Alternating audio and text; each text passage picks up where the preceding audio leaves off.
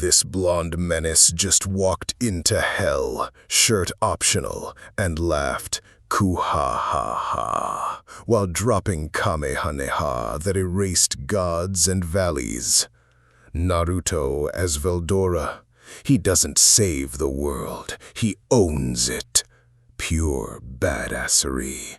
Hit play or stay weak. The mob was 30 people deep, and every single one of them was about to have the worst night of their lives. They carried torches. They carried pitchforks, actual pitchforks, which was almost impressive in its commitment to the aesthetic. They carried the kind of blind rage that made grown adults chase a 7-year-old through back alleys at midnight, like that was a reasonable thing for a civilization to produce. They screamed words like demon and monster and abomination, and not a single one of them understood how right they were about to be proven. Naruto Uzumaki stopped running at the dead end of a narrow street behind a sake shop. He turned around. He crossed his arms over his small chest and tilted his head at the approaching wall of fire and fury with an expression that belonged on the face of something ancient and deeply unimpressed. Inside his mindscape, a fox the size of a mountain range looked up from a spread of illustrated pages and said, "Are you going to do the thing?" "Obviously," Naruto replied internally. "Try to leave the street intact this time." Naruto considered it. "I make 0 promises." The mob reached him. The man in front, a butcher, thick arms, red face, veins pulsing in his temples, raised his cleaver overhead and screamed something about the demon finally paying for what it did. Naruto looked up at him, gold eyes, slit pupils, the kind of gaze that belonged to something born before the concept of nations existed. The butcher's arm stopped mid-swing because his body understood what his brain had failed to process. The thing in front of him was looking at him the way a hurricane looks at a paper boat. Ka! The laugh came out of a child's throat, but it carried weight that belonged to something else entirely. It bounced off the alley walls and came back bigger. It shook dust from windowsills. It made the torch flames bend sideways. "You foolish humans dare chase the great storm dragon?" He uncrossed his arms. He let go. A fraction, a sliver, a taste of what lived inside his bones. The true dragon aura exploded outward in a ring of gold-black pressure that hit the mob like a physical wall. The atmospheric density in a 50-meter radius tripled in the span of a heartbeat. Torches snuffed out instantly. The flames did not die. They were crushed flat by air that had become too heavy to sustain combustion. Bodies hit the ground in waves. The butcher first, then the woman behind him, then the man behind her. Dominoes collapsing backward through the crowd as the spiritual pressure washed over them like an ocean wave hitting sandcastles. Above Konoha, the sky responded. Clouds spiraled inward from every direction, forming a tight vortex directly above the alley. Lightning crackled between them, purple and gold, arcing from cloud to cloud, illuminating the village in strobing flashes. The temperature dropped 6 degrees in 3 seconds. Wind picked up from still air howled through the streets surrounding the scene. In 11 seconds, every member of the mob was unconscious, face down, limbs spread, breathing, but only because Naruto had decided they would be. The 7-year-old stood in the center of a ring of collapsed adults while a localized thunderstorm raged directly above his head. He looked at the bodies with the mild satisfaction of someone who had resolved a minor inconvenience. He was already thinking about the chapter he had been mentally reviewing before the interruption. Volume 4, page 37, the panel where the protagonist reveals his second form for the first time. Interrupting my reading for this nonsense. A presence landed behind him. The sound of rooftop tiles under experienced feet, the rustle of ceremonial robes, the smell of pipe smoke that had gone cold in its owner's mouth. Hiruzen Sarutobi, the third Hokage of Konogakure, the god of shinobi, veteran of 3 wars, student of both Hashirama and Tobirama Senju, stood at the edge of the alley and looked at the scene before him. His pipe hung forgotten between his lips. His Anbu guard, 3 of them, all Jonin level, all veterans, had stopped on the rooftop behind him and were gripping the tiles with white-knuckled hands, because the residual spiritual pressure still lingering in the air was pressing on their chests like a granite slab. The old man's eyes moved across the unconscious mob. He counted them. 32 people, all breathing, all down. He looked up at the sky. The storm was already dissipating, the clouds unwinding, the lightning fading. He looked at Naruto. Naruto turned to face him. The gold faded from his eyes, returning to their usual blue. The slit pupils rounded out. He pointed one finger at the Hokage with the casual authority of someone issuing a decree. I need an allowance, old man. The new volume of my sacred text releases tomorrow, and I will be present at that bookstore. Hiruzen felt a chill move through him that had nothing to do with the dropping temperature. He had felt killing intent from every S-rank threat the elemental nations had produced in the last 50 years. He had survived encounters with beings that could level cities. What he felt emanating from this child was neither killing intent nor hostility. It was simply presence. The undeniable, immovable, absolute presence of something that existed on a scale his experience could only barely categorize. How much do you need? The Hokage asked. His voice was steady. His hands were steady. His heartbeat was absolutely not steady, but he was a professional. Enough for one volume plus a secondary snack budget. The reading experience demands sustenance. Hiruzen reached into his robe and produced a wallet. He handed Naruto a sum that was roughly triple what the boy had asked for. He did this immediately. He did not negotiate. He did not ask questions about the 32 unconscious civilians. He did not inquire about the localized weather event that his sensor core was probably already losing their minds over. Naruto took the money, nodded once with the satisfaction of a completed transaction, and walked past the Hokage toward the main street. His footsteps were light. His posture was straight. His spiritual pressure had fully retracted, and now he was simply a small boy in an orange jumpsuit walking home in the moonlight. Hiruzen stood in the alley for a long time after he left. The Anbu behind him were still gripping the roof tiles. Hokage-sama, one of them said. Her voice was thin. What was that? The old man looked at his pipe. The tobacco had gone cold. He had been smoking this pipe through everything. Through wars, through funerals, through the Nine Tails attack itself. It had never gone cold in his hand before. That, he said, was our future. He did not specify whether he meant that hopefully or fearfully. He was genuinely unsure. 5 years of life in Konoha passed like a montage sequence. Naruto attended the academy because the sacred text dictated that every protagonist must pass through a training institution before their true arc begins.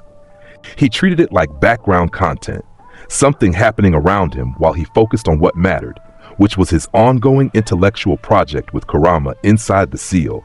The project was simple in concept and universe-shaking in execution. Take every fictional technique Naruto remembered from Veldora's 2,000-year backlog of consumed media, analyze its mechanical principles, and reverse engineer it using a combination of chakra and true dragon magic.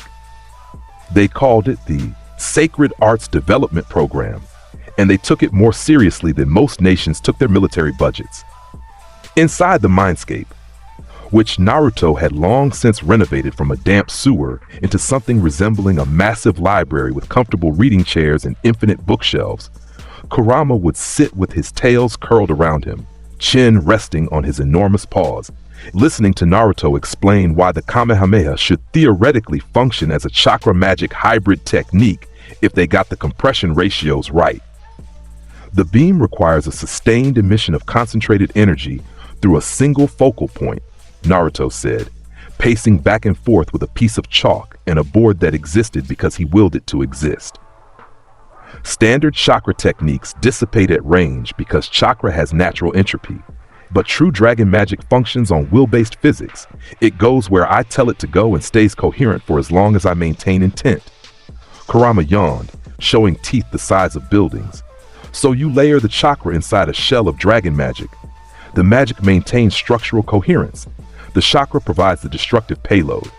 Exactly! Naruto slammed his chalk against the board.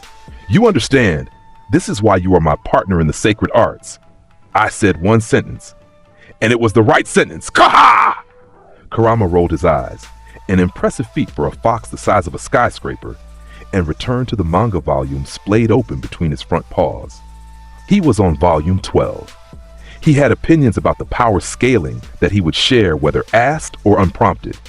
By the time Naruto was 12 and graduating from the academy, the Sacred Arts Development Program had produced a full arsenal of techniques that drew from sources spanning multiple fictional universes. Each one was named with full sincerity, executed with full commitment, and devastating at a scale that the elemental nations had simply never witnessed from a genin-aged human being. The academy graduation itself was unremarkable. Naruto produced a shadow clone to pass the practical. He produced 100 of them, actually, filling the examination room and the hallway outside it, and roughly half the courtyard beyond that, because Veldora Tempest did not understand the concept of the minimum required effort. Iruka-sensei's clipboard fell out of his hands. The other students pressed against the walls. Naruto's laugh echoed off 100 identical faces. He got his headband. He tied it around his forehead. He looked at his reflection in the classroom window and nodded once. The protagonist has graduated. The real story begins here. Kurama sighed from inside the seal. You said that same line when you learned to walk. It was true then, and it is true now. Every moment with me is the beginning of something legendary. Just go meet your team already. Team assignments came the next morning. Naruto sat in the back of the classroom, arms crossed, feet up on the desk, radiating the energy of someone who already knew exactly how this scene would play out because he had read this exact configuration in 7 different manga. Team 7, Iruka announced, reading from his clipboard with the voice of a man who had given up trying to understand the universe's sense of humor. Naruto Uzumaki, Sakura Haruno, Sasuke Uchiha. Naruto's eyes lit up. He looked to his left at Sasuke, brooding, arms crossed, staring forward with practiced disinterest. He looked to his right at Sakura, pink hair, green eyes, staring at Sasuke with the kind of devotion usually reserved for religious figures. Perfect, Naruto whispered to himself. The grin that spread across his face was the grin of someone whose favorite story was writing itself exactly according to the established formula. The rival, the love interest, and the protagonist. He pointed at his own chest. Me. Sasuke glanced sideways at him. Something in Naruto's aura, just the passive bleed of it, the background radiation of a true dragon inhabiting a 12-year-old, made the hairs on his arm stand up. What are you smiling about, dead last? Naruto's grin widened. I am smiling because this is the party formation scene. Volume 1 of every great story features the moment the core cast assembles. You are the rival, Sasuke. Your job is to be surpassed in increasingly spectacular fashion until you recognize my supremacy. Sasuke stared at him for 3 seconds, processed what he had heard, determined it was nonsense, and looked away. Sakura leaned forward. Naruto, what are you even talking about? You will understand in time, Sakura. Character development takes several arcs. Their sensei arrived 3 hours late because their sensei was Kakashi Hatake, a man who believed that punctuality was a concept other people worried about. He appeared in the doorway with his one visible eye curved in a smile and his hand raised in greeting. Yo, I'm your sensei. First impressions, I hate you all equally. Naruto assessed him instantly. Silver hair, mask, lazy posture, one eye hidden, an aura of power buried under layers of affected nonchalance. He pointed at Kakashi with certainty. The aloof mentor with a hidden backstory. You will underestimate us initially, then be forced to reveal your true capabilities in a later arc. Classic archetype. Kakashi's eye flickered. Something about the boy's spiritual pressure, something in the background, something passive but enormous, registered on his senses like distant thunder. He filed it away and kept smiling. Meet me at Training Ground 7 tomorrow morning, 6 a.m. We're doing a survival exercise. The bell test, Naruto said immediately. Kakashi's smile did not change, but something behind his eyes shifted. Who told you about the bells? Nobody told me. It is the most obvious narrative setup for a team formation test. 2 bells, 3 students. The hidden lesson is cooperation. I have read this scene 400 times across multiple sacred volumes. Sasuke looked at him again. Sakura's mouth hung open slightly. Kakashi stared at Naruto for a long moment. Then he shrugged. 6 a.m. Don't eat breakfast. He vanished in a swirl of leaves. Naruto ate an enormous breakfast the next morning because the sacred text consistently demonstrated that protagonists who ignored stupid advice performed better than those who followed it. He ate 3 bowls of ramen from Ichiraku's before the sun was fully up. The old man behind the counter, Tochi, one of exactly 4 humans in Konoha who had always treated Naruto like a person, watched him inhale the food with the quiet pride of a craftsman whose work was appreciated. Big day, Naruto? The tournament qualifier arc begins, old man. I must be at full strength. You always say stuff like that, and I never know what you mean. You will understand in time. He arrived at Training Ground 7 at 6. Sasuke was already there, leaning against a post. Sakura arrived 2 minutes later. Kakashi arrived at 9, because of course he did.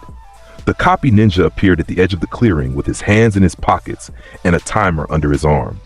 He set the timer on a stump, produced 2 bells from his pocket, and tied them to his belt loop. His eyes smiled. Rules are simple. Get a bell before noon. Whoever doesn't get a bell goes back to the academy. Sasuke shifted into his taijutsu stance. Sakura tensed. Both of them moved for the tree line. Standard strategy: find cover, observe, plan. Naruto stood in the center of the clearing, feet shoulder-width apart, arms at his sides, completely exposed, completely relaxed. The faintest shimmer of gold moved through the air around his shoulders, like heat rising off summer pavement. Kakashi looked at him from across the field. 1 student in the open, while 2 hid. He tilted his head. You're supposed to hide. The protagonist stands in the center of the battlefield, Naruto replied. This is established in every major shonen arc. Hiding is for side characters in their introductory scenes. Kakashi's hand moved to his headband. He pushed it up, revealing the Sharingan. 3 tomoe spinning, red iris glowing. He had intended to use only taijutsu for this test. Something about the boy in front of him, the impossible weight of his passive spiritual pressure, the way the air seemed to hum at a frequency just below hearing, told him that would be insufficient. Kakashi attacked. He moved at Jonin's speed, a blur to Genin eyes, faster than most Chunin could track, crossing the 20 meters between them in less than a second. His first strike was a right hook aimed at Naruto's temple. Standard, clean, fast enough to end most fights before they started. Naruto tilted his head 2 inches to the left. The fist passed through empty air where his skull had been. Kakashi's eye widened by a fraction.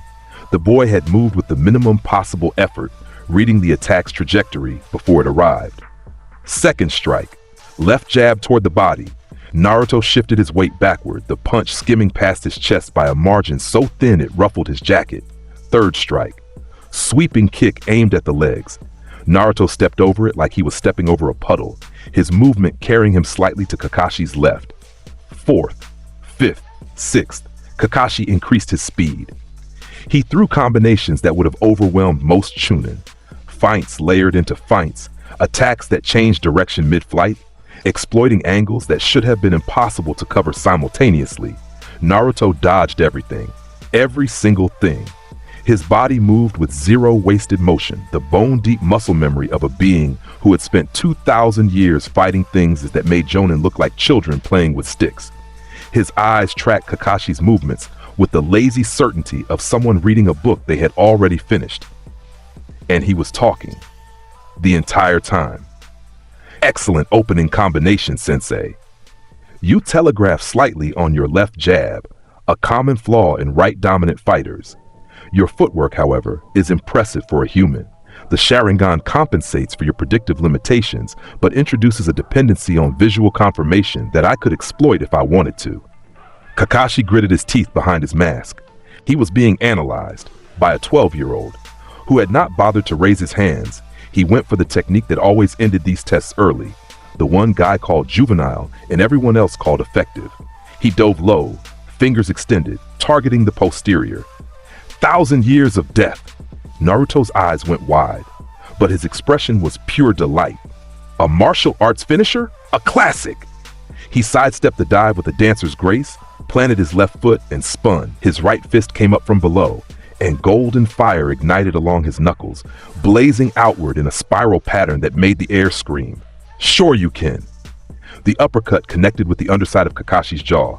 The sound it made was somewhere between a thunderclap and a cannon shot. Golden flames billowed outward from the impact point like a sunrise happening in the wrong direction. Kakashi's body left the ground. He went up. 30 feet, 40, 50.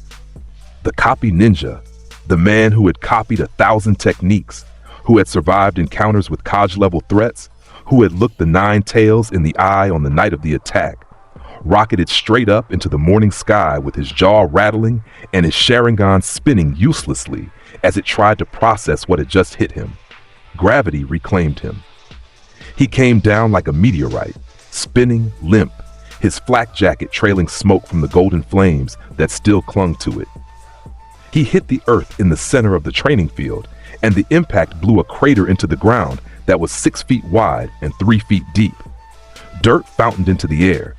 Birds fled from every tree within 100 meters. The bells flew off his belt on impact. 2 silver bells, arcing through the air, catching the sunlight. Naruto caught them both with his right hand, without looking at them. His left hand was already dusting off his jacket. He tossed one bell to Sasuke, who caught it on pure reflex, his Sharingan already active, though he did not remember activating it, and the other to Sakura, who let it bounce off her forehead before she fumbled it into her hands because her brain was producing a high-pitched sound that occupied all available processing power. Naruto walked to the crater. He reached down with one hand and pulled Kakashi out by the back of his flak jacket. The Jonin hung in his grip like a rag doll for a moment before finding his feet. Good fight, Kakashi-sensei. You were a worthy mentor figure for this scene. He dusted a clod of dirt off Kakashi's shoulder. Your jaw is fractured in 2 places. I recommend ice and a soft diet for 3 days. Kakashi's Sharingan eye was wide. His regular eye was wide. His mask concealed his expression, but his body language conveyed a full paragraph of existential recalculation. In the trees, Sasuke stared at the bell in his hand. He stared at the crater. He stared at Naruto's back. His fingers tightened around the bell until his knuckles went white. Something cold and fundamental shifted in his chest. The realization that the gap between himself and someone else was wider than he had ever imagined the gap between himself and Itachi to be. Sakura held her bell with both hands like it was a live explosive. Her inner monologue had completely shut down. She was running on pure instinct, and pure instinct was telling her that the boy who sat next to her in class and talked about manga was something that existed outside normal human parameters. Teamwork makes the dream work, Naruto announced, throwing his fist into the air. That is rule number 1 of the sacred texts. The party has been formed. We pass! Kakashi, jaw fractured, dignity severely compromised, stared down at his 12-year-old student and understood with absolute clarity that his life had just changed in a way he could never undo. You pass, he confirmed, because what else was he going to say? Team 7's first several missions were D ranks. Naruto treated each one with the resigned patience of a protagonist stuck in a filler arc.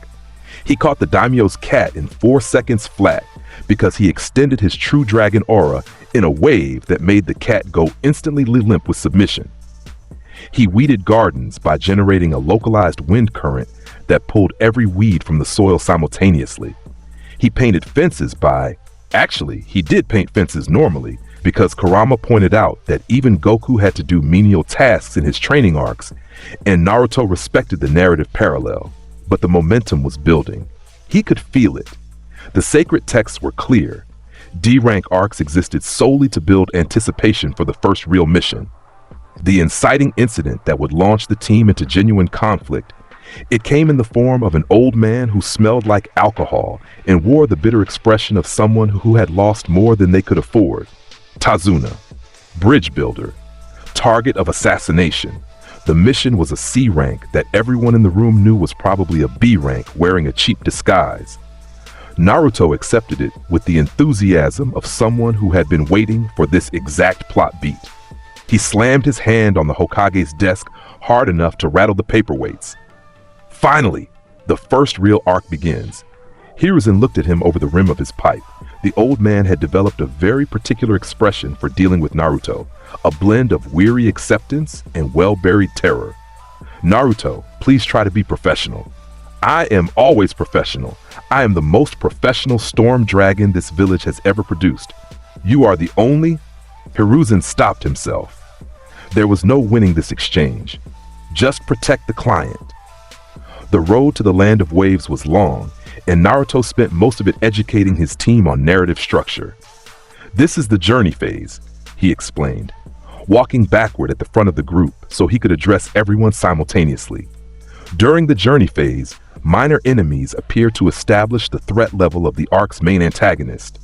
They serve as warm-up encounters. We will defeat them instantly to demonstrate our base capability before the real challenge arrives. Kakashi, walking behind him with his orange book in hand, looked over the pages at his student with the eye of a man processing information he wished he could unprocess. You realize actual combat situations are unpredictable and the puddles attacked. Two figures erupted from concealed positions on the road. The Demon Brothers, Chunin-level assassins from the hidden mist. Their chains stretched between them, serrated, poisoned, designed to bisect a target before they could react.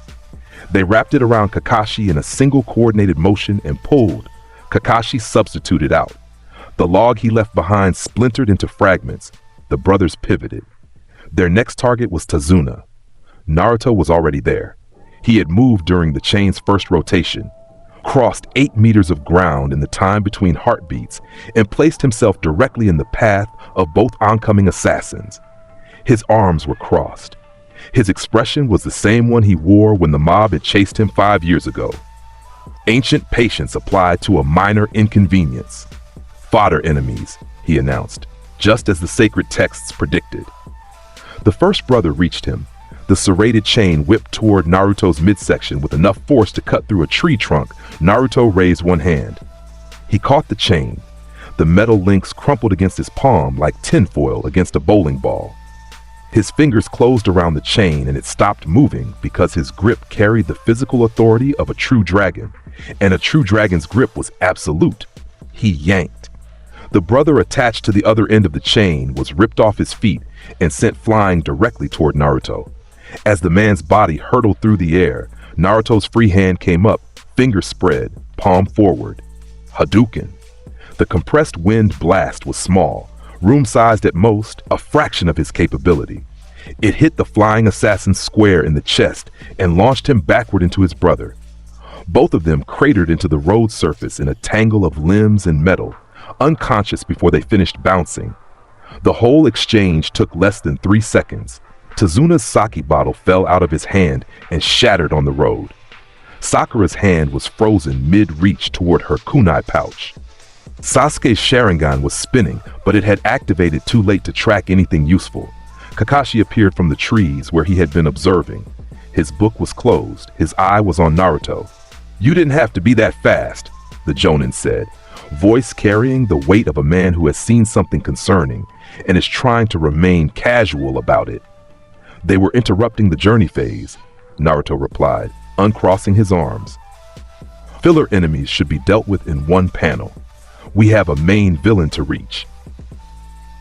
The Land of Waves arrived with fog and the smell of salt water. The bridge, Tazuna's great project, his monument, his defiance of the tyrant Gato, stretched across the strait like a half-finished skeleton reaching for a shore it had never touched. Team 7 reached the bridge on a Tuesday morning, a fact that is irrelevant to everything except the weather, which was gray and damp and miserable in the way that set pieces for dramatic confrontations always were. The mist rolled in. It came fast, too fast for natural weather patterns, too thick for morning fog, too uniform for anything except a jutsu. Within seconds, visibility dropped to arm's length. The temperature fell. The moisture clung to skin and cloth and metal like something alive. Sakura pressed close to Tazuna. Sasuke's Sharingan activated, red eyes cutting through the gray. Kakashi's hand went to his headband immediately, pushing it up, the Sharingan beneath already spinning. Naruto stood at the leading edge of the bridge and tilted his head. He listened to the mist. He felt it, the chakra woven through the water vapor, the intent behind it, the technique's signature. A mist, he observed. How dreary. He breathed in, his chest expanded. His diaphragm dropped like a bellows designed to contain a hurricane. Gold and black energy flickered around his shoulders, his collar, his jaw. True dragon aura leaking from his skin like light through cracks in a shell. The air around him began to vibrate at a frequency that made Sakura's teeth ache. He opened his mouth. Storm dragons roar! The tornado that exited his lungs was a concentrated cylinder of destruction, 20 feet in diameter. It tore down the length of the bridge at a speed that made air friction irrelevant. The mist did not part before it so much as ceased to exist in its path. Water vapor vaporized. Moisture evaporated. The thick, obscuring fog was ripped apart from the inside out and scattered in every direction like a cloud hit by a jet engine. The roar continued past the end of the fog. It crossed the remaining length of the bridge surface, scooped water off the concrete like a hand sweeping crumbs from a table, and hit the tree line on the far bank with the force of a localized natural disaster. Trees bent. Trees snapped. Trees uprooted and flew. And somewhere in that tree line, a man the size of a professional wrestler was caught mid-crouch by the edge of the cyclone and sent tumbling end over end through the forest canopy like a leaf in a gale. The giant sword he carried, Kubikiri Bocho, the executioner's blade, one of the 7 swords of the mist, went spinning in a separate direction entirely. The mist was gone. The sun hit the bridge for the first time all morning. The concrete surface was dry. The sky was clear in a circle, roughly a quarter-mile wide, centered on the boy who was still standing at the bridge's edge with his mouth slightly open and the residual glow of gold fading from his lips. Tazuna's knees buckled. He caught himself on the bridge's railing with both hands and stared at the destruction on the far bank. The path carved through the forest, the scattered debris, the complete absence of the mist that had been solid enough to block all light 30 seconds ago. Kakashi's book was on the ground. It had fallen out of his hand at some point during the roar, and he had not noticed.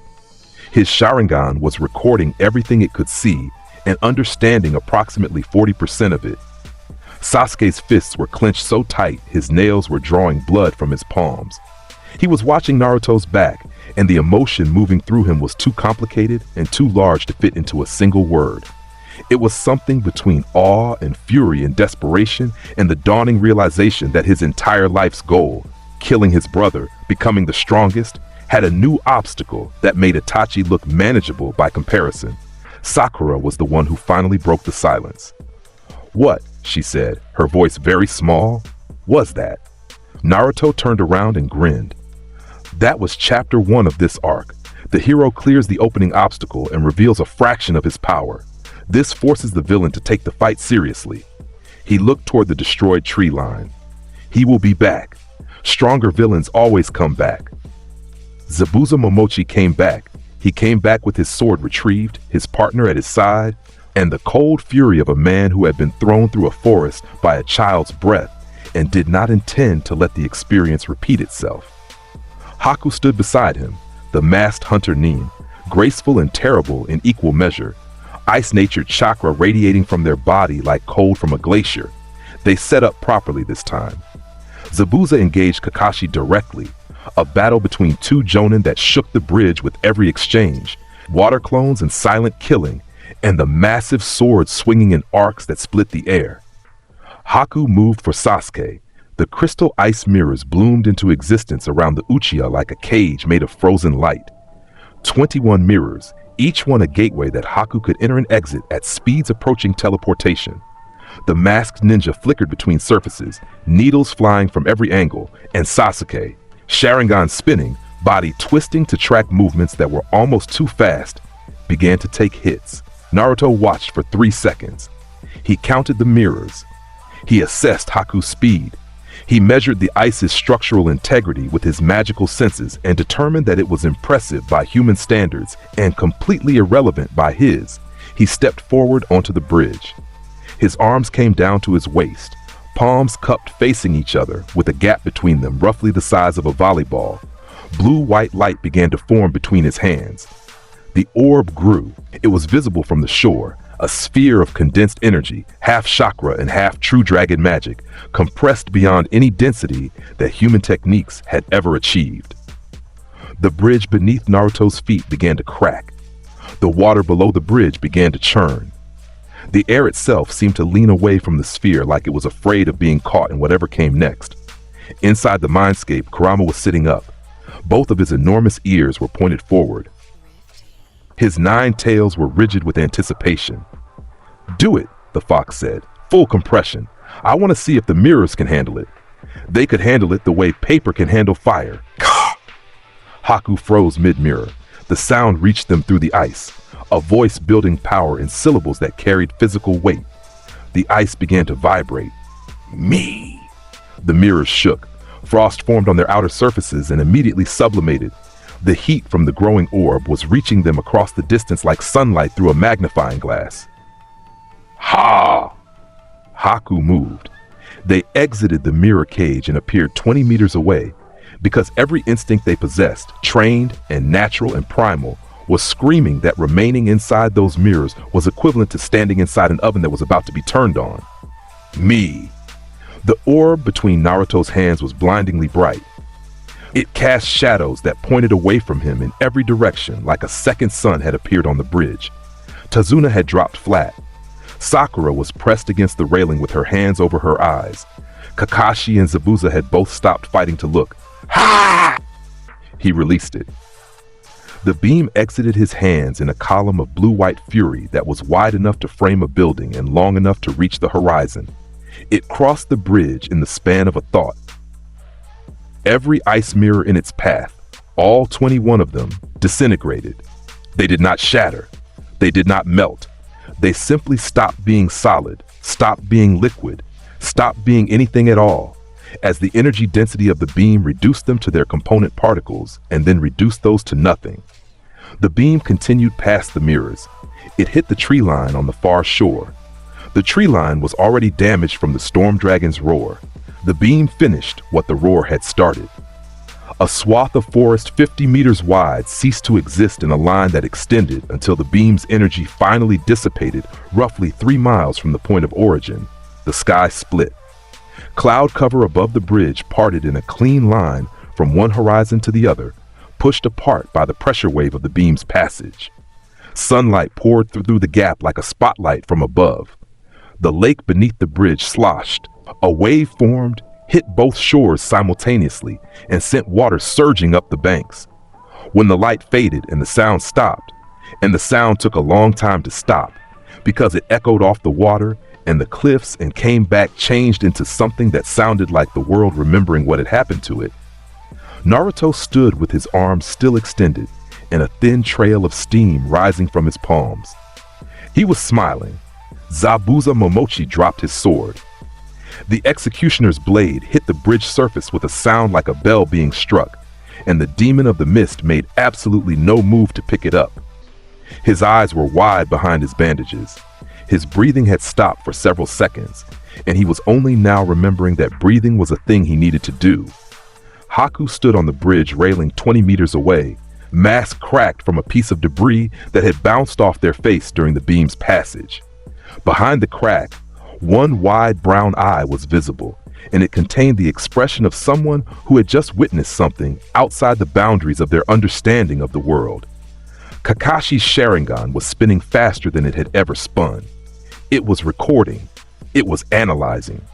It was producing data that his brain was refusing to convert into coherent conclusions, because the conclusions would require him to accept things about reality that he preferred to leave unaccepted.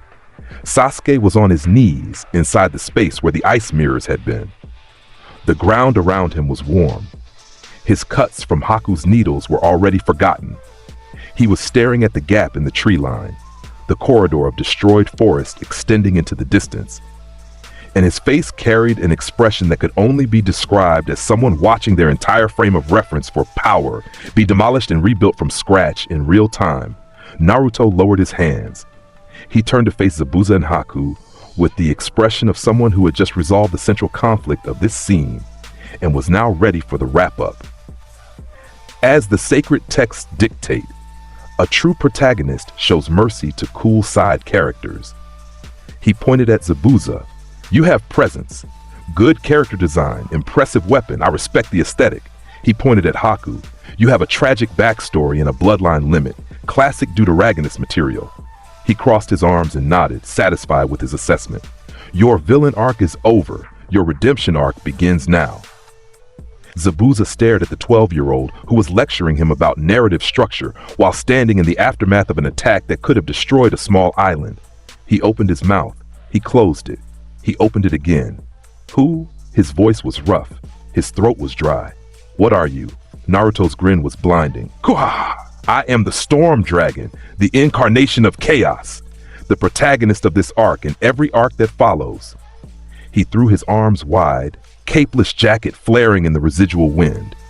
And you are going to help finish this bridge. Zabuza, Demon of the Mist, one of the 7 swordsmen, A-rank missing nin, a man who had attempted to overthrow a Hokage, picked up his sword, sheathed it on his back, and helped finish the bridge. He did this because the alternative was something he refused to consider. Haku helped too. They discovered they were very good at creating smooth surfaces with their ice techniques. The bridge was finished in 3 days instead of the projected 3 weeks. Gato came with his mercenary army on the final day. 200 men with weapons and bad intentions, walking onto the bridge like they owned it already. The short businessman stood at the back of the pack, smiling the smile of a man who believed money could buy everything, including safety. Naruto stood at the center of the bridge, alone. He had told Team 7 to stay back. He had told Zabuza and Haku to stay back. He had told everyone to stay back because this was the end of arc boss fight and it was his to handle. 200 mercenaries saw one boy standing in their path and laughed. Naruto breathed in. He raised both hands above his head, palms up as if offering something to the sky. Death heralding wind. A sphere of compressed air formed above his hands, pitch black, screaming with internal wind speeds that exceeded anything the natural world had ever produced. It grew from the size of a basketball to the size of a house in 2 seconds. The mercenaries stopped laughing. The mercenaries started running. Naruto brought his hands down. The sphere descended onto the bridge surface between him and the army and then expanded. Everything inside its radius was subjected to wind speeds and pressures that reduced matter to its smallest components. Weapons were torn from hands. Armor was stripped from bodies. Men were lifted, spun, battered, and deposited unconscious across a wide area of the bridge and the water below it. When the wind died, 198 mercenaries were scattered across the bridge and the shoreline in various states of unconsciousness and undress. 2 were still standing, both too far back to be caught in the technique's radius. They looked at the aftermath. They looked at the boy. They ran. Gato stood alone at the far end of the bridge, his smile gone, his mercenaries gone, his power gone. He was a small man without his money's protection. Naruto did not approach him. He did not need to. Tazuna's people emerged from the mist of their own fear. The villagers, the workers, the citizens of Wave who had watched their country be strangled by this man for years. They surrounded Gato. They took him away. The story of the Land of Waves wrote its own ending, as stories do when the obstacles are removed. Naruto watched from the center of the bridge and crossed his arms with satisfaction. The arc concludes. The villain is overthrown. The bridge is complete. The team has grown. He looked back at his team, at Kakashi, still processing, at Sakura, still recalibrating her understanding of the world, at Sasuke, still staring at him with that complicated, burning expression. Kuha! Excellent! This calls for a celebration feast. I demand ramen. They named the bridge after him, the Great Naruto Bridge. He insisted on attending the ceremony. He gave a speech that was entirely about how the sacred text predicted this exact moment, the completion of the first major arc, the protagonist receiving recognition from a grateful populace, the establishment of his legendary reputation across borders. Tazuna cried during the dedication. Whether from gratitude or residual fear was unclear. The Chunin exams arrived, and Naruto's reaction to the words was physical. He straightened up. His eyes went wide. His spiritual pressure spiked involuntarily, rattling the windows of the Hokage's office where Team 7 had gathered for briefing. A tournament arc! Kurama, inside the seal, covered his ears with his paws. Volume down. A genuine tournament arc! Kurama! This is the single most important narrative event in any shonen story. This is where the protagonist reveals his true power to the world. This is where rivals are made and broken. This is where I know! Kurama roared back. I was there when you read it. I was there for all 700 times you read it. Then you understand the stakes. That is absolutely what I did not mean, but fine. Go. Be ridiculous. I will watch. Naruto turned to Kakashi with the fire of 1,000 suns behind his eyes. I accept. Register us immediately. The Storm Dragon will shake the foundations of this tournament. Kakashi looked at the Hokage. The Hokage looked at Kakashi. Both of them wore the expression of men who knew they could refuse, and both of them knew it would make zero difference. "You're registered," Hiruzen sighed and relit his pipe because it had gone cold again. The first phase was the written exam. Ibiki Morino, head of torture and interrogation, a man whose face was a roadmap of professional suffering, sat at the front of the examination room and explained the rules with the kind of dead-eyed authority that made Chunin shift in their seats. 10 questions, written, 1 hour. Getting caught cheating 5 times meant elimination. The 10th question had special rules that would be revealed at the end. Naruto looked at his paper. He picked up his pencil. He began writing. True dragon intellect operating through a 12-year-old body was, in practice, functionally equivalent to omniscience within the bounds of any test a human institution could produce. Veldora Tempest had spent 2,000 years absorbing information across multiple worlds. The questions, tactical scenarios, code breaking, advanced mathematics applied to trajectory calculations were individually trivial and collectively beneath his attention. He finished in 4 minutes. He spent the remaining 56 minutes mentally discussing with Kurama whether Goku or Luffy would win in a fight if both were restricted to their base forms. They did not reach a conclusion because the argument was eternal, and that was the point. Ibiki watched the blonde boy finish his test in 4 minutes and then apparently fall asleep with his head on his desk. He checked the answers after the exam concluded. They were all correct. Every single one. The handwriting was confident and the margins contained small drawings of a dragon giving a thumbs up. The 10th question came. Ibiki explained the stakes. Accept the question and risk permanent Genin status if you get it wrong, or leave now with your team. The psychological pressure was immense. Teams began folding. People stood up and walked out. Naruto did not move. He did not even open his eyes. When half the room had departed, Ibiki revealed that the 10th question was the choice itself. The willingness to face unknown risk defined a Chunin's mentality. Those who remained passed. Obviously, Naruto murmured to himself, eyes still closed. The sacred texts are consistent on this point. The answer to "do you have the courage to continue" is always yes. This is not even a trope. It is a law. The second phase was the Forest of Death, a training ground that earned its name honestly. 44 kilometers of canopy-covered wilderness filled with animals that wanted to eat you and other teams that wanted your scroll. Survive 5 days, reach the tower, have both scrolls, Team 7 enter through Gate 12. Naruto was whistling. 20 minutes into the forest, the air changed. It hit all 3 of them at once. Killing intent so thick it was almost visible. A wave of malicious pressure that descended on the forest like a predator's jaws closing around prey. The trees seemed to lean inward. The shadows deepened. Every small sound died. Sakura froze. Her body locked. Her lungs stopped working. The killing intent pressed against her consciousness like a hand pressing against a throat. She could see her own death, played out in 1,000 variations, each one more visceral than the last. Sasuke froze too. His Sharingan activated reflexively, but his body refused to move. Sweat poured down his face. His hand hovered near his weapon pouch, trembling. Naruto stood between them and felt the killing intent wash over him like a warm summer rain. Then he laughed. Caw! That broke the silence of the forest like a rock thrown through glass. It shattered the oppressive atmosphere. It pushed back against the killing intent with something that was purely spiritual and vastly larger. A villain appears to test the heroes. Excellent. Right on schedule. The figure emerged from the tree canopy like oil sliding down glass. Pale skin, yellow eyes with slit pupils, a tongue that extended further than tongues were supposed to extend. Orochimaru of the Sannin, S-rank missing nin, former student of the 3rd Hokage, legend, monster scientist, dropped to the forest floor with the elegant certainty of a predator that has never been prey. He looked at the boy who was laughing inside his killing intent. His eyes narrowed. Interesting, the Sannin murmured. His voice was silk over knives. You are unaffected. Unaffected? Naruto grinned. Your killing intent is adorable. It is like a house cat hissing at a typhoon. He cracked his knuckles. But I appreciate the entrance. Very villain-coded. The sacred texts approve. Orochimaru's head tilted at an angle that looked inhuman because it was.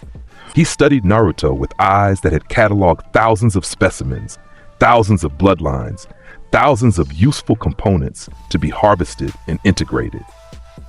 What he saw when he looked at this boy made those eyes widen by a fraction that, for Orochimaru, constituted genuine surprise. The spiritual pressure emanating from the child was pushing his killing intent back, like two weather fronts meeting, and one of them was a light drizzle and the other was a hurricane. His intent, refined over decades, capable of paralyzing Jonin, was being displaced by sheer volume. "What are you?" The question left the Sanin's lips before he could decide whether asking it was wise. "I am the Storm Dragon," Naruto declared, pointing at him with one extended finger. "The incarnation of chaos, and you are this arc's mid-boss." He dropped into his stance. "Let us begin." Orochimaru summoned Manda. The decision was instantaneous. Whatever this boy was, standard engagement was insufficient. The ground shook as the enormous snake crashed through the canopy above, its body blotting out the sun, its scales the color of dried blood. The summon's head descended toward Naruto with its mouth open and its fangs dripping venom. Naruto looked up at the snake. He looked at Orochimaru. He raised one hand. "Veldora Killing Arts, Destructo Disc!" The spinning disc formed between his fingers in a heartbeat. Compressed wind chakra and true dragon magic fused into a razor edge that hummed at a frequency inaudible to human ears, but deeply felt by everything in its vicinity. It left his hand with a sound like a blade clearing its sheath, and traveled at a speed that the Sharingan would struggle to track. It clipped Manda's tail. The tail was simply gone. Severed clean. The disc continued past the snake, hit a tree, passed through the tree, hit the tree behind it, passed through that one too, and eventually embedded itself in a boulder 100 meters away, splitting the boulder in half before dissipating. Manda screamed. The sound shook the entire forest of death. Birds erupted from every tree in a mile radius. Other teams in the forest stopped moving and pressed themselves flat against whatever surface was nearest. Orochimaru's eyes went wide, fully wide. The composure that had never broken in decades cracked across the surface. Naruto was already behind him. Movement speed that bypassed human reaction time, true dragon reflexes translating through a human body that had been reinforced by magic since birth. He appeared at Orochimaru's back with both palms extended. Hadouken! The compressed wind blast hit the Sanin square between the shoulder blades with the force of a building collapsing into a single point. Orochimaru was launched forward in a straight line. He hit a tree. He passed through the tree. He hit another tree. He passed through that one. He hit a third tree and stopped, embedded in the bark, body bent at angles that would kill a normal human. But Orochimaru was many things, and normal was none of them. He peeled himself from the tree like a snake shedding skin, literally his body sliding out of itself, a replacement emerging from the destroyed original's mouth with pale perfection. He looked at Naruto across the destroyed stretch of forest between them. His expression had rearranged itself from curiosity into something more fundamental: calculation, assessment. The realization that this situation was unfavorable. Naruto waved at him. "Leaving already? But we just started. The sacred texts say the mid-boss fight should last at minimum 3 pages. Orochimaru weighed his options. The boy's spiritual pressure was still expanding, growing in his awareness like a storm front filling the entire sky. The Manda summon was thrashing in agony behind him, useless. The two techniques he had witnessed, one that severed his strongest summon's body part without effort, one that punched through his body like it was made of paper, suggested a ceiling of power that he could not accurately measure and therefore could not reliably counter. The Sanin retreated. He sank into the tree behind him like water into sand, his body dissolving into the wood, his presence fading from the forest, his killing intent retracting like a tide going out. Naruto stood in the center of the destruction and crossed his arms. He was grinning. Behind him, Sasuke and Sakura had recovered from their paralysis at some point during the fight. They were standing close together, both staring at the path of destruction. The snapped trees, the missing tail section of the giant snake that was still screaming and thrashing through the canopy above. The boulder split clean in half 100 meters away. Sasuke's fists were at his sides. His jaw was tight. The Sharingan in his eyes was recording everything, and what it was recording was the gap between where he was and where he needed to be. And that gap had just expanded by orders of magnitude. "Naruto," he said. His voice was flat, but something vibrated beneath it. "What was that thing? That snake? That man? Orochimaru!" Naruto turned to face them with the casual energy of someone who had just swatted a fly. "One of the three Sannin, a legendary villain, and he ran from me." He threw his head back. "Ka!"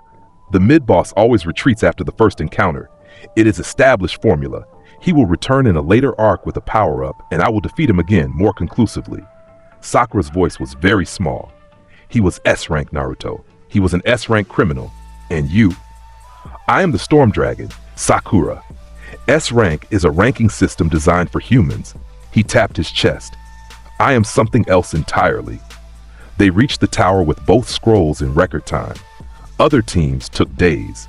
Team 7 arrived in hours because the Forest of Death contained nothing that Naruto considered a genuine obstacle, and everything that might have challenged them fled when it sensed his approach. The preliminary rounds were a formality. The tournament bracket was set. The finals were scheduled for 1 month. Training commenced. Naruto did not train for the Chunin exam finals. He trained because training was what protagonists did in the pre-tournament arc. Montage sequences were sacred, and he respected the format. He spent the month practicing new technique combinations with Kurama, debating whether to debut the final flash against Neji or save it for a more dramatic opponent, and reading 4 new volumes of the sacred texts that had released during the Forest of Death phase. Kurama advocated restraint. If you use the final flash on a Hyuga prodigy, you will kill him, and everyone behind him, and possibly the stadium. "I would never use the final flash on Neji. He is a rival archetype. Rivals survive their losses. It is narrative law." "Then what will you use?" "I will defeat him with presence alone. The sacred texts are clear. Sometimes the protagonist wins by being so overwhelming that the opponent simply cannot continue. It is the 'I'm standing here and you're on the ground' victory condition. That is the least specific plan you have ever produced. It will work because I am the one doing it." Kurama could not argue with this because historically it was accurate. The Chunin exam finals arrived and the stadium was packed. Every seat filled, Kage in attendance, feudal lords in their private boxes, jonin lining the rails. The anticipation in the air was physical. People had heard rumors about the genin from the Leaf who had done something in the Forest of Death that made an S-rank criminal retreat. People had heard about the Land of Waves. People had heard about the Bell Test. They came to see for themselves. Naruto stood in the contestants' waiting area and stretched his arms over his head. He was wearing his usual orange jumpsuit, which he had refused to change because the protagonist's costume was iconic and consistency was branding. His first match, Neji Hyuga. The prodigy walked into the arena with the rigid posture and cold eyes of someone who believed the outcome of every fight was predetermined. His Byakugan was already active, veins bulging around his pale eyes, seeing everything in a 360-degree radius. He stopped at his mark and assumed the gentle fist stance.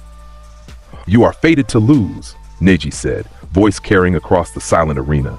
"A failure cannot defeat a genius. This is the law of the world." Naruto walked to his mark. He put his hands in his pockets. "Neji," he said, and his voice carried too, the natural resonance of true dragon vocal cords, vibrating at a frequency that reached every seat in the stadium without effort. "I have lived longer than your clan has existed. I have fought things your bloodline cannot perceive. The word fate is something I use when I'm describing the plot of a manga." The proctor dropped his hand. "Begin." Neji moved 8 trigrams, 64 palms. It was one of the most advanced techniques in the Hyuga arsenal, a rapid-fire sequence of precise strikes targeting specific chakra points in the body's network. Each hit sealed a point. The sequence built from 2 strikes to 4 to 8 to 16 to 32 to 64, each wave faster than the last. Neji was a genius. His execution was flawless. He closed the distance in a blink and his fingers began their devastating dance across Naruto's body.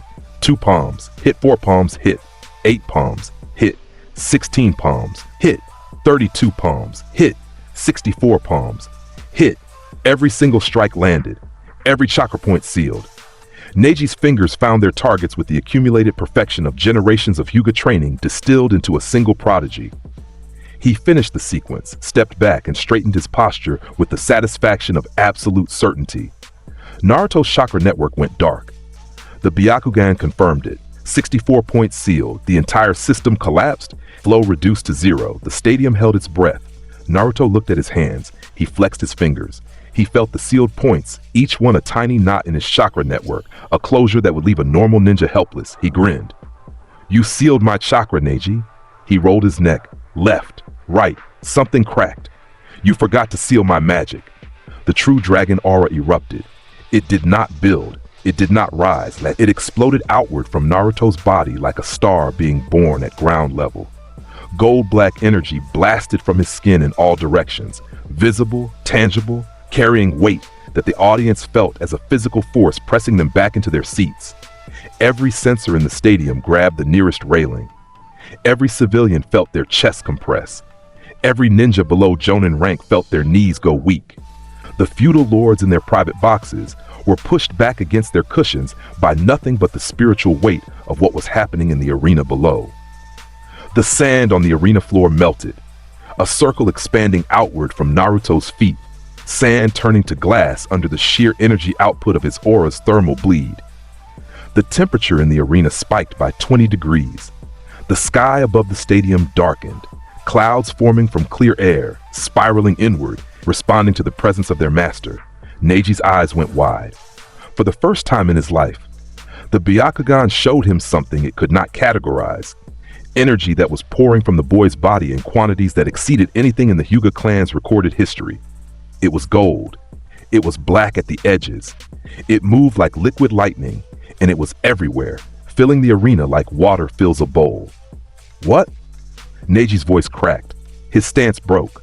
His knees buckled. The spiritual pressure increased. Neji went to one knee. His Byakugan was still active, but his body was refusing commands. The aura pressed down on him like the hand of something divine, steady, inescapable, immense beyond measurement. Both knees. His hands hit the glass-covered ground, then flat, on his back, staring up at storm clouds that now filled the entire sky above the arena, lightning arcing between them in patterns that looked like calligraphy. Naruto had not moved. He had not taken a single step. He had simply released his aura and let the sheer weight of what he was do the work. He walked forward. Each step left a footprint in the melted glass. The sound of his approach was the only sound in the stadium because 15,000 people had simultaneously forgotten how to breathe. He crouched beside Neji. He looked down at the prodigy. Flat on his back, Byakugan still active but eyes unfocused, body pinned by a force that his genius could not overcome. Because genius did not matter when the gap in power was this absolute, Naruto flicked him on the forehead. "Read Volume 1 of The Gutsy Ninja, Neji. It will cure your edgelord syndrome." He stood up. Destiny is a trope for villains and rivals in their first arc. You are better than this. He turned to the proctor. The aura retracted instantly, pulled back into his body like a tide reversing. The temperature normalized. The clouds began dissipating. 15,000 people took their first breath in 30 seconds. "He is down," Naruto said. "I win." The proctor stared at him. The proctor looked at Neji. The proctor looked back at Naruto. "Winner, Naruto Uzumaki." The stadium erupted. The sound was enormous, cheering, screaming, the stamping of feet, the kind of noise that only happens when a crowd witnesses something they will be talking about for the rest of their lives. In the Kage box, Hiruzen's pipe was cold in his mouth for the third time this year. The visiting Kazekage, whose face was hidden behind veils, had leaned forward in his seat with an interest that seemed too sharp for a political observer. In the contestants' waiting area, Gaara of the Sand was gripping the railing with both hands. His sand, the automatic defense that surrounded him at all times, was agitated. It swirled around his body in rapid, erratic patterns. Something in him recognized the pressure Naruto had released. Something in Shukaku, sealed inside him, was screaming. Sasuke stood at the railing beside Gaara, and his expression was stone. But his eyes were alive with something that burned like fire and cut like glass. The absolute, consuming need to understand how to close a gap that was getting wider every time he saw Naruto fight. Sakura was gripping Ino's arm hard enough to leave marks. Ino was gripping her back. Neither of them had processed what they had just seen, and neither of them was certain they ever would. On the arena floor, Neji lay in the glass crater of his own defeat, staring at the clearing sky, and felt something that his philosophy had never accounted for. The complete collapse of certainty, fate, destiny, the unchangeable order of the universe. All of it reduced to irrelevance by a boy who looked at the laws of reality the way a reader looks at the page of a book, as something written by someone else that could be closed and set aside. Naruto Uzumaki walked back to the contestants' area, hands in his pockets, whistling a tune from an anime opening he liked. His chakra points were still sealed. He did not bother fixing them. He did not need chakra. The invasion came at the worst possible moment, which was actually the best possible moment from a narrative perspective, and Naruto recognized this immediately. The genjutsu hit the stadium, white feathers drifting down from above, a sleep technique designed to incapacitate the entire civilian audience in one sweep. Naruto dispersed it from his immediate vicinity with a pulse of aura that burned the feathers to nothing before they touched him. Sound ninja poured over the walls. Sand ninja emerged from concealment. The barriers went up around the Kage box. Purple flames sealing Hiruzen inside with the Kazekage, who was shedding his disguise with the languorous certainty of a snake revealing its true skin. Orochimaru. Again. He came back. Naruto's excitement was genuine and immediate. The mid-boss returned for his second phase. The sacred texts are never wrong. The stadium descended into chaos. Ninja fought in the stands. Civilians were evacuated. The village's defense forces engaged the invading army across every sector of Konoha. And in the center of it all, in the distance, past the rooftops, past the defensive lines, something massive was rising. Sand. Mountains of it. Forming into a shape with arms, a shape with a tail, a shape with a mouth full of jagged teeth and eyes like yellow moons. Shukaku, the one-tailed beast. Rising above the rooftops of Konoha like a mountain given malice and animation. Gaara's transformation, his body consumed by the sand demon, his consciousness submerged, the beast's personality taking the wheel. Shukaku roared. The sound was a physical force. It blew tiles off roofs and shattered windows for blocks in every direction. The beast swung one massive arm and reduced an entire block of buildings to rubble. Civilians screamed. Ninja tried to engage and were swatted aside like insects. Naruto stood on the carved stone face of the fourth Hokage on the Hokage monument.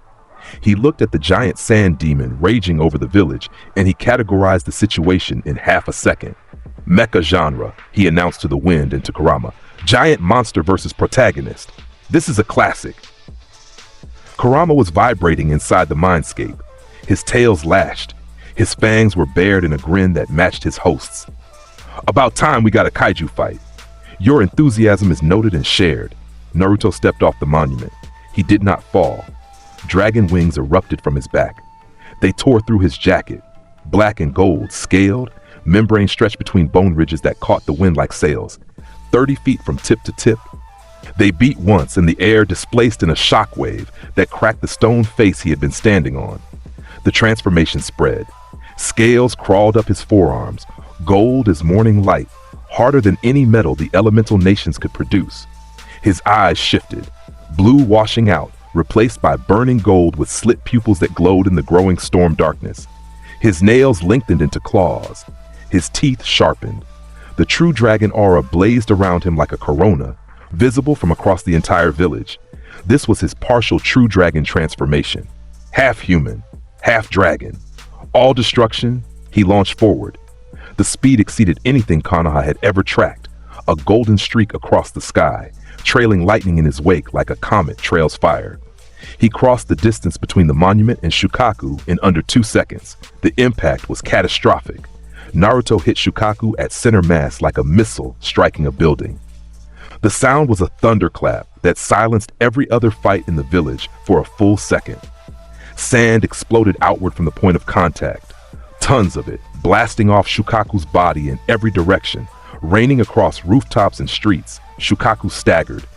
A being the size of a skyscraper staggered from the impact of something human-sized hitting it at speed. The demon's yellow eyes focused on the golden figure clinging to its chest. It swung. A claw the size of a city block, sweeping horizontally with enough force to flatten a district. Naruto caught it. Both hands.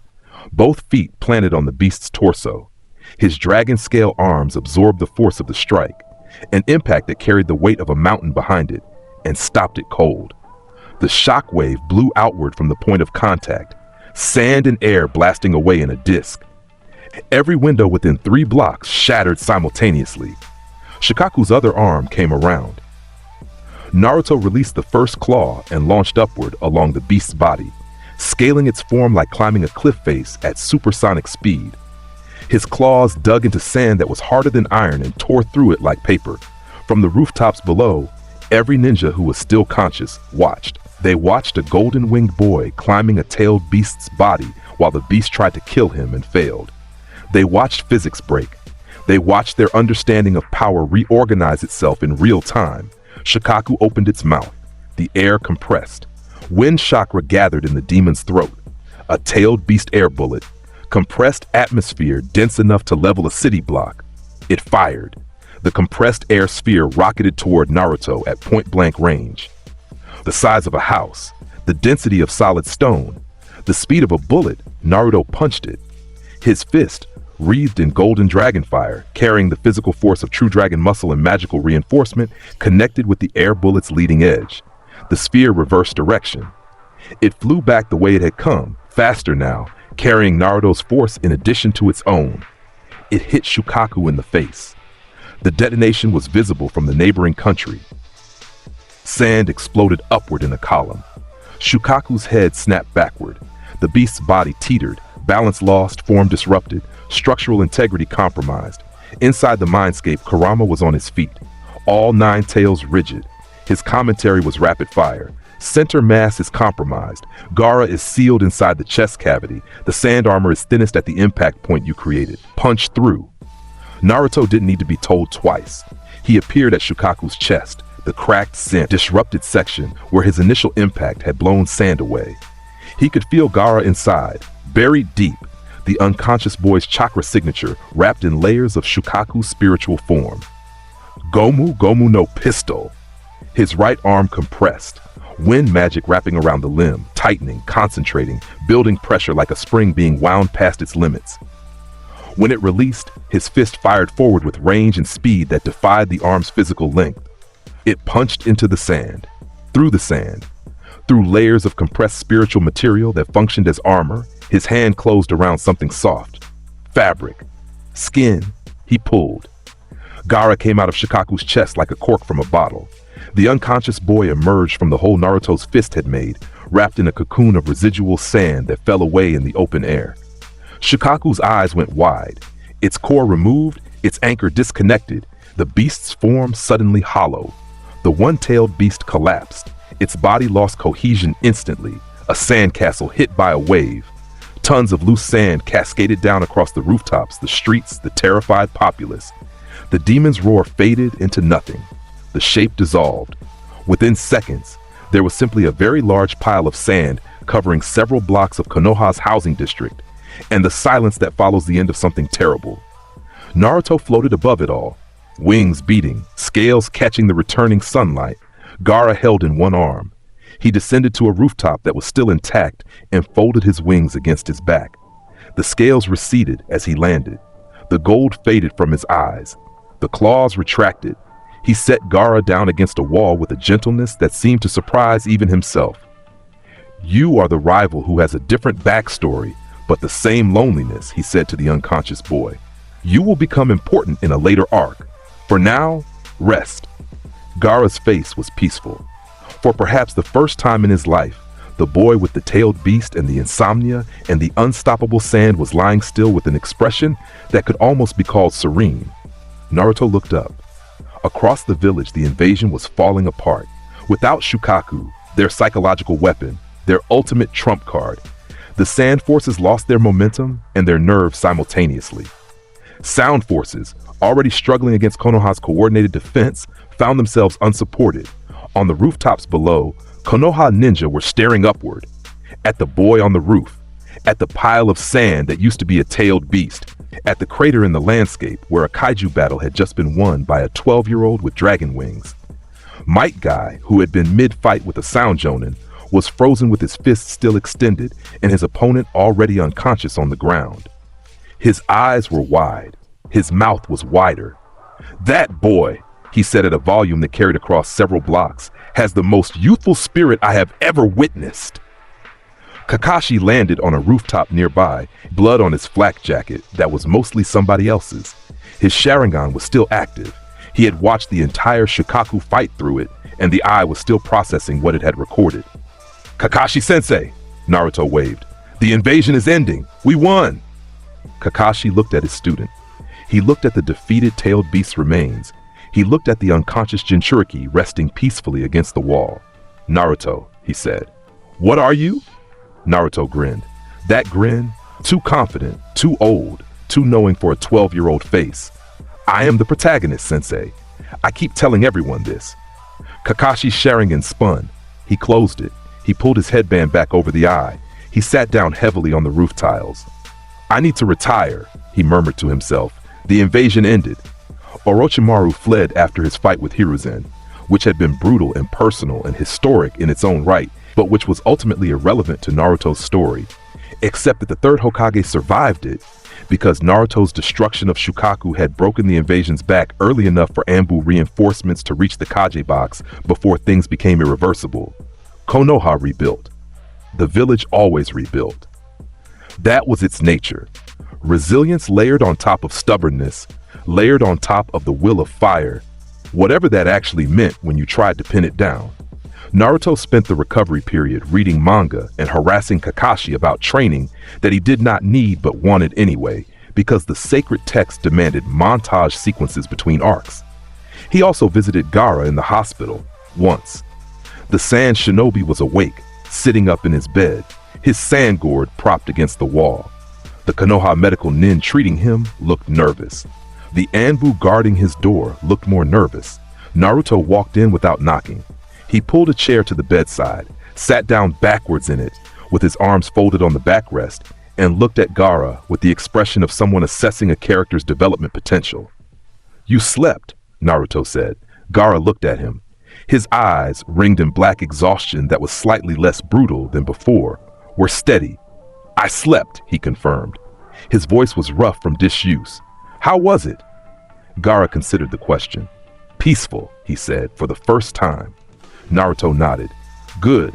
The sacred texts say that after the rival with a parallel backstory is defeated, they experience a moment of peace that begins their redemption arc.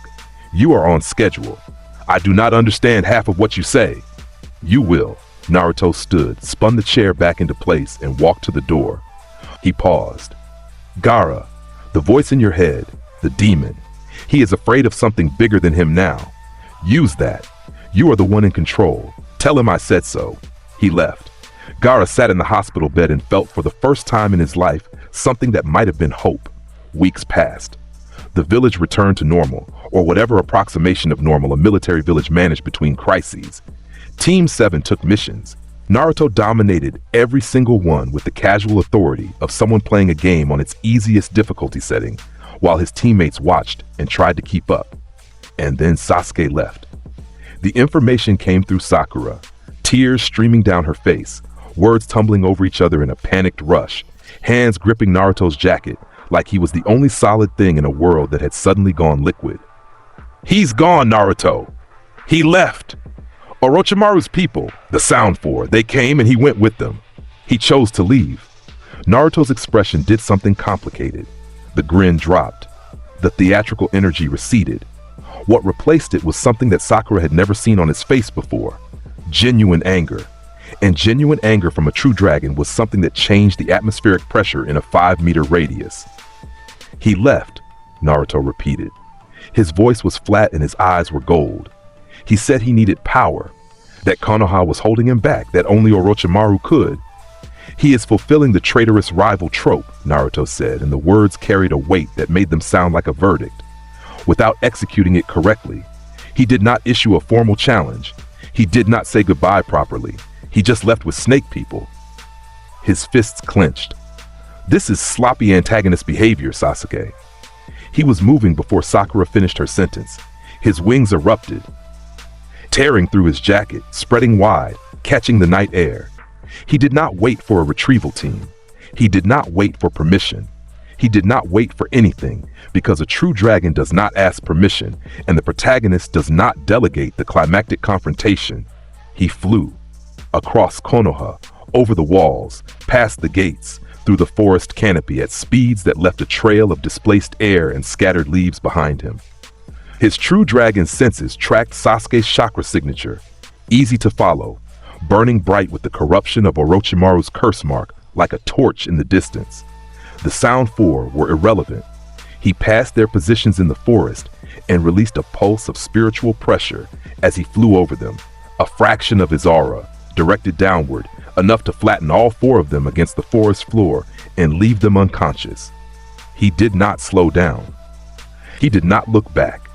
Many bosses that delayed the protagonist's arrival to the final boss fight were a narrative device he refused to honor. He found Sasuke at the Valley of the End. The statues of Madara Uchiha and Hashirama Senju stood on either side of the waterfall, enormous, ancient, stone faces staring at each other across the churning water with the eternal tension of their historical rivalry frozen in rock. The waterfall crashed between them with the voice of a river that had been falling for 100 years. Sasuke stood on Madara's head. His skin was covered in the black marks of the curse mark, spreading, pulsing, alive with Orochimaru's chakra. His Sharingan burned red. His expression was a closed door, everything locked behind it, sealed away, only the cold surface visible. Naruto landed on Hashirama's head, his wings folded. His scales had already begun spreading, gold crawling up his arms, his eyes already shifted, the partial transformation responding to his emotional state. The air between them vibrated with pressure from both sides. Sasuke. Naruto's voice rolled across the valley. It bounced off the stone faces and came back amplified, the resonance of true dragon vocal cords using the valley as an amphitheater. You think a snake can give you power? Sasuke's Sharingan locked onto him. You would never understand. You were born with power. I have to take mine. True power comes from training montages and eating meat. Every volume of the sacred text confirms this. I am not interested in your manga metaphors, Naruto. Sasuke's chakra flared, the curse mark spreading further, covering his entire body now, transforming his appearance. Wings of purple-black energy erupted from his shoulders. His skin turned gray. His hair grew. His eyes became something inhuman. Curse mark stage 2, full activation. I will kill you, Sasuke said, and I will walk over your body to reach my brother. Naruto stared at him, at the transformation, at the wings made of borrowed power, at the strength that came from a seal carved into his skin by a man who saw him as a future vessel. Sasuke, Naruto said, and his voice carried something almost like sadness, buried very deep under the anger and the drama and the gold. You absolute idiot, Sasuke charged. His speed in stage 2 was immense, faster than anything he had ever produced, a blur of gray skin and purple wings crossing the gap between the two statues in a heartbeat. His left hand screamed with electricity. Black Chidori, lightning chakra twisted and corrupted by the curse mark's influence, the technique Kakashi gave him, now warped into something Kakashi would barely recognize. The lightning-covered hand thrust forward. The sound was 1,000 birds, screaming, furious, hungry. Naruto raised his right hand, palm out, fingers spread. The black Chidori hit his palm. Lightning exploded outward from the point of contact. Arcs of corrupted electricity dancing across Naruto's arm, his shoulder, his face. His scales drank it.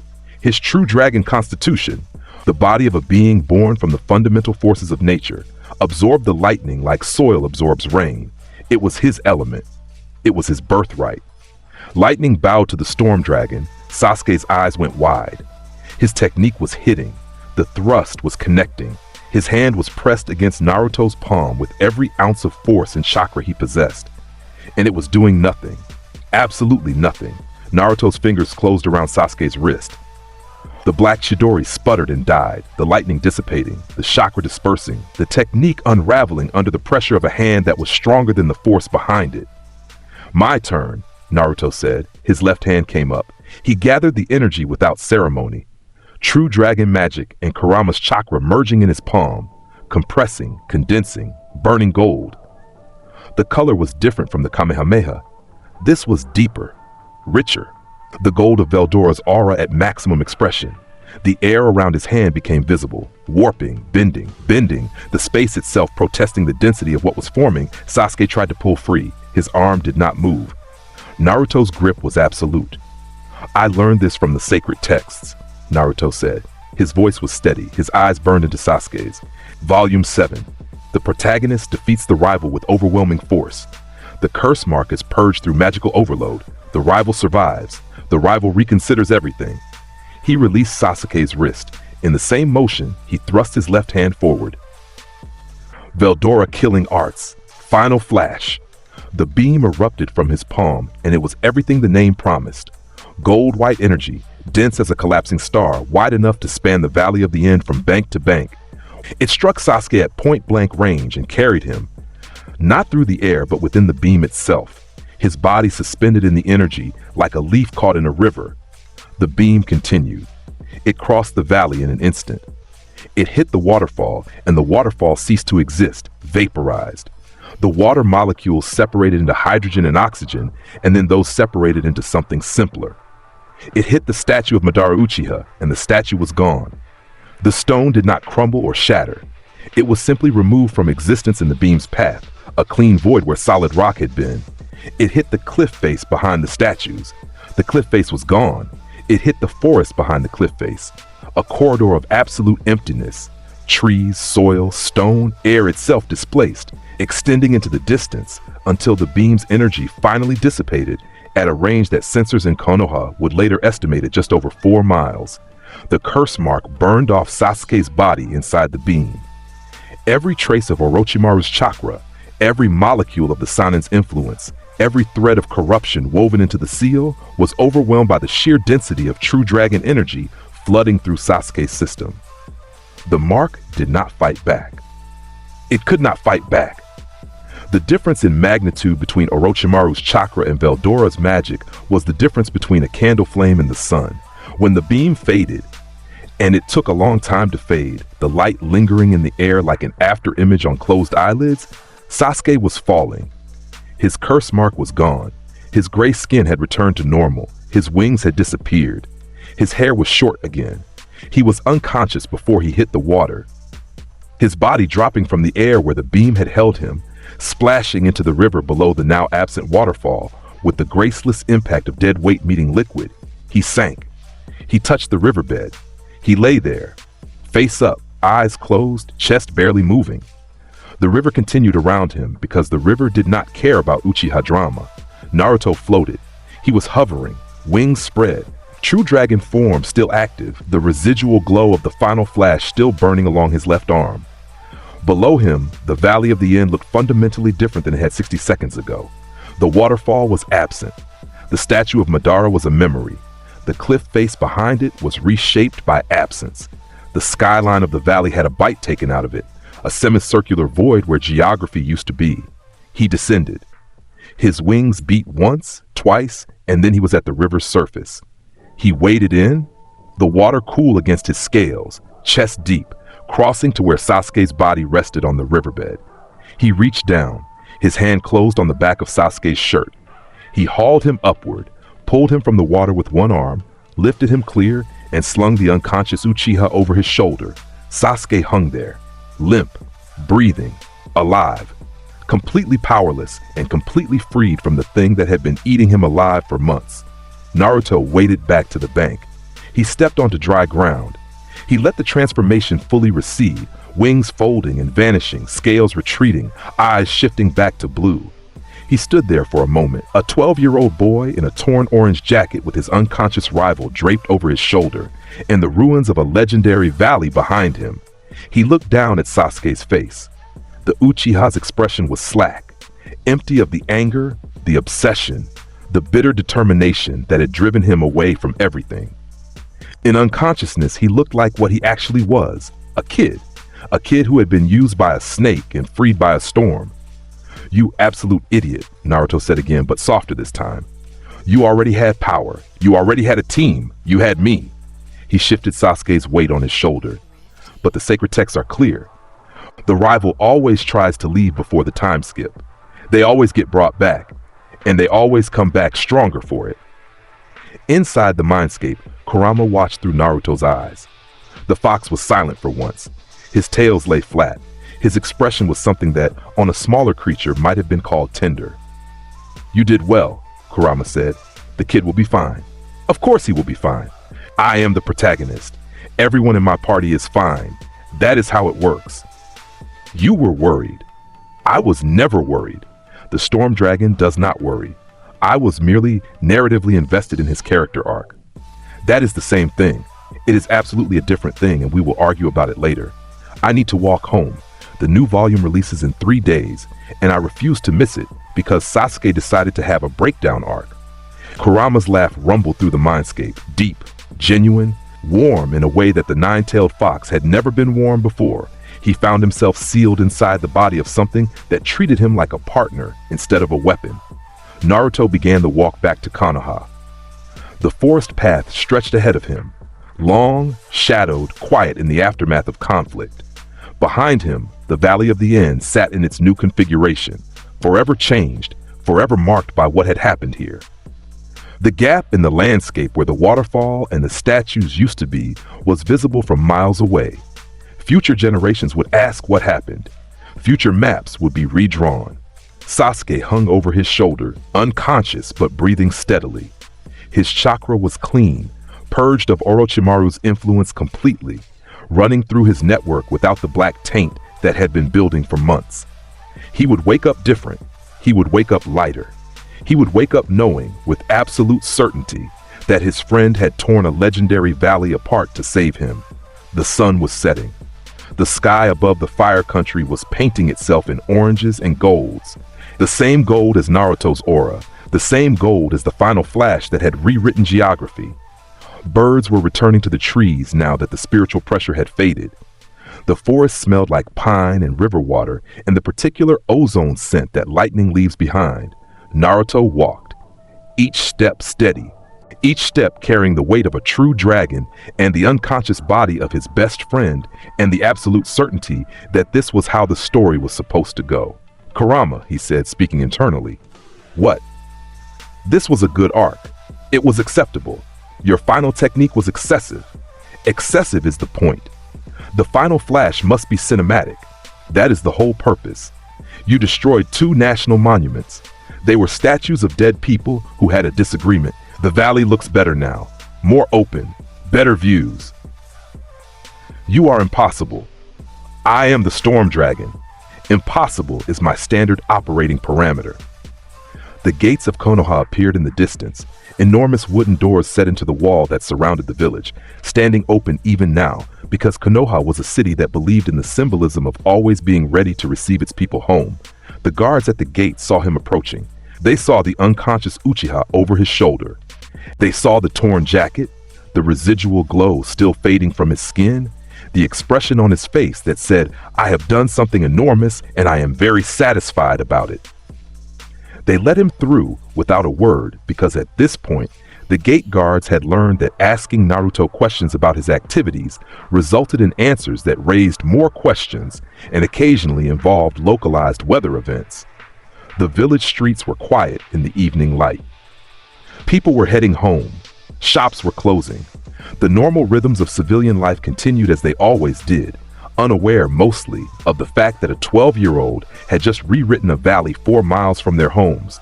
Naruto walked through the streets with Sasuke over his shoulder. People stared. Some recognized the unconscious boy as the Uchiha prodigy. Some recognized Naruto and gave him a wide berth based on accumulated experience.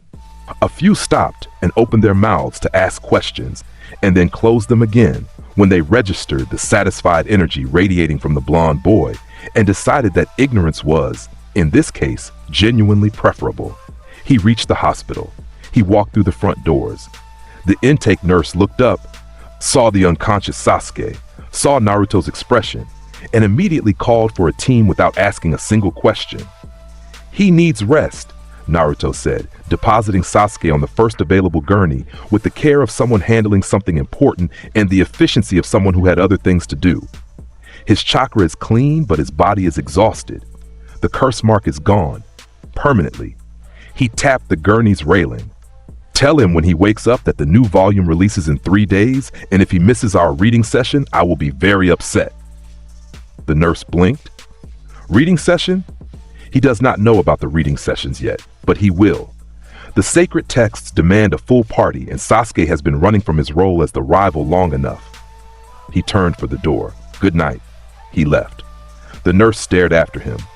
The medical team arrived and began assessing Sasuke, finding, to their confused relief, that the boy's body was in surprisingly good condition for someone who had apparently been in a fight significant enough to exhaust him to unconsciousness. The curse mark was, indeed, gone. Completely. As if it had never existed. The medical team exchanged glances that communicated volumes about their confusion and their decision to simply accept this and move on. Naruto reached his apartment as the stars came out. He climbed through the window because the front door was boring and windows were more protagonist-coded. He landed in his small living space, cluttered with manga volumes, instant ramen cups, and the scattered debris of a 12-year-old's life, and threw himself onto his bed with the boneless satisfaction of someone who had completed something significant. He stared at the ceiling. Kurama. Part 1 is over. The fox shifted in the mindscape. What makes you say that? The sacred texts are consistent. Part 1 ends with the rival's defeat, the rival's return, and the hero's moment of reflection before the time skip. He rolled onto his side. Everything after this, training, growth, the return, that is part 2. You are treating your life like a manga again. My life is a manga.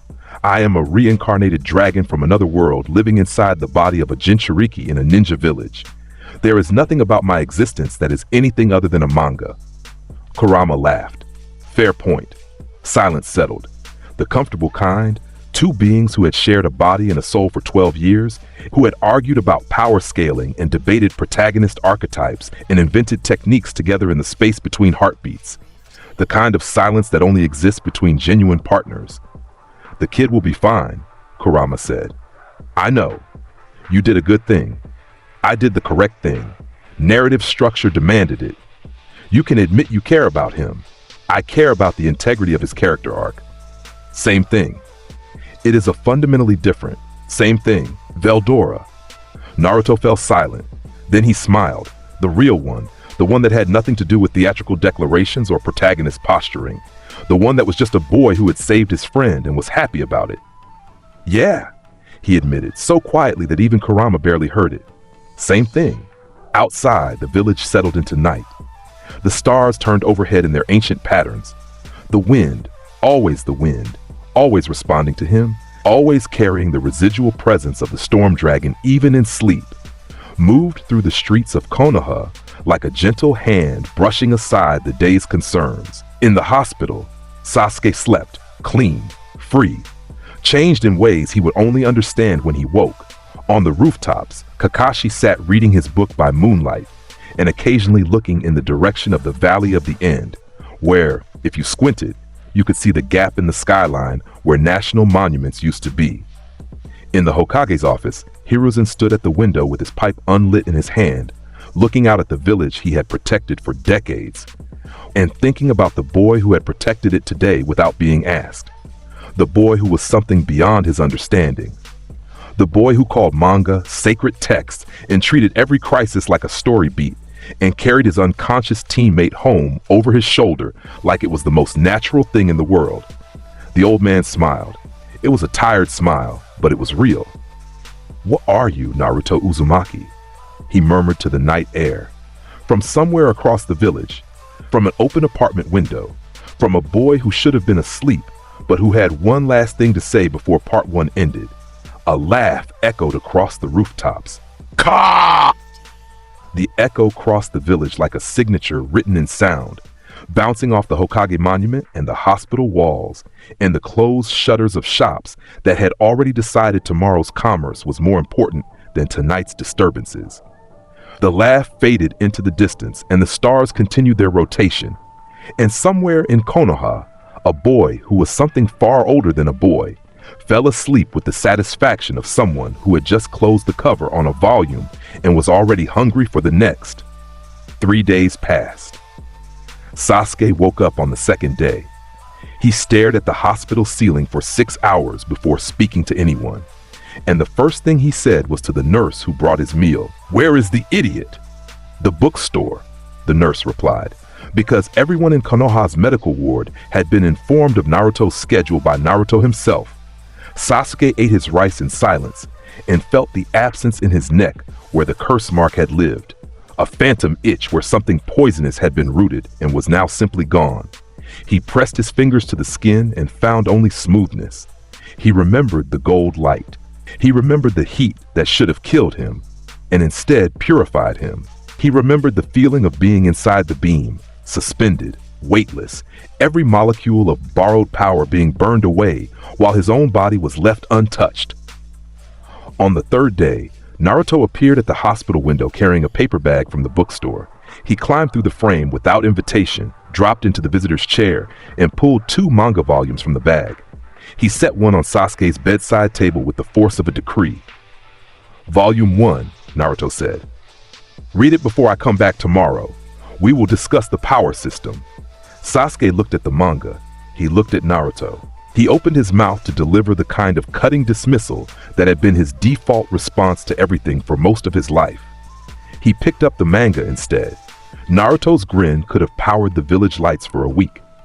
The months that followed were strange and quiet and necessary in the way that the space between story arcs is always necessary.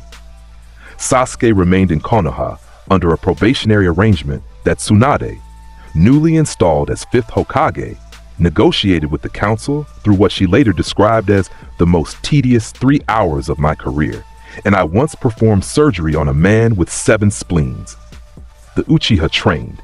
He attended mandatory counseling sessions with a Yamanaka specialist. Here at the manga, Naruto brought Haimime every week and developed opinions about them that he shared with increasing reluctance to admit who was sharing them. Then Jiraiya arrived. The Toad Sage came through the village gates on a morning in early spring with his scroll on his back and his sandals dusty from the road, and the specific posture of a man who had been sent by the Hokage to train the village's most powerful asset and was already mentally preparing himself for what that meant. He found Naruto at Ichiraku's. The boy was on his 4th bowl. His feet dangled from the stool and his aura, even retracted, even passive, made the broth in nearby customers' bowls ripple faintly whenever he laughed.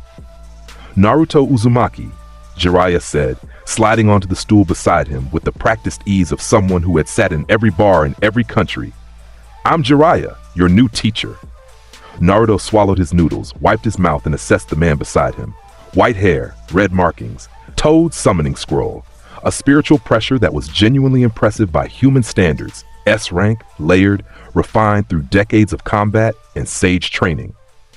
"The mentor figure for part 2, Naruto said, pointing at him with his chopsticks. "Legendary status, hidden pain beneath the comedy exterior, eventual sacrifice that will motivate the protagonist's greatest transformation." He nodded with satisfaction. "I accept you." Jiraiya blinked. Then he laughed, a real, full-body laugh that shook his shoulders and made Tucci glance over with amusement. "Kid, I've met a lot of strange genin in my time. You just made the top of the list. I am at the top of every list. This is established canon." They left Konoha the next morning. The training journey was scheduled for 2.5 years, long enough for a full power development arc, long enough for the world to shift around them while they moved through it. Sasuke stood at the gate when they departed, arms crossed, expression unreadable to anyone who lacked the years of exposure necessary to decode it. "Bring back Volume 8, Sasuke said. "I will bring back Volumes 8 through 12, and you will read them in order, and you will have opinions." "I always have opinions." "Kuha! Correct! The rival's character development is already accelerating." Jiraiya watched this exchange with the expression of a researcher encountering a species previously uncatalogued. He wrote his first journal entry that night in a tent on the road between Fire Country and the border. The boy is something else entirely. I say this as someone who has personally witnessed every major threat to the shinobi world in the last 40 years. The 9 tails of chakra is present, vast, deep, familiar in its signature, but beneath it there is something else, something that predates the concept of chakra entirely. His eyes shift gold when he is engaged. The air responds to his mood. He called me a mentor figure, and I cannot explain why that made me feel like I had been identified by something that sees further than I can look. The training journey revealed itself within the first week as something fundamentally different from what Jiraiya had planned. He had prepared a curriculum: Sage Mode foundations, Rasengan variations, chakra control exercises that would challenge Hokage. He unpacked this curriculum on the first day of serious training in an open field in river country and began his explanation of natural energy gathering. Naruto listened for 30 seconds. Then he raised one hand, palm up, and a sphere of concentrated golden energy appeared above his fingers, swirling, stable, radiating power at a density that made Jiraiya's senses scream. "I already have my own version of nature energy manipulation," Naruto said. "True dragon magic operates on will-based physics rather than environmental absorption. I appreciate the offer, Pervy Sage, but your curriculum requires modification." "Don't call me that. It is your character tag. Every important figure gets one." Jiraiya stared at the golden sphere. His sage-trained senses could read its composition, partially chakra, partially something else, something his framework had no classification for. The energy was self-sustaining.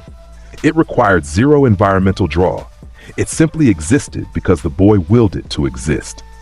"What exactly?" Jiraiya said slowly. "Do you want to learn from me?" Naruto grinned. The sphere vanished. He crossed his arms and tilted his head with the expression of someone who had been waiting for exactly this question. "Teach me everything about the world, Pervy Sage. Every country, every power structure, every legend, every hidden technique you have seen in 50 years of wandering.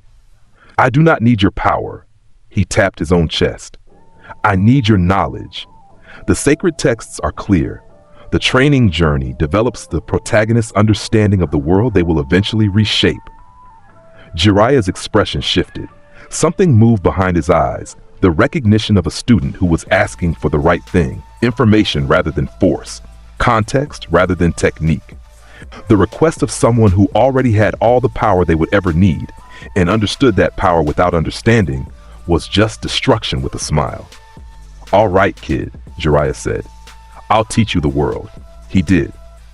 Across 2.5 years of travel, through every nation, every hidden village's borders, every contact in Jiraiya's vast network of informants and allies and people who owed him favors, the Toad Sage poured his lifetime of accumulated knowledge into the mind of a true dragon. Naruto absorbed it the way he absorbed everything, completely, eagerly, and with running commentary about how each piece of information corresponded to narrative tropes he had already classified. But the training was also his own. In the spaces between Jiraiya's lessons, in the early mornings and the late nights, in the hours when the sage slept and Naruto's body required less rest than a human should, he worked with Kurama in the Mindscape on the Sacred Arts Development Program's next phase. "Domain of the Storm Dragon," Naruto announced one night, 3 months into the journey, standing in the Mindscape library with chalk dust on his face and a manic gleam in his gold eyes. "A bounded field technique. I saturate a defined area with my true dragon aura, and within that boundary, the rules of engagement are mine to dictate." Kurama lifted his massive head from the manga he was reading. Volume 15. He had strong feelings about the current arc. Define rules of engagement in operational terms. Within the domain, atmospheric phenomena obey me rather than physics. Wind direction, pressure systems, temperature, electrical potential, all of it responds to my intent rather than natural law. The field extends to 50 meters at current output, and I believe I can push it to 100 by the end of the year. And the combat application? Everything is the combat application.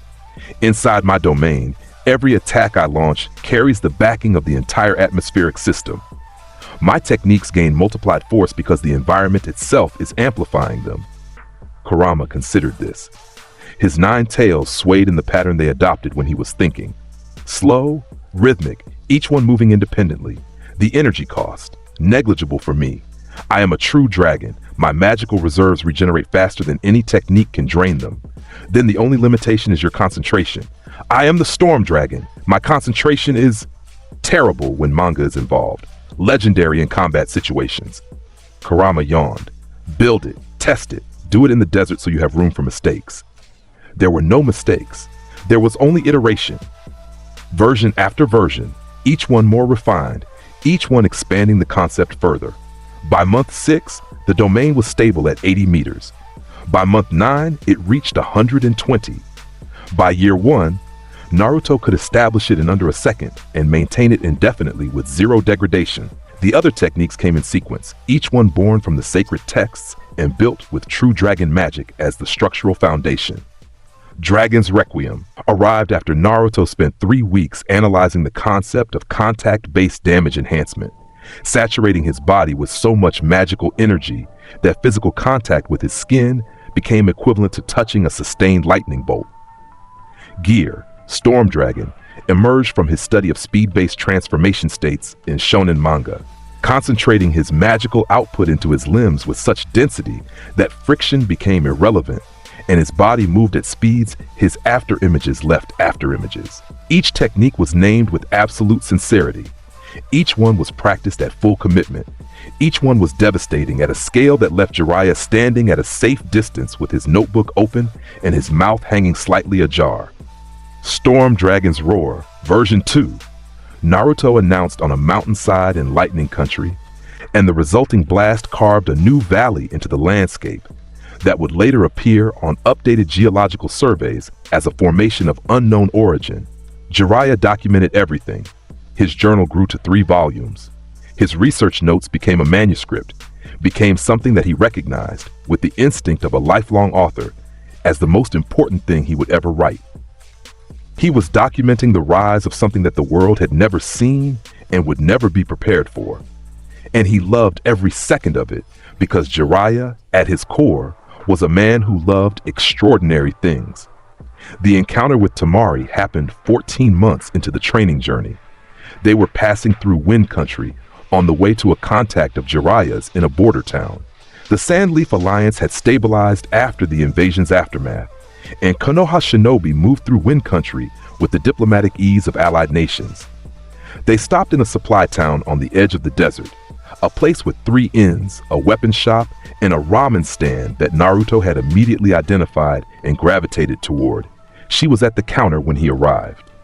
Blonde hair and 4 tails, fan strapped to her back, the bearing of someone who had been raised in a shinobi village and refined through years of missions into something that took up space without apology. She was eating alone, reading a mission briefing, radiating the energy of someone who was perfectly content with her own company and did not require additional input. Naruto saw her and stopped in the doorway. His head tilted. His eyes flickered gold at the edges. "Kurama," he said internally. "What?"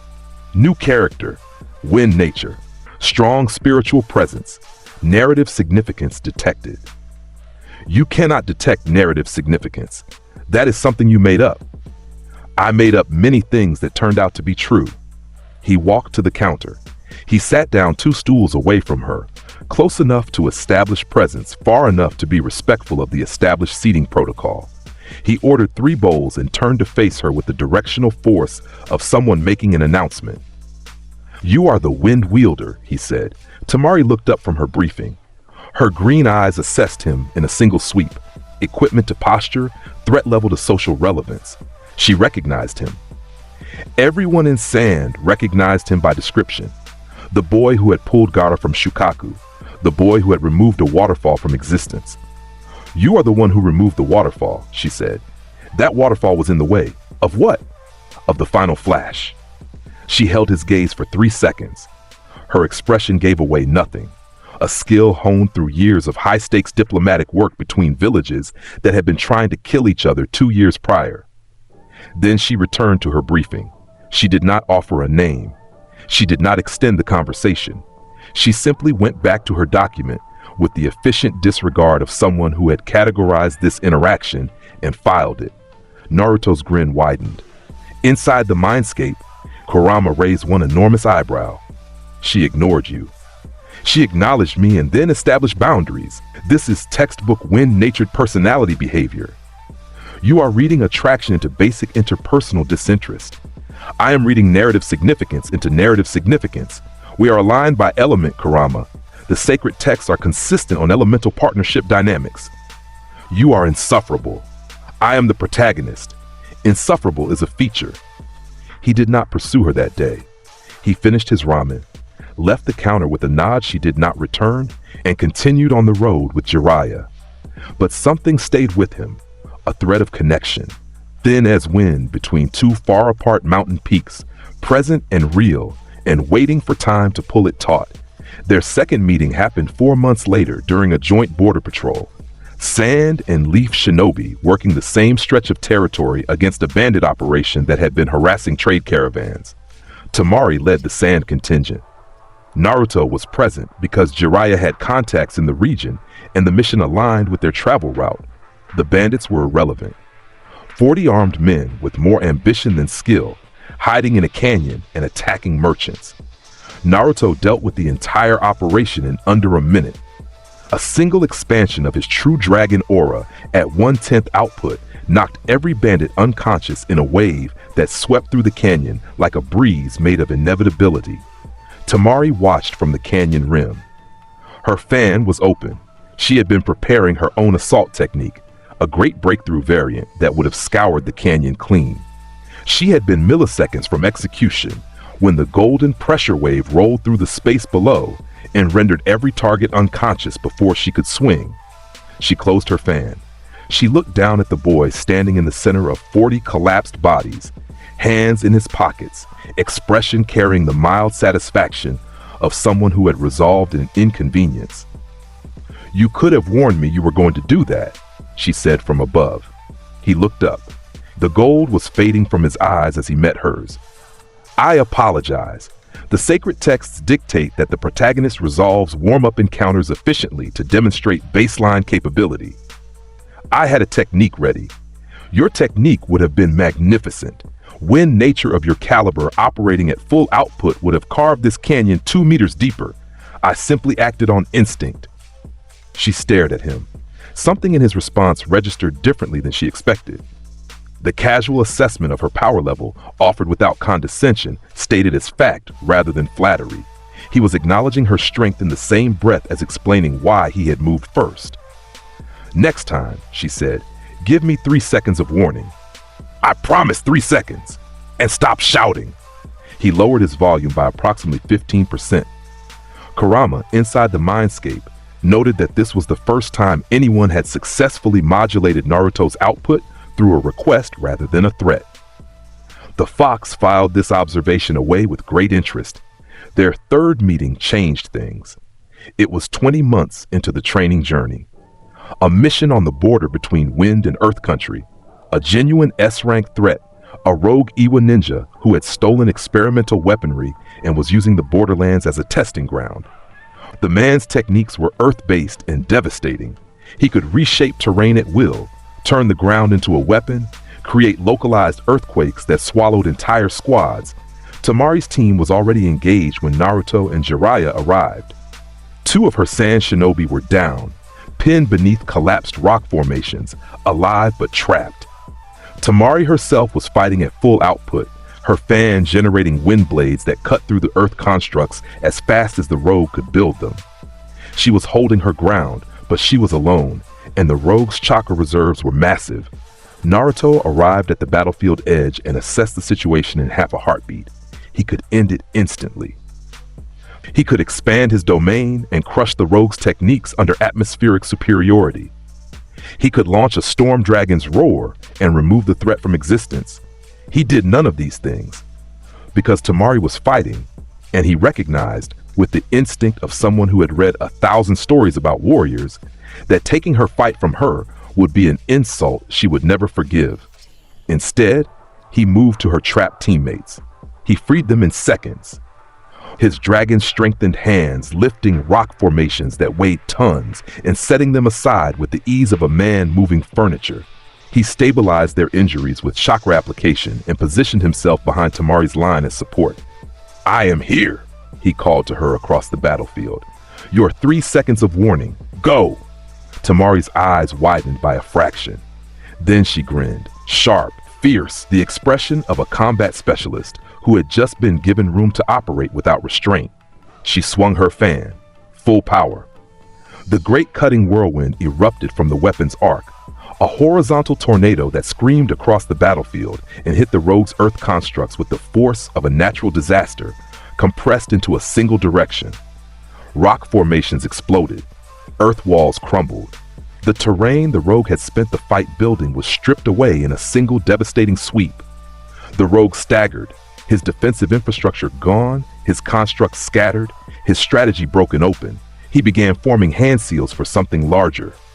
Now! Temari shouted. Naruto was already there. He appeared at the rogue's flank, gear Storm Dragon active, his body wreathed in concentrated magical output, moving at a speed that made the desert air scream behind him. His right fist connected with the rogue's jaw in a strike that carried enough force to crack the earth beneath both of them. The rogue went down. One hit.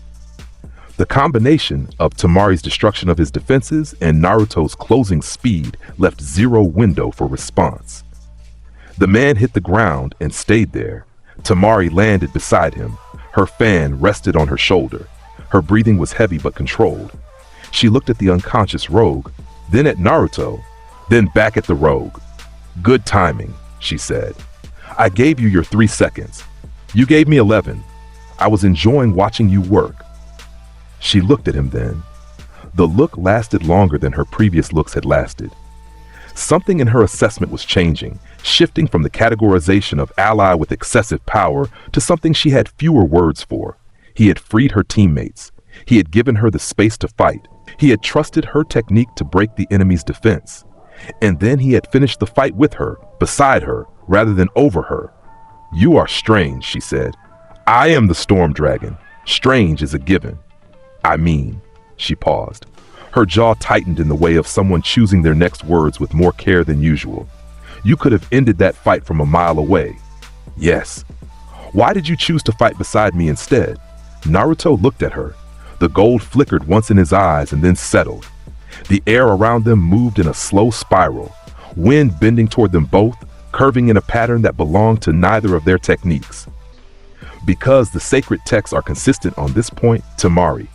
The protagonist fights alone against enemies who threaten only himself. When the fight involves someone who matters, he stopped. He grinned. He pointed at her with one finger. When the fight involves an ally of significant narrative weight, the correct choice is partnership. She held his gaze. Her expression gave away very little, but the wind between them was doing something neither of them had asked it to do. Swirling in that slow circle, passing from his shoulder to hers and back again, carrying warmth from the desert floor upward in a column that existed only in the space they occupied. "Significant narrative weight," she repeated.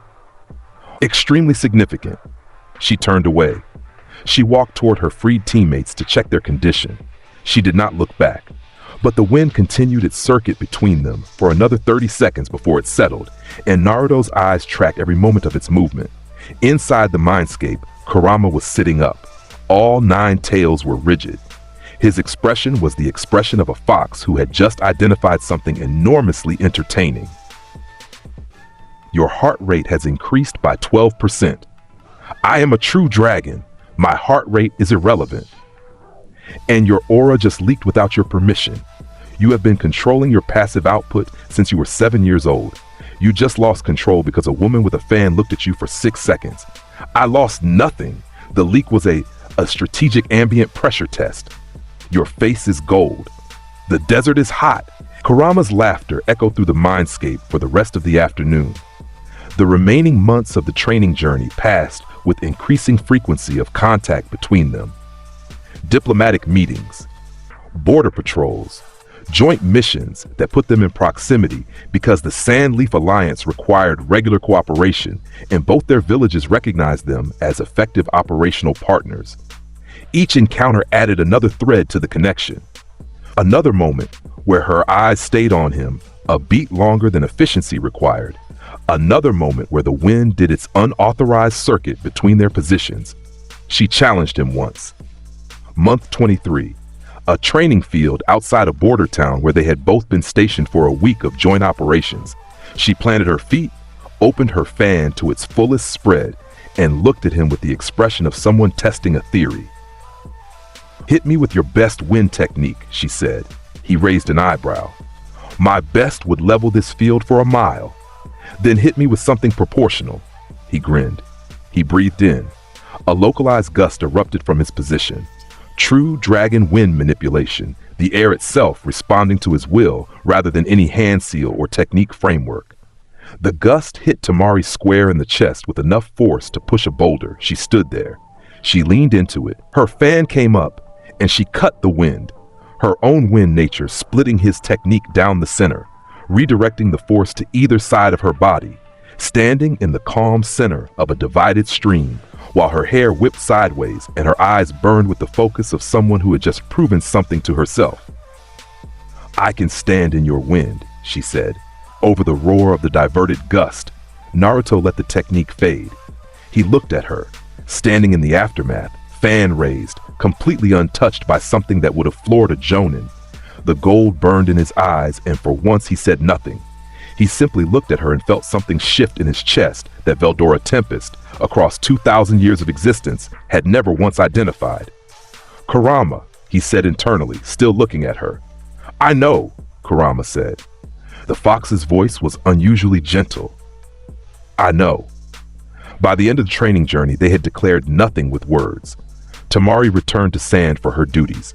Naruto continued with Jiraiya toward the next destination. But when he left, the wind followed him, reaching out from the desert in a thin stream that tracked his position for 3 miles before it faded. And when she fought in the weeks after, there was occasionally a gold streak visible far overhead in the sky. A distant flash, there and gone.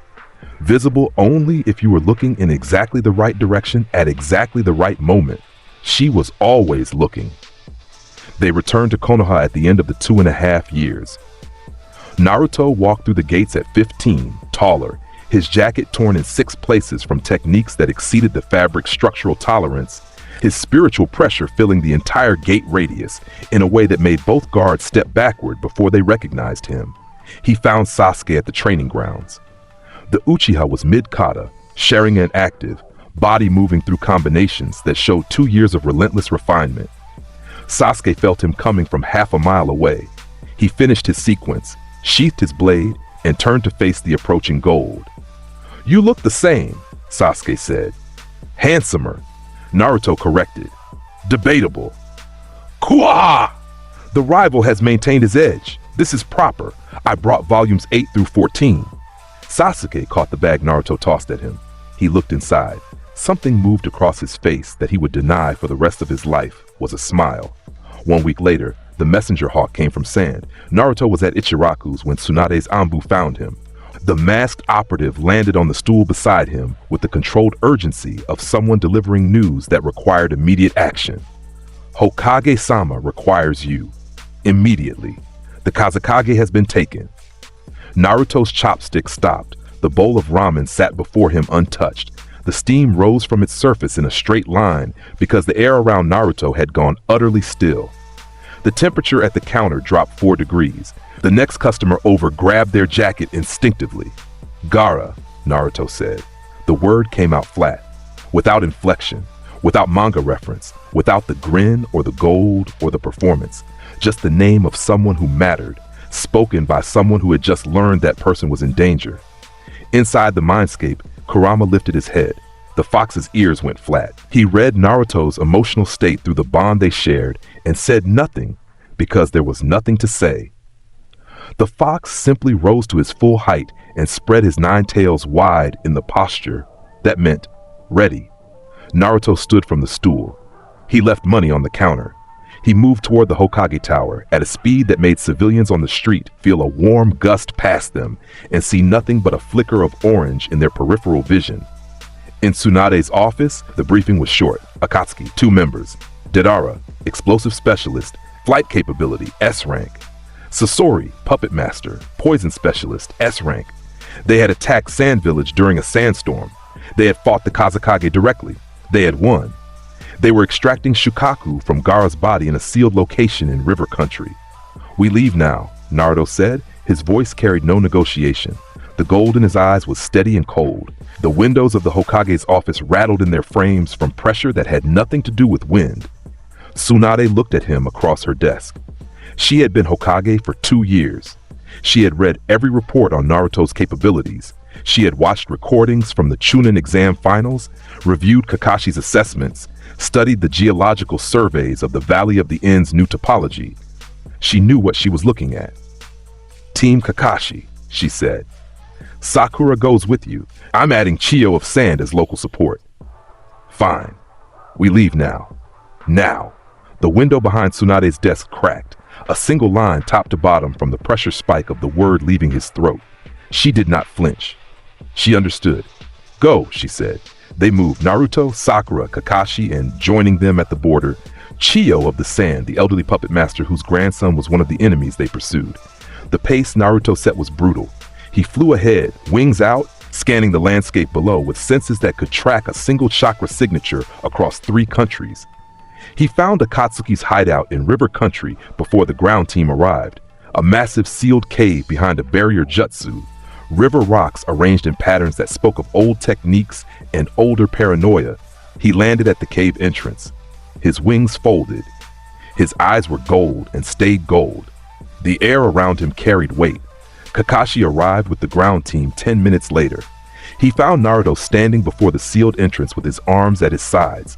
The atmosphere in a 50-meter radius compressed to the density of deep ocean water. Small stones near Naruto's feet were pressed flat into the earth. "Naruto," Kakashi said, "the barrier needs." Naruto raised one hand. He placed his palm against the sealed stone.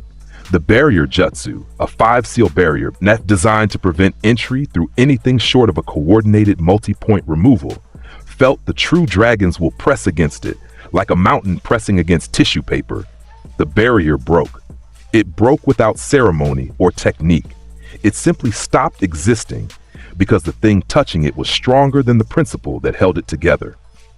The stone door cracked outward in a spray of gravel and dust, revealing the cavern beyond.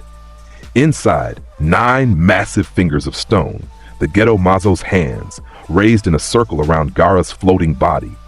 Energy was streaming from the Kazekage in visible threads, Biju chakra being pulled from his form, feeding into the statue. Gaara's face was slack. His skin was gray. The extraction was nearly complete. On the statue's thumb sat Deidara. On its fingers sat a hunched figure that spoke through a puppet body. Both of them looked toward the destroyed entrance. Both of them saw the boy standing in the gap with gold eyes and a pressure field that was already reaching toward them like a hand closing into a fist. Deidara grinned, the grin of someone who had been told about this boy and was thrilled by the prospect. "So you're the Jinchuriki, yeah? The one who made a valley disappear?" "You took my rival," Naruto said. His voice was even, stripped of performance.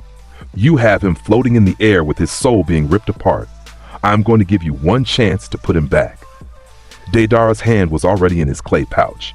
"And if I don't, yeah? Then I demonstrate why the sky is my house." Deidara launched. His clay bird carried him upward through a gap in the cavern's ceiling, bursting into open air, spreading white wings, climbing altitude with the speed of someone who understood that height was advantage. His hands were working, molding, shaping, creating. The C2 dragon materialized behind him, enormous, clay white, wings spread, mouth gaping. It roared soundlessly and then vomited a cascade of explosive mines across the sky. Naruto followed, wings erupting, scales spreading up his arms, the partial true dragon transformation activating in a rush of gold that illuminated the cavern's interior before he cleared the ceiling. He burst into the sky above the hideout and met the falling explosives with something new. Storm Dragon's domain. The bounded field expanded from his body in a ring, invisible to the naked eye, tangible to anything with spiritual senses. It covered a 100-meter sphere centered on his position.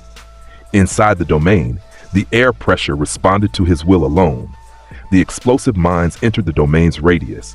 They detonated, each one a burst of destruction designed to shred flesh and scatter debris. The explosions bloomed outward and then stopped. The blast waves froze in place, held by atmospheric density that Naruto's will had pushed past the threshold where fire could expand. The detonations hung in the air like frozen flowers. Beautiful, terrible, completely contained. Naruto looked up at the suspended explosions surrounding him. He looked at Deidara above. "Interesting technique," he said. You have strong aesthetics. The sacred texts respect a villain with commitment to a theme. Deidara's visible eye went wide.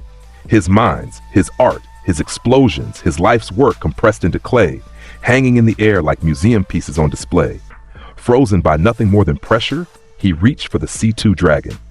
The massive construct opened its maw and fired, a concentrated blast of explosive energy aimed directly at Naruto's position. The beam of condensed detonation crossed the distance between them in a fraction of a second. Naruto raised one hand. He closed his fist. The domain compressed around the incoming attack. The atmospheric pressure in the beam's path increased exponentially. Air molecules packed so tight that the explosive energy had nowhere to expand, nowhere to release, nowhere to go. The beam hit the wall of compressed atmosphere and was squeezed down, smaller and smaller, the detonation force being crushed inward rather than expanding outward, until the entire attack was a ball of compressed force the size of a baseball hovering 3 feet from Naruto's open palm. He looked at it. He looked at Deidara. He threw it back. His arm came forward in a single overhand motion, and the compressed ball of explosive energy, carrying Deidara's own technique plus the additional pressure of Naruto's domain, rocketed toward the clay dragon at a speed that turned air into plasma in its wake. The impact erased the C2 dragon from existence. The detonation, compressed, concentrated, released all at once, blew the construct apart from the inside out. Clay fragments scattered across 300 meters of sky. The shockwave reached Deidara and spun him end over end through the air, his remaining clay pouches scattering, his flight stability completely destroyed. He hit the ground a quarter-mile away. He survived. Artists were resilient in their own twisted way, but he was finished. His clay was gone. His dragon was gone. His confidence in his understanding of what one person could do was gone. Below in the cavern, Chiyo and Sakura engaged Sasori. The puppet master was 100 bodies in motion, his red secret technique, an army of puppets moving in coordinated patterns that could overwhelm entire squads through sheer volume and variety. Sakura fought beside Chiyo with everything she had. Strength that could crack stone, medical knowledge that kept her alive through poison after poison, and the hard-won experience of a kunoichi who had trained for years to be worthy of standing on this battlefield. Naruto did not interfere. He descended from the sky after Deidara's defeat and moved directly to Gaara's body, still floating, still draining. The extraction was nearly complete. Shukaku's chakra was thin, barely connected, the last threads pulling free. He placed both hands on Gaara's chest. He pushed his true dragon aura inward, flooding the connection, burning through the extraction apparatus with magic that predated chakra itself. The Geto Mazo's fingers shuddered. The energy threads snapped, severed by Naruto's will like cobwebs before a blade. Gaara dropped. Naruto caught him. The Kazekage's body was limp, his skin was cold, his breathing was gone. The Biju had been pulled free, Shukaku's presence reduced to a fading trace. The one tail separated from its host at a level that was functionally lethal. Chiyo appeared beside them. The old woman's battle was over. Sasori's 100 puppets scattered and broken across the cavern floor. The puppet master himself finally at rest for the first time in decades. She looked at Gaara's body. She looked at Naruto. She understood immediately. "The life transfer technique," she said. Her voice carried the weight of someone who had already made their decision before they finished the sentence. Naruto looked at her. "That will kill you. I have lived long enough to see my mistakes through to their endings." She placed her weathered hands on Gaara's chest, opposite Naruto's. "This boy deserved better than what my village gave him. Let me give it now." Naruto held Gaara's body steady. Chiyo's chakra, her life force, her remaining years, everything she had left, poured into the Kazekage's still form. The light between her palms was warm and green and fading even as it worked. The moment stretched. Naruto held his rival's body and watched an old woman give her life for a boy she had never properly protected when protection was needed. He said nothing. The gold in his eyes was steady and dim, present but muted, respectful of the gravity that this sacrifice demanded. Gaara's chest rose, fell, rose again. His eyes opened. Pale green, ringed in exhaustion, alive. The first thing Gaara saw was Naruto's face above him, gold-flecked eyes, expression carrying something that existed beneath the performance and beneath the bravado and beneath all the layers of sacred text commentary. "You slept again," Naruto said. Gaara blinked. His lips moved. "Was it peaceful?" The grin returned, slower than usual, building rather than arriving. "I cannot confirm. I was busy removing an artist from the sky." Gaara looked at him for a long moment.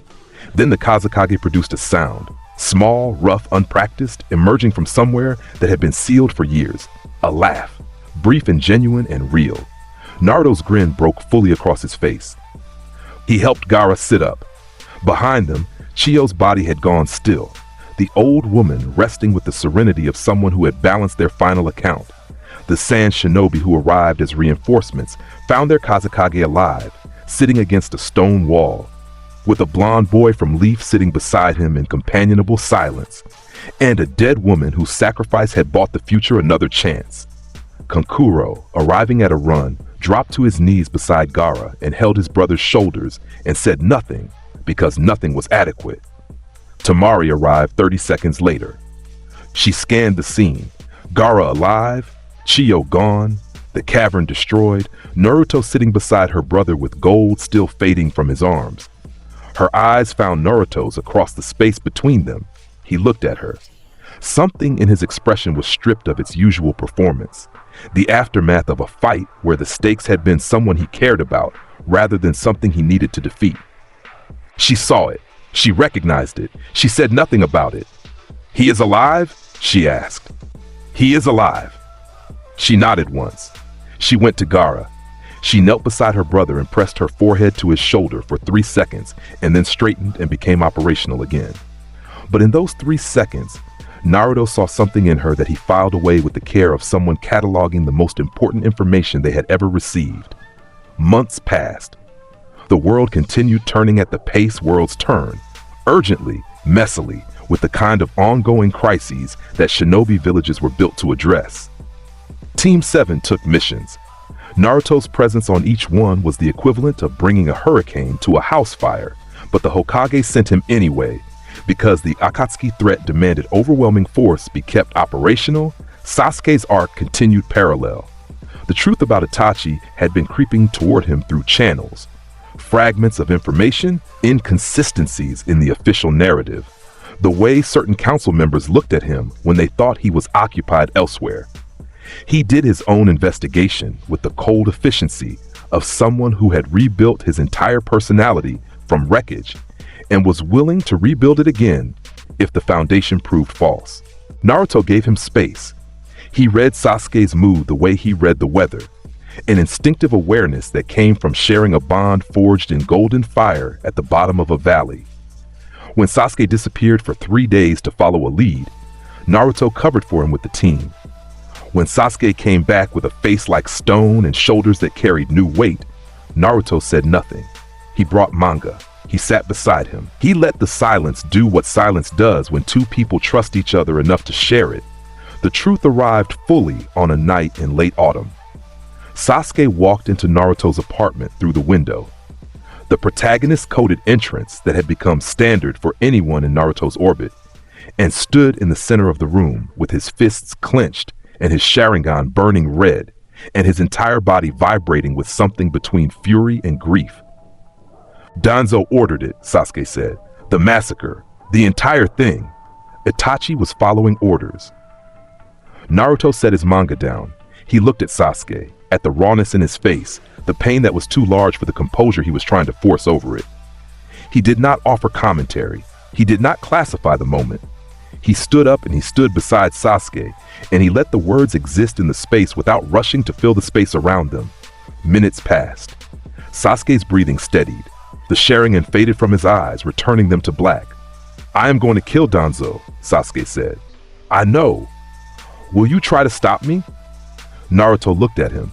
His eyes were blue, fully blue, without gold, without the performance. Just a boy looking at his best friend. "The best characters have the worst backstories," Naruto said. "That is the sacred text talking through me." He paused. "Danzo took your family from you by ordering your brother to carry a burden that was never his to carry. That is your arc to resolve, Sasuke. I will be here when you come back." Sasuke's jaw tightened. He looked away. He looked back. Something in his expression shifted. The recognition of someone who had been given permission to be angry, permission to act, permission to resolve his own story without being saved from it. "Thank you," Sasuke said. The words came out like they cost him something. "Bring me snacks from wherever you end up. The sacred arts demand sustenance." The briefest ghost of something that was almost a smile crossed Sasuke's face before he disappeared through the window. Asuma Sarutobi died on a Wednesday that the entire village would remember for decades. Hidan and Kakuzu, the immortal pair of Akatsuki, ambushed his team during a pursuit mission. The details were brutal in the way that death in the shinobi world was always brutal. Fast, unexpected, the gap between alive and gone measured in seconds rather than stories.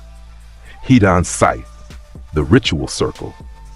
Asuma's last words to his students who watched him fall and could do nothing to change the outcome.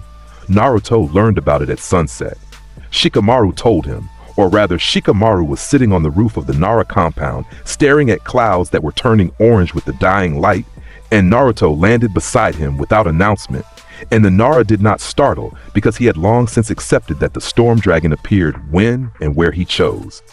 "Asuma-sensei is dead," Shikamaru said. His voice was flat in the way that grief makes voices flat, everything pressed down, compacted, too large to fit through the throat at normal volume. Naruto sat beside him. He said nothing for a long time. The clouds turned from orange to purple to the color that comes before the stars arrive.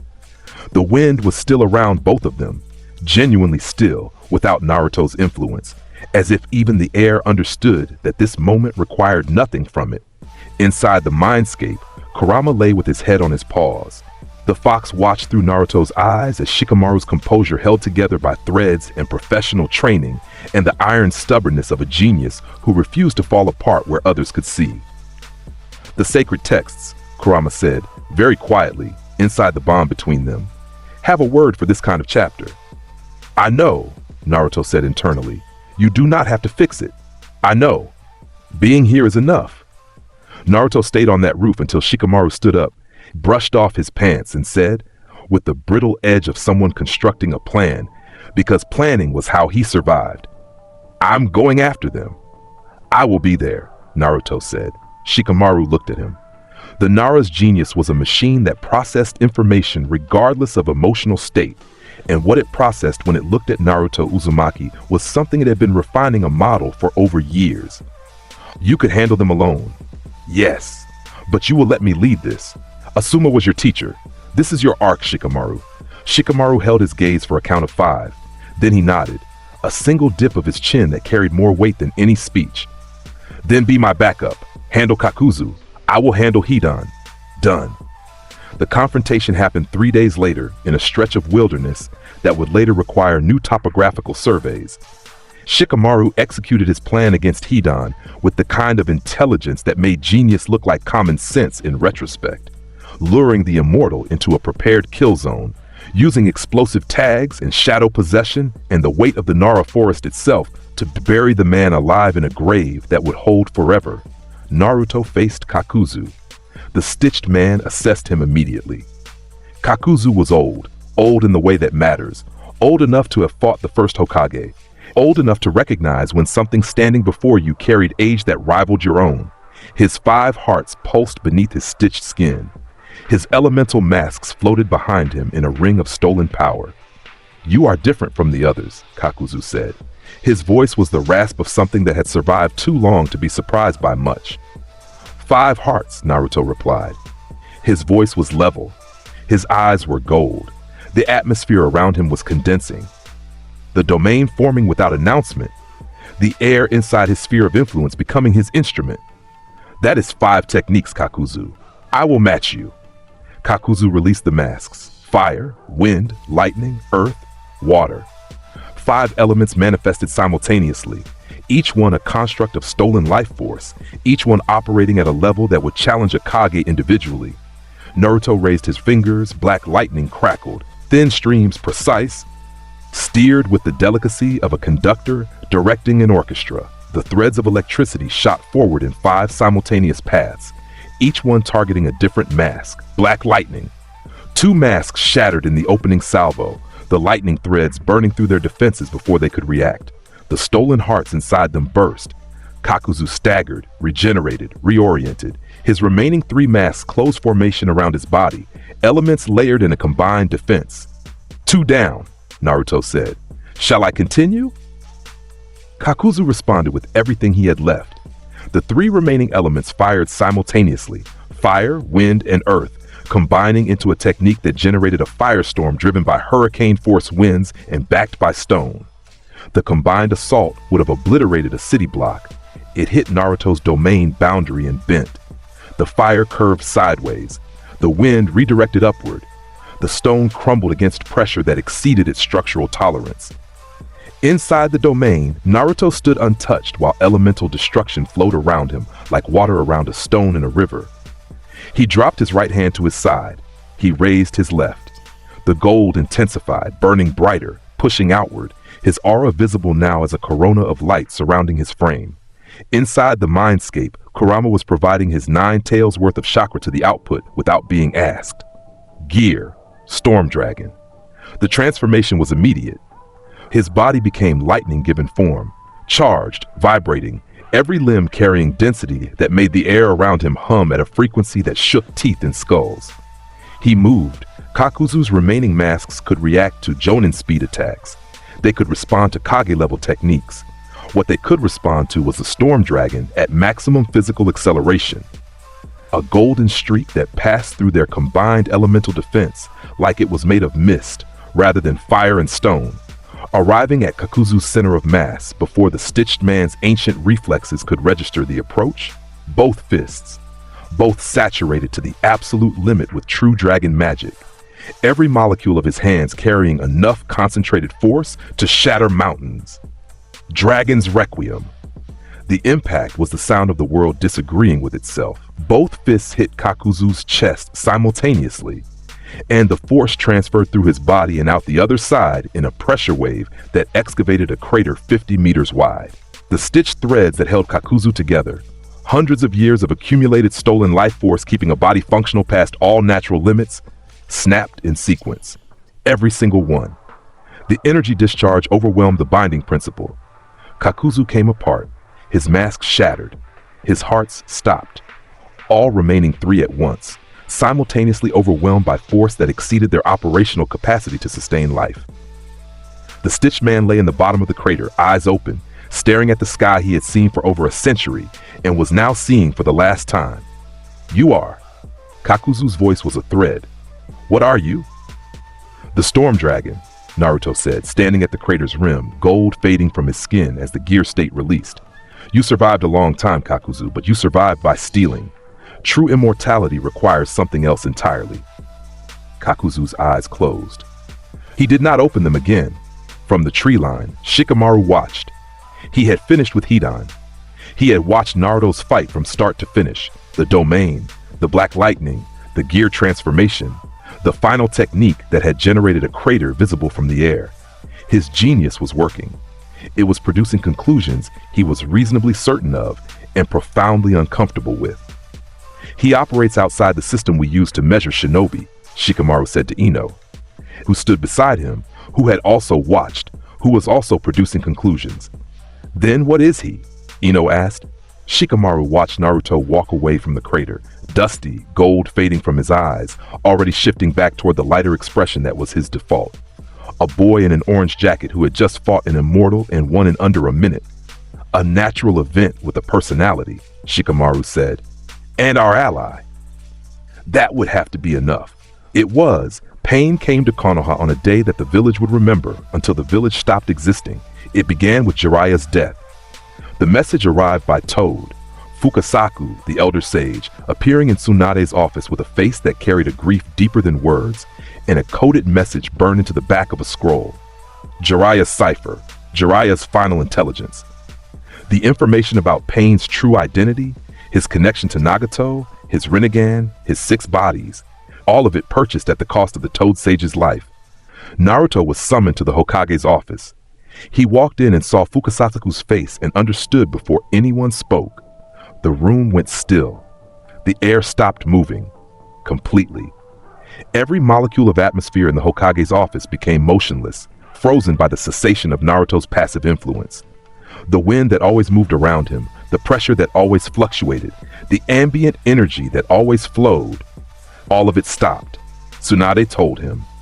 The words were simple and devastating, and she delivered them with the professionalism of a Hokage who was also holding together her own grief with 2 hands and force of will.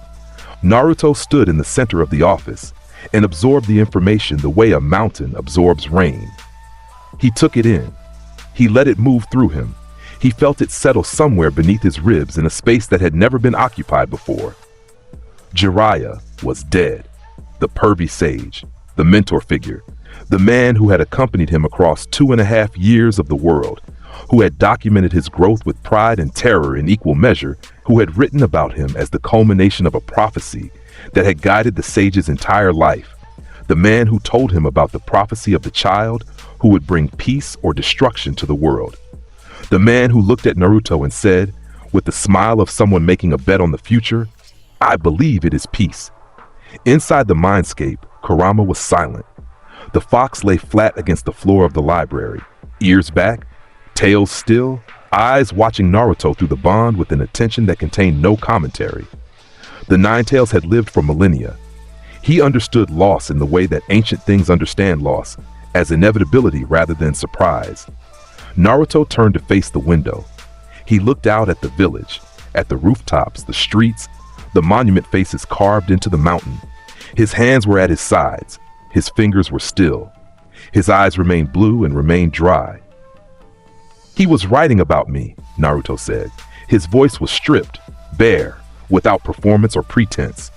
His final book, he was writing about me. "Yes," Kurama said, inside the seal, inside the silence. "Then I owe him a story worth writing about." He left the office without another word. He walked through Konoha's streets and felt the weight of Jiraiya's absence in every step. The missing presence that should have been 3 meters behind him, notebook open, pen scratching, laughter ready. The wind came back as he walked. It moved around him slowly, tentatively, as if checking whether it was allowed to return. He went to his apartment. He sat on his bed. He pulled a scroll from his shelf, Jiraiya's first book, the one about the gutsy ninja who never gave up. He opened it to the first page and read the dedication. "For whoever reads this, believe it will get better. Then make it so." He closed the book. He set it beside his pillow. He stared at the ceiling. 3 days later, pain arrived. The 6 paths descended on Konoha with the force of divine judgment made manifest. 6 bodies, 1 will. The Rinnegan burning in 12 eyes like signals of an ending. They moved through the village with the systematic inevitability of a natural disaster, each path fulfilling a role, each role contributing to the total destruction of everything in their radius. Naruto was outside the village when the attack began. He had been coordinating with Fukasaku on intelligence at Mount Myoboku. He felt it through his connection to Konoha's atmosphere, the sudden displacement of air that indicated a massive gravitational event.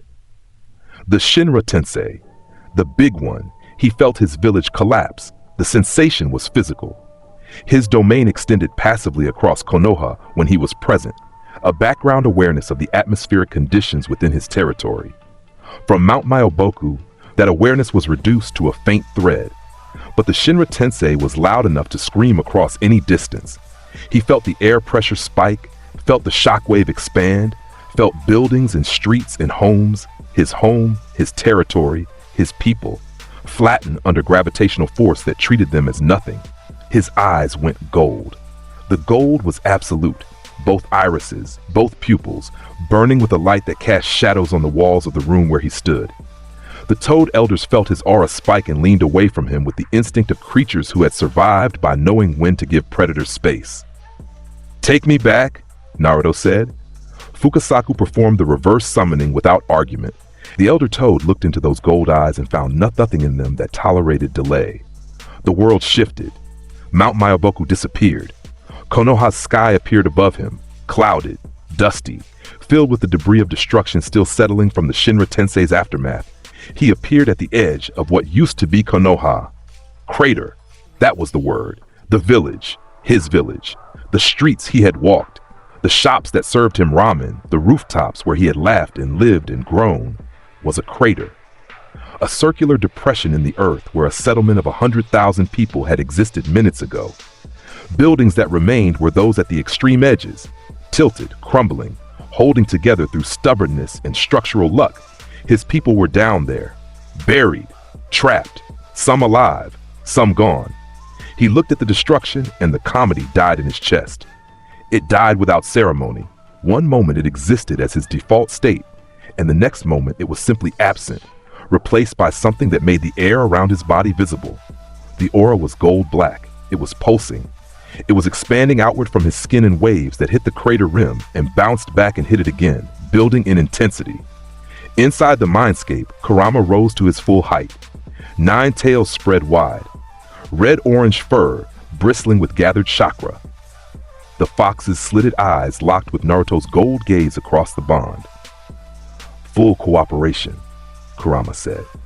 Full cooperation, Naruto confirmed. The transformation began. The ground beneath Naruto's feet cracked outward in radiating lines, fractures spreading 20, 30, 50 meters in every direction as the earth failed to contain the energy building in the body standing upon it. The sky above responded, clouds spiraling inward from every compass point, gathering above his position in a vortex that expanded until it covered the entire village's airspace. Lightning crackled between the clouds in patterns of gold and purple, arcing from layer to layer, building in density. A column of gold-black light erupted from Naruto's position. It rose straight up, a pillar of combined true dragon magic and nine-tailed chakra, merging at maximum output, visible from the neighboring country, measurable by sensors in every hidden village within range. In Kumagakure, the sensor core watched their instruments spike past operational capacity and shatter.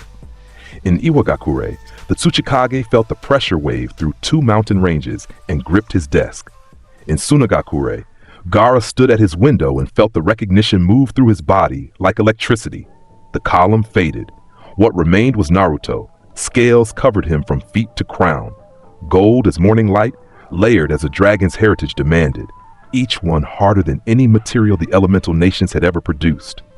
Wings spread from his back, 40 feet tip to tip, membranes catching the stormlight from the clouds above, bone ridges casting shadows on the crater below. His eyes were twin suns, gold without boundary, burning with a radiance that made direct eye contact physically difficult for anyone below Kage level. When he breathed, the breath carried visible energy, gold-white streamers that distorted the air they passed through, the true dragon manifest. Complete. Total. Veldora Tempest at full expression through a body that contained both his reincarnation and the willing cooperation of the nine-tailed fox. He descended into the crater. The 6 paths of pain were waiting. They had felt him coming. Every Rinnegan eye and every body locking onto the column of energy as it rose and tracking its descent as it landed. They formed a ring in the center of the devastation. 6 bodies, 12 violet eyes, 1 controlling will spread across 6 vessels. Nagato's voice came through the Deva path. You are the Nine-Tails Jinchuriki. Naruto's response was quiet in a way that carried further than shouting. His true dragon voice at full manifest resonated through the destroyed village, reaching every survivor buried in rubble, every ninja still fighting at the edges, every civilian who had taken shelter and was praying for something to change. Konoha stands because I stand in it. You took this from the people I protect. You killed someone who wrote my story. His wings beat once and the pressure wave flattened debris for 100 meters in every direction. You will leave this place changed. The Deva path raised its hand. Shinra Tensei. Maximum output. The gravitational repulsion that had leveled the village aimed at a single target at point-blank range. The force of it hit Naruto like a train hitting a mountain, and the mountain held. The crater deepened beneath his feet. Debris flew away from him in all directions. The pressure wave stripped everything within range. He stood there, his scales absorbed the force. His wings flexed against the repulsion. His true dragon constitution, the body of a being born from fundamental cosmic principles, treated the gravitational assault the way an island treats a wave. Washed over, unchanged. It tickled, he said. The Deva Path's eyes widened. For the first time, through any of its 6 bodies across any of its engagements, Nagato's composure broke behind the puppet. The Ashura path fired. Mechanical arms extending, chakra blasts launching in a barrage that would overwhelm fortress walls. The missiles streaked toward Naruto's position, 12 of them, each carrying enough explosive force to destroy a building. Storm Dragon's Eternal Tempest. The domain expanded to its maximum radius. 200 meters in every direction from Naruto's position, the atmosphere became his instrument. Inside the domain, the missiles entered air that had opinions about their trajectory. Wind shear caught them from the side. Pressure differentials redirected them upward. Temperature shifts destabilized their explosive compounds. 12 missiles detonated harmlessly in the air above the battlefield, their force scattered across the sky by atmospheric conditions that refused to cooperate with their intended purpose. The human path charged. It moved at high speed, closing distance, reaching for Naruto's head with a technique that would extract his soul through physical contact. Its hand reached for his face. Naruto caught the wrist. His true dragon grip closed around the path's forearm with enough force to crater the scales of his own palm into the puppet body's material. The human path attempted its soul extraction, and something happened to it that made every other path take a step backward. Naruto's soul was a true dragon soul, 2,000 years of existence compressed into a spiritual mass that the human path's extraction technique touched, and then could not release, could not process, could not contain. The technique backfired, the reading mechanism overloaded, the path's connection to its controller spiking with feedback. Nagato, miles away, screamed and gripped his head. Naruto released the wrist. The human path collapsed, offline, overloaded, its connection to Nagato's will severed by the feedback. 4 remain, Naruto said. The Preta path moved to absorb. It placed its barrier between Naruto and the formation. The absorption technique that could drink any chakra-based attack, neutralize any ninjutsu, counter any technique built on the shinobi framework. Naruto raised one hand. Gold fire ignited along his arm. True dragon magic, operating on principles that predated chakra by epochs. The energy was will-based, not chakra-based. It existed because he decided it existed. It moved because he intended it to move. He placed his burning palm against the Preta path's barrier. The barrier tried to absorb. It took in the golden fire and found something it could not convert, could not neutralize, could not process into usable energy. True dragon magic was will-given form. You could absorb the manifestation, but you could not absorb the will behind it, and the will was infinite. The Preta path overloaded. Energy crackled across its body, golden fire erupting from its joints, its seams, its Rinnegan eyes. It collapsed in a shower of sparks and residual magic that left scorch marks on the ground. 3 remain. The animal path summoned. Every contract in its arsenal, dogs, birds, centipedes, the rhino, the chameleon, materialized across the crater in a wave of displaced air and summoning smoke. The ground shook with their combined weight. The sky filled with wings. Naruto looked up at the army of summons descending toward him. He breathed in, Dragon Emperor's Gale Force. He spun once, arms extended, wings spread, his entire body rotating on its axis at a speed and rate its own gravitational pull. The wind his rotation produced was a personal hurricane, concentrated, devastating, a sphere of destruction expanding outward from its position at the speed of sound. The summons hit the gale force and stopped being mobile. Every creature in the wind's radius was lifted, spun, battered by air, moving fast enough to strip paint from steel, and deposited across the landscape in various states of unconsciousness and existential confusion. The animal path stood alone among its scattered summons. Naruto appeared before it, crossing the distance in a single beat of his wings, and placed one finger on its forehead, a pulse of energy. Golden fire flowing through the contact point. The path dropped. 2 remain. The Naraka path attempted to summon the King of Hell, the regeneration mechanism that could restore destroyed paths, the ace that made pain functionally immortal as long as one body stood. The spectral form began to materialize, mouth opening, tongue extending, the judgment entity taking shape above the battlefield. The King of Hell manifested. It looked down at Naruto. Naruto looked up at it. Full true dragon manifest. Full cooperation with Kurama. Aura at maximum output, scales gleaming, wings spread, eyes burning like twin suns in the shadow of the storm clouds above. The King of Hell looked at the true dragon manifest for 1.7 seconds. Then it closed its mouth, retracted its tongue, and unmanifested itself without completing its summon cycle. The Naraka path stared at the empty air where its summon had been. It stared at Naruto. It had no expression, but its body language communicated something that, on a being with facial features, would have been incredulity. Naruto walked up to it and pushed it over with one finger. It fell. It did not get up. One remains. The Deva path, Yahiko's face, Pain's primary vessel.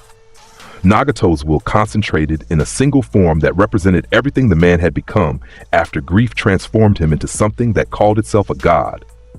The Deva path raised both hands. The air above the battlefield compressed, pulling inward, condensing matter and energy drawn from every direction toward a single focal point above the ruins of Konoha, Chibaku Tensei. The gravitational core launched skyward. It began pulling. Earth first. Chunks of the crater's floor ripping free, rising, gathering around the core in an expanding sphere. Then larger pieces, boulders, foundation remnants, the broken bones of buildings and streets, and the physical memory of a village that had been alive that morning. The sphere grew. It grew past the size of a house, past the size of a building, past the size of a city block. Konoha's remains were being pulled upward into a moon being born above the battlefield, a monument to Pain's theology of force. Naruto watched it grow. He watched the pieces of his home rise, fragments of Ichiraku's counter, shards of the academy walls, stones from the monument that bore the faces of the leaders who had come before. His home, becoming a weapon pointed at him, his wings spread to their full 40-foot span, his scales burned with intensified light. Kurama's chakra roared through the seal in a torrent that merged with his true dragon magic at peak synchronization.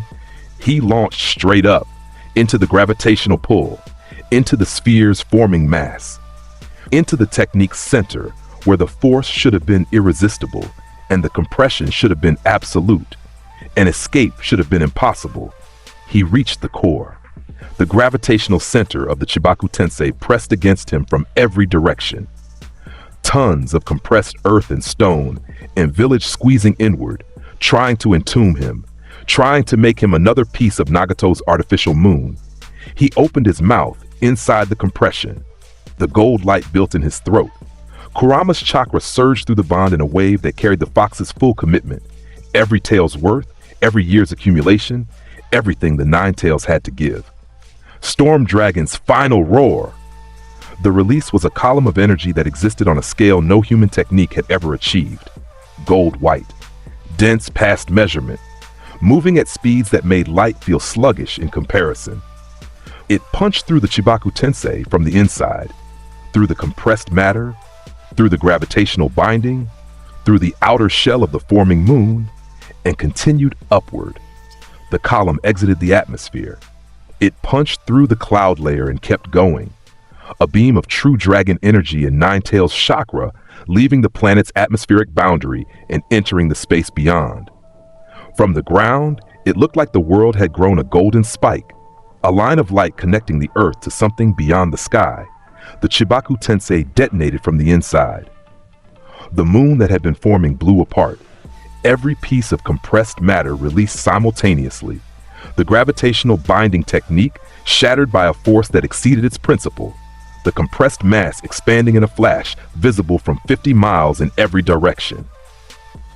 And then Naruto held. His domain expanded. Maximum range, maximum output. Every piece of Konoha that had been pulled upward, every stone, every fragment, every memory made physical, he caught with atmospheric pressure. He caught each one. He controlled each one. He set them down with the gentleness of hands placing children in beds. The rubble of Konoha descended like snowfall, slow, guided, each piece returning to approximately where it had been lifted from. The civilians below, those who had emerged from shelter to watch the golden column split the sky, watched their village come back down to them in a drift of stones and dust that landed without harm. Naruto hovered in the clearing sky. The gold was blazing from every scale on his body. The storm clouds above him had been parted by the roar, a clean circle of blue sky visible through the gap, sunlight pouring through like a stage light highlighting the figure at its center. Below him, the Deva path knelt. its technique spent, its reserves empty. Nagato's final body standing on exhausted legs in the center of a crater that now belonged to the being above it, rather than the force that had made it. Naruto descended. His wings beat once, twice, and he touched down before the Deva path. He looked at Yahiko's face, used as a tool, piloted as a puppet, empty of the man it had once belonged to. He crouched, eye level. His voice was low, without the resonance of the manifest, without technique names, without the performance. Tell Nagato I'm coming to him now. Tell him what he just saw. Tell him I stopped Chibaku Tensei from the inside and then caught the rubble so my people would be safe. He paused. His eyes held the Rinnegan's violet gaze, gold meeting purple, dragon meeting God claimant. Tell him that is what true power is for. He stood, his wings folded against his back. He walked east toward Rain Country, toward the tower where a dying man controlled 6 bodies from a throne of machines and pain. Konan met him at the border of rain. She stood in the perpetual downpour that was Nagato's atmospheric signature, paper wings folded, amber eyes assessing the approaching gold figure with the wariness of someone who had spent her life protecting one person and was now watching that person's greatest threat walk toward her without hostility. He will see you, she said. I know. If you harm him, I am here to talk. She studied his face. Whatever she found there was sufficient. She turned and led him through the rain, through the tower, through the corridors that smelled of metal and medicine, and the particular staleness of a room where someone has been dying for a very long time. Nagato sat in his mechanical throne, emaciated, pierced, the Rinnegan burning in sunken eyes that had seen too much and decided too early what it all meant. The life support kept him alive. The chakra receivers connected him to his paths. He looked like a monument to the cost of ideology. Naruto stood before him and felt the weight of the man's pain in the atmosphere. Genuine, vast, the accumulated grief of someone who had lost everything and decided that since the world was capable of producing such loss, the world itself was the problem.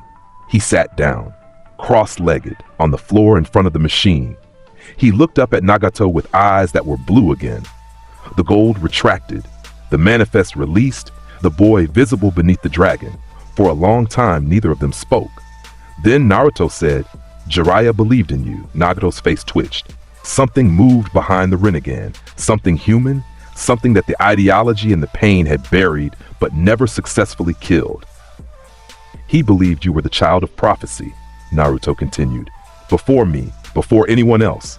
He wrote about you. He thought about you. He carried you with him the way teachers carry students, with pride and worry in the hope that they had given you enough. He gave me nothing that prevented this. Nagato's voice was thin, mechanical, pushed through a throat that barely functioned. He gave you the belief that the world could be better. You chose to express that belief through force. He chose to express it through words. Naruto's voice was even, stripped of everything except honesty. His last act was writing. Not fighting, writing, because he believed that the right words reaching the right person could change everything. Nagato stared at him. The machines hummed. The rain hit the tower windows in patterns that sounded like static. And what do you believe? Nagato asked. I believe that I owe him a story worth the words he spent on me. Naruto's hands rested on his knees. His posture was open. He carried nothing defensive. No aura, no pressure, no threat. Just a boy who had lost someone sitting in front of a man who had lost everything. You could destroy me, Nagato said. Yes, you choose to talk instead. He would have chosen to talk instead. The silence that followed lasted 3 minutes. In those 3 minutes, something happened to Nagato's face. A slow reorganization, a loosening, the ice of decades of certainty developing cracks that spread from one corner to the other until the whole structure was compromised. Nagato cried. The tears came without warning, falling from Rinnegan eyes down hollow cheeks, tracing paths through the lines of suffering that the years had carved. He cried the way that people cry when they finally allow themselves to stop, without sound, without drama, with the simple physics of liquid responding to pressure that has been building too long. Naruto did not speak. He stayed.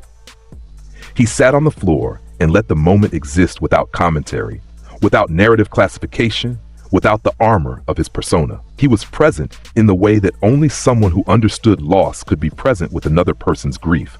When Nagato's face composed itself, slowly, with the effort of someone reassembling themselves from pieces, he looked at Naruto with eyes that had changed. The Rinnegan still burned. The power was still there. But the will behind it had shifted. "Rinne-tensei," Nagato said. "I can restore them, everyone who died today. That will kill you. I am already dying. This machine is the only thing between me and whatever comes after." His thin lips moved into something that might, with generosity, be called a smile. "Let me make one correct choice, after all the incorrect ones." Naruto looked at him. He thought of Jiraiya. He thought of the dedication in the first book. Believe it will get better, and then make it so. He nodded. Nagato activated the technique. His remaining life force poured out through the Rinnegan, a river of energy that crossed distance and death and pulled back every soul that his attack had released that day. Across Konoha, hearts restarted, lungs filled, eyes opened. Nagato's body crumbled. The machines powered down. The chakra receivers went dead. The rain outside the window, his permanent grief made atmospheric, began to slow. Konan stood at the room's edge. Her face was still. Her hands were folded. She watched the man she had loved since childhood finally find something that looked like peace. She looked at Naruto. Nagato believed in the child of prophecy. He thought it would be someone who had suffered enough to understand. Naruto met her amber eyes. "I understand him. I just refuse to become him." She reached into her cloak. She produced a sheet of paper, white, crisp, folded with the precision of someone whose technique was paper given life. Her fingers worked, and the paper became a crane. Small, perfect, wings spread as if in flight. She handed it to him. He took it. He placed it in his jacket pocket, over his heart, and felt the paper settle there like it belonged. She walked away, through the tower door, into the rain that was finally, after years of artificial perpetuity, beginning to stop. He watched her go and understood that she carried her own grief the way Jiraiya had carried his hope, with her everywhere, without setting it down, without letting it go. He left the tower. He walked through rain country toward fire country. The rain stopped around him, literally, physically, the drops diverting around his body as if honoring a request he had made of them. The sun was breaking through behind him. The sky was clearing. He returned to Konoha through the gate. The village was, miraculously, impossibly, alive. People were standing where they had been dead. The crater remained, but the people within it were breathing and moving and crying and holding each other with the intensity of those who had been returned from nothing. Temari was at the gate. She had come from sand the moment the news reached her. She had traveled at maximum speed, her fan carrying her across desert and grassland in wind-borne leaps that covered miles per bound.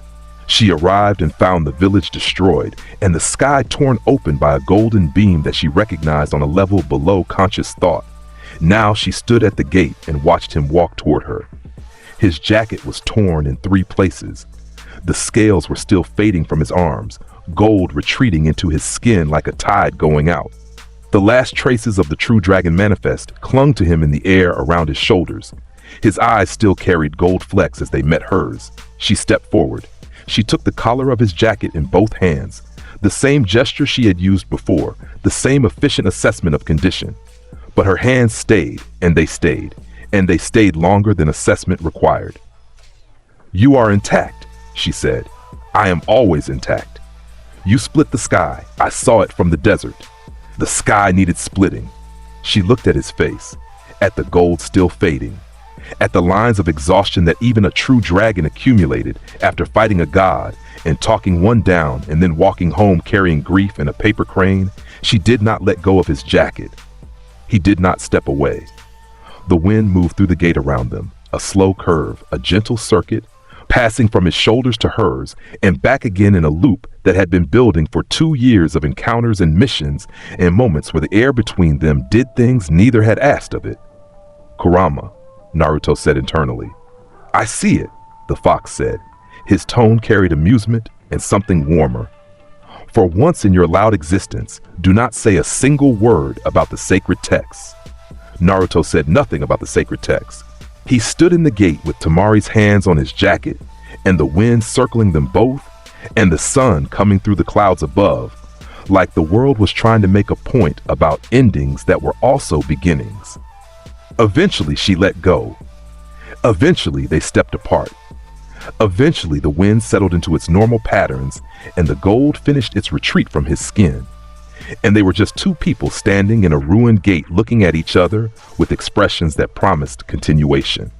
She returned to sand. He stayed in Konoha, but the thread between them pulled tighter than before, and both of them could feel it. Weeks became months. Konoha rebuilt. The village always rebuilt. That was its essential character, the stubbornness that outlasted every disaster, the refusal to accept endings. Sasuke moved against Danzo during the rebuilding. The Uchiha traveled alone to the location where the old warmonger had gone into hiding, a coward's retreat, a politician fleeing the consequences of politics. What happened between them was Sasuke's and Sasuke's alone. He returned 3 days later with blood on his sleeve and an emptiness in his eyes that was different from the emptiness that had lived there before. The emptiness of resolution rather than obsession. Naruto found him at the Valley of the End, or rather at the place where the Valley of the End used to be.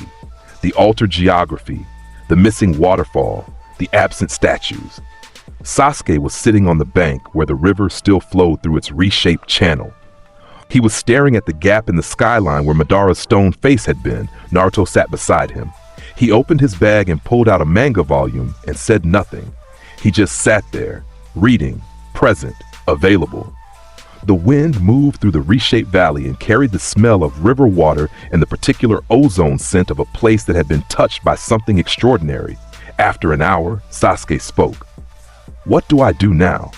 Naruto looked up from his manga. His eyes were blue, fully blue. He looked at his best friend and saw someone who had finished a story they had been writing since childhood and was standing in the blank space after the last sentence. "You become something your brother could be proud of. That is your next arc, Sasuke. Write it well." Sasuke looked at him. Something in the Uchiha's expression was different. The obsession was gone. The burning singular focus that had driven him since he was 7 years old had been consumed in its own fulfillment, and what remained was the hollow after the fire. He needed to fill it with something new. "How?" Sasuke asked. Naruto handed him the manga volume. "Start with chapter 1. Sasuke took the book. He looked at the cover. He opened it to the first page. After a moment, he began to read. They sat at the bank of the reshaped river for the rest of the afternoon. Two boys who had fought here, who had destroyed this place and remade it in the violence of their bond, now sitting in its aftermath reading manga together. While the water flowed past and the sun tracked its path across a sky that had been split and healed and split again.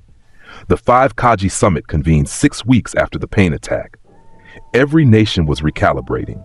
Akatsuki's ambitions were public knowledge now. The infinite Tsukuyomi was a confirmed threat, and the world's power structure needed to decide whether it would respond as individuals or as something larger. Naruto attended as part of Konoha's delegation, not as a diplomat, not as a political representative, as himself, the Storm Dragon, whose existence was now common knowledge across every hidden village and whose actions during the Pain invasion had been documented by censors in 5 countries simultaneously. The summit room was circular. 5 desks, 5 Kages, their bodyguards behind them. The air carried tension, old enemies wearing new alliance headbands, old grudges buried under pragmatism that felt fragile. The Hokage, enormous, muscular, crackling with perpetual lightning chakra, had heard about Naruto. He had read reports. He had reviewed the censor data from the Pain fight. He was skeptical in the way that powerful men are skeptical of power they have never personally witnessed. Then Naruto walked into the room. The atmospheric pressure dropped by 3 degrees. It happened passively, without intention, without technique, without display. The simple fact of the Storm Dragon entering an enclosed space created a pressure differential that every sensor in the room registered, and every body in the room felt. The Raikage's body leaned back. It was involuntary, his muscles responding to something primal that bypassed his conscious control. He caught himself immediately. He straightened. His expression hardened, but it had happened and everyone in the room had seen it happen. "This is the boy?" The Raikage's voice was a hammer striking an anvil. This is what everyone has been afraid of? Naruto looked at him. The gold flickered at the edges of his irises, brief, present, like lightning behind clouds. Afraid is a strong word, Naruto said. I prefer narratively aware. The sacred text suggests that side characters who have strong reactions to the protagonist are well written. Thank you for being well written, Raikage Dono. A's face did something complicated that involved every muscle from his jaw to his hairline working simultaneously in directions they disagreed about. The Tsuchikage, Onoki, ancient, floating, his spine curved by time and his eyes sharp with the accumulated intelligence of someone who had outlived every definition of dangerous he had ever encountered, studied Naruto with the particular expression of a man updating his internal classification system. The Mizukage, Mei Terumi, beautiful, dangerous, water and lava natures flowing through her like twin rivers, watched Naruto with open curiosity and something that looked like professional interest. Gaara sat behind the Kazekage's desk. His sand gourd rested beside his chair. His green eyes met Naruto's across the room, and something passed between them that was invisible to everyone else. The recognition of two people who had been changed by each other in ways that words could not efficiently describe. The discussion turned to Sasuke. The Raikage demanded accountability. The Uchiha had attacked the summit in its preliminary stages, pursuing Danzo through the venue, engaging bodyguards from multiple villages. There were injuries. There were insults to national sovereignty. The Uchiha must answer for this. A slammed his fist on his desk. The desk cracked. His lightning armor flared. Naruto stood. Every eye in the room shifted to him. The pressure that had been passive intensified by a fraction, enough to be felt, enough to make the bodyguards grip their weapons. Sasuke is handling his own arc, Naruto said. His voice carried the resonance that a true dragon's voice carried in enclosed spaces, filling corners, reaching every ear without effort. Give him the space to finish it. When it is done, he will come home. On what authority do you make this assurance? I demanded. Naruto looked at him.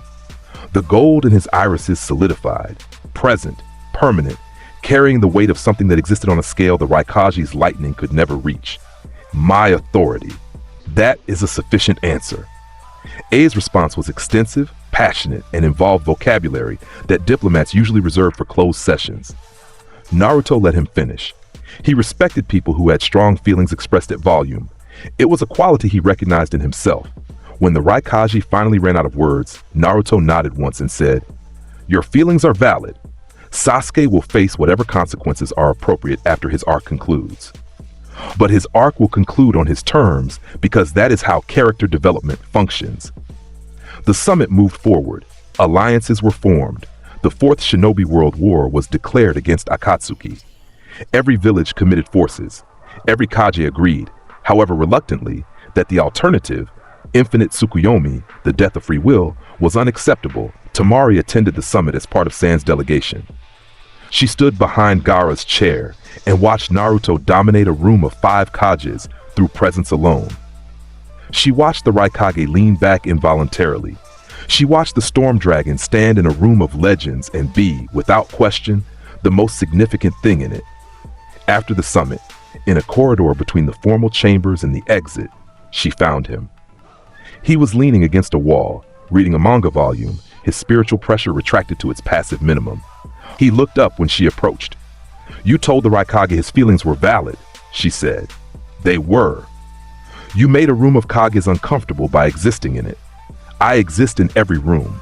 Most of them adjust." She leaned against the wall beside him, close, her shoulder near his. The wind in the corridor, there should have been none, they were indoors, moved between them in that familiar curve. "You are going to war," she said. "The sacred texts are consistent on this point. War arcs define the protagonist's final form. I will be on that battlefield." He closed his manga. He looked at her. The gold flickered and steadied. "I know. Do not do anything that makes me worry." He grinned. "The real one, the one that came from the boy rather than the dragon. I will do everything that makes you worry. That is my function. You can be angry about it after we win." She held his gaze for 3 seconds. Then she pushed off the wall and walked away. Her footsteps were steady. Her shoulders were straight. She did not look back. The wind followed him when she left. It always followed him. But this time, a small current of it broke off and followed her too. The Fourth Shinobi World War began on a morning that the world would measure time against for generations to come.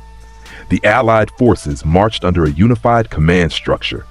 80,000 shinobi from 5 nations wearing the same headband, carrying the same mission, facing the same threat. Obito Uchiha's army met them on the plains. Reanimated legends brought back by Kabuto's Edo Tensei.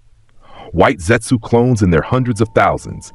The Gedo Mazo lurking at the battle's edge like a sleeping weapon waiting for the correct input. The scale was enormous, the largest military engagement the shinobi world had ever seen. Naruto entered the battlefield after the first day had already passed. He had been moving between locations, coordinating, assessing, building his understanding of the enemy's deployment. When he arrived at the main front, the Allied forces were losing ground. The reanimated army was tireless. Every legend that Kabuto had resurrected was fighting at their peak. Kage-level threats appearing on every front, pushing back living forces that could tire and bleed and die.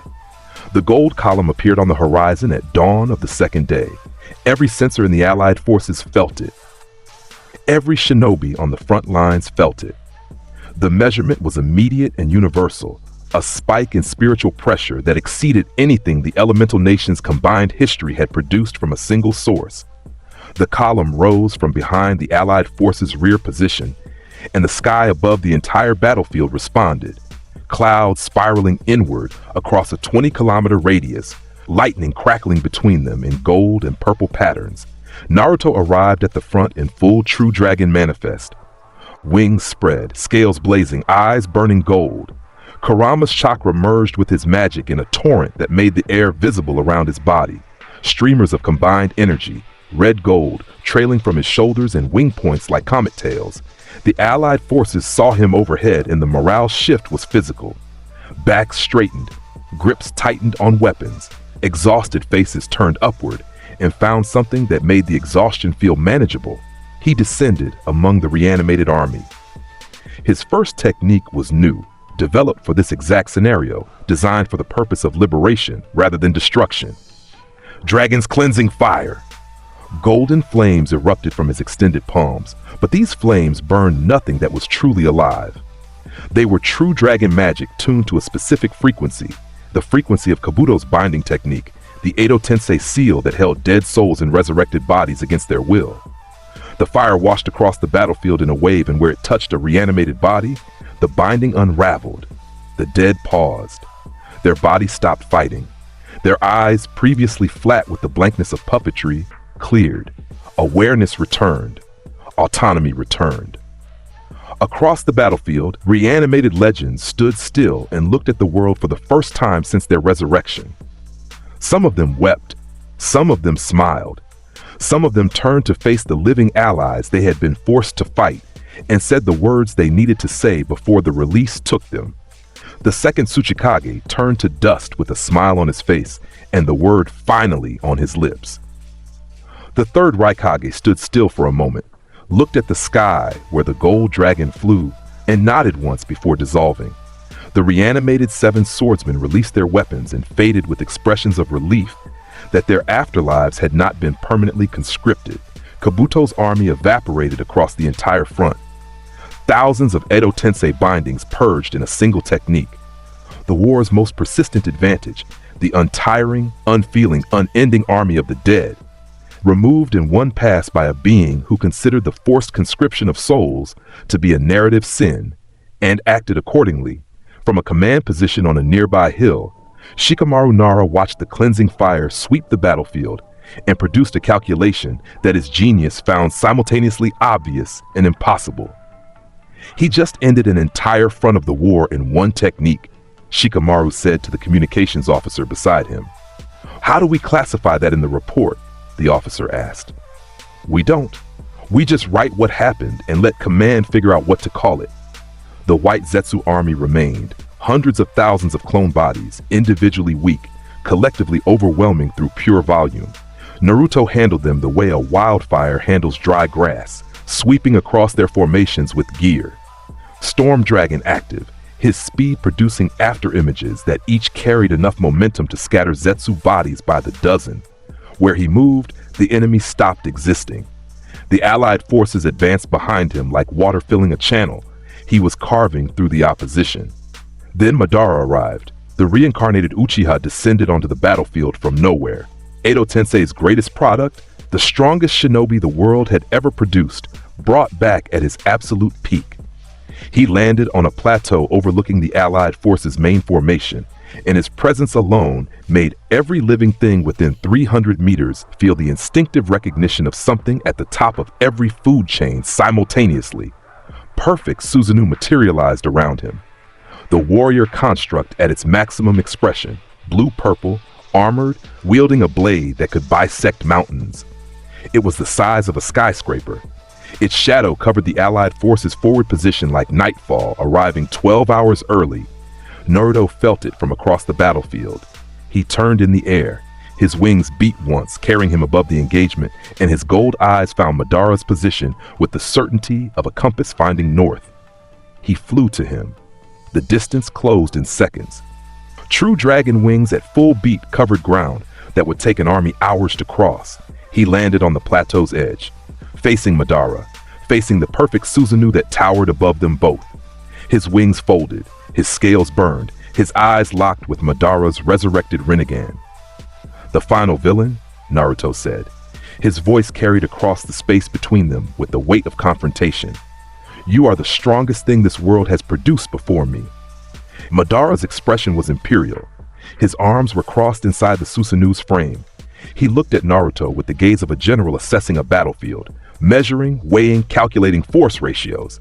"I have heard of you," Madara said. "The Dragon Child, the Jinchuriki who defeated pain, who removed a valley from existence." His eyes narrowed. "Show me whether you deserve the reputation." The Susanoo's blade came down. Naruto's wings erupted open. He launched sideways as the blade hit the plateau where he had been standing, the strike splitting the rock formation from top to bottom, the two halves sliding apart in a rumble that shook the ground for a mile in every direction. He rose into the air above the Susanoo, and his domain expanded. 200 meters in every direction, the atmosphere becoming his instrument. Inside the domain, wind speed increased to hurricane levels in the space between Naruto and the Susanoo's armored shell. Lightning gathered, drawn from the storm clouds he had summoned upon arrival, concentrating into bolts of staggering density. Storm Dragon's Eternal Tempest. The domain fully activated. The weather within its boundary became a weapon, wind tearing at the Susanoo's armor from every direction, lightning striking in patterns that targeted the construct's joints and seams, pressure systems forming and collapsing against its surface in pulses that tested its structural integrity. Madara's eyes widened by a fraction. The Susanoo's armor, one of the hardest constructs in existence, was being tested by the environment itself. Cracks appeared at stress points. The wind's sustained pressure exceeded what passive defense could indefinitely resist. "Interesting," Madara murmured. He had fought Hashirama Senju, the god of shinobi. He had faced the 5 Kage simultaneously and found them wanting. What he was experiencing now was something that belonged to neither of those categories. "You control the battlefield itself." "I am the battlefield," Naruto roared from above, wings beating, scales blazing. "Inside my domain, the sky is my sword and the storm is my shield. You are strong, Madara, the strongest human I have ever faced. But you are inside my house." Madara responded with Chibaku Tensei. Multiple instances, 3 gravitational cores launched simultaneously, each one pulling matter inward from a different vector, creating a constellation of forming moons above the battlefield. The weight of 3 satellite-class techniques operating at once would overwhelm any defensive position. Naruto raised both hands. The gold burned so bright his silhouette was visible from the ground below as a second sun hovering between the forming satellites. Storm Dragon's Liberation. He generated a resonance field between the 3 Chibaku Tensei cores, matching their gravitational frequencies, inverting the harmonics, creating destructive interference between their binding forces. The 3 satellites began pulling at each other rather than at external matter. Their gravitational fields intersected and conflicted, and the compressed masses destabilized, The moons that were forming collapsed inward toward each other, rather than growing larger. The resulting collision erased all three from existence in a detonation that lit the sky above the battlefield and scattered debris across a mile. Naruto floated in the aftermath, untouched, his domain having redirected the blast wave around him. Madara's perfect Susanoo reached for him, the construct's massive hand closing around Naruto's airspace like a fist around a fly. The fingers were the size of buildings. The force behind the grab would compress stone into dust. Naruto activated gear. Storm Dragon inside the closing fist. His body blazed with concentrated output. Every limb saturated past any density he had previously achieved. His physical speed and force multiplying past measurement. Wing Blade. His wings generated a vibration, high frequency beyond audible range, producing an invisible cutting field that extended from each wingtip in a razor arc. He spun once inside the Susanoo's closing grip, and the wing blades contacted the construct's fingers. The perfect Susanoo's armored digits, one of the hardest materials any technique in history had ever produced, developed cracks, deep ones. Running from the point of wing blade contact down through the structure's inner framework. The grip faltered. The fingers that should have crushed him trembled and loosened. Naruto burst through the weakened grip in a shower of purple-blue fragments. Susanoo armor scattered in his wake as he rocketed upward and positioned himself above the construct's head. From below, from a ridgeline a half-mile from the engagement, Temari watched. She stood with her fan closed at her side. Unused, unnecessary, because there was nothing she could add to the scale of force being exchanged above her. She watched the golden streak of Naruto's movement. She watched the perfect Susanoo, the legendary Uchiha construct, the weapon that had fought the first Hokage to a standstill, develop cracks from his attacks. She watched him move through the space between her comprehension and something else entirely, something that belonged to stories rather than reality. She watched, and something in her chest that had been sitting unresolved since the gates of Konoha resolved itself. The feeling settled into place like a key turning in a lock, a complete and final recognition of what she felt and for whom she felt it. She did not need to name it. She did not need to declare it. It simply was, the way wind was, the way storms were. She closed her eyes. She breathed. She opened them. The fight continued. Madara summoned meteors. 2 of them, pulled from orbital positions, descending toward the battlefield with the inevitable force of celestial bodies obeying gravity. Each one was the size of a city block. Their approach heat-generated friction fire that illuminated the sky in red. Naruto looked up at the falling stars. He looked at Madara. He grinned. Meteor summoning. Volume 12, page 43, the ultimate environmental attack. He rose to meet them. Wings at full power, body at full output, ascending toward the descending stones with the directional certainty of a missile. He hit the first meteor head-on. His body, True Dragon scales at maximum density, gear, Storm Dragon concentrating all output into his frame, struck the falling celestial body at its center of mass, and the impact sound was audible in 3 countries. The meteor cracked. Lines spreading outward from the impact point like glass hit by a stone. He pushed, his wings beating, his magic pouring into the contact point, his will imposing itself on the mass of falling rock. The meteor stopped. Momentum canceled. A body that had been falling with the weight of inevitability hung motionless in the sky for 1 impossible second, held there by a single being whose physical output exceeded its gravitational energy. Then he pushed it back, upward. The meteor, broken, cracked, structurally compromised, launched skyward away from the battlefield. It left the atmosphere and did not return. The second meteor was still falling. Naruto crossed to its position in a single wing beat. He landed on its surface, his feet on the falling stone, riding it downward for 3 seconds while he gathered energy in both palms. Final flash! The golden beam punched through the meteor from top to bottom. The celestial body was hollow for a split second, a tunnel carved through its center by concentrated True Dragon energy. And then the structural failure cascaded outward from the hole.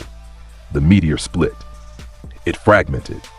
It became 1,000 pieces rather than one mass, each piece small enough to burn harmlessly in atmosphere rather than destroy whatever it landed on.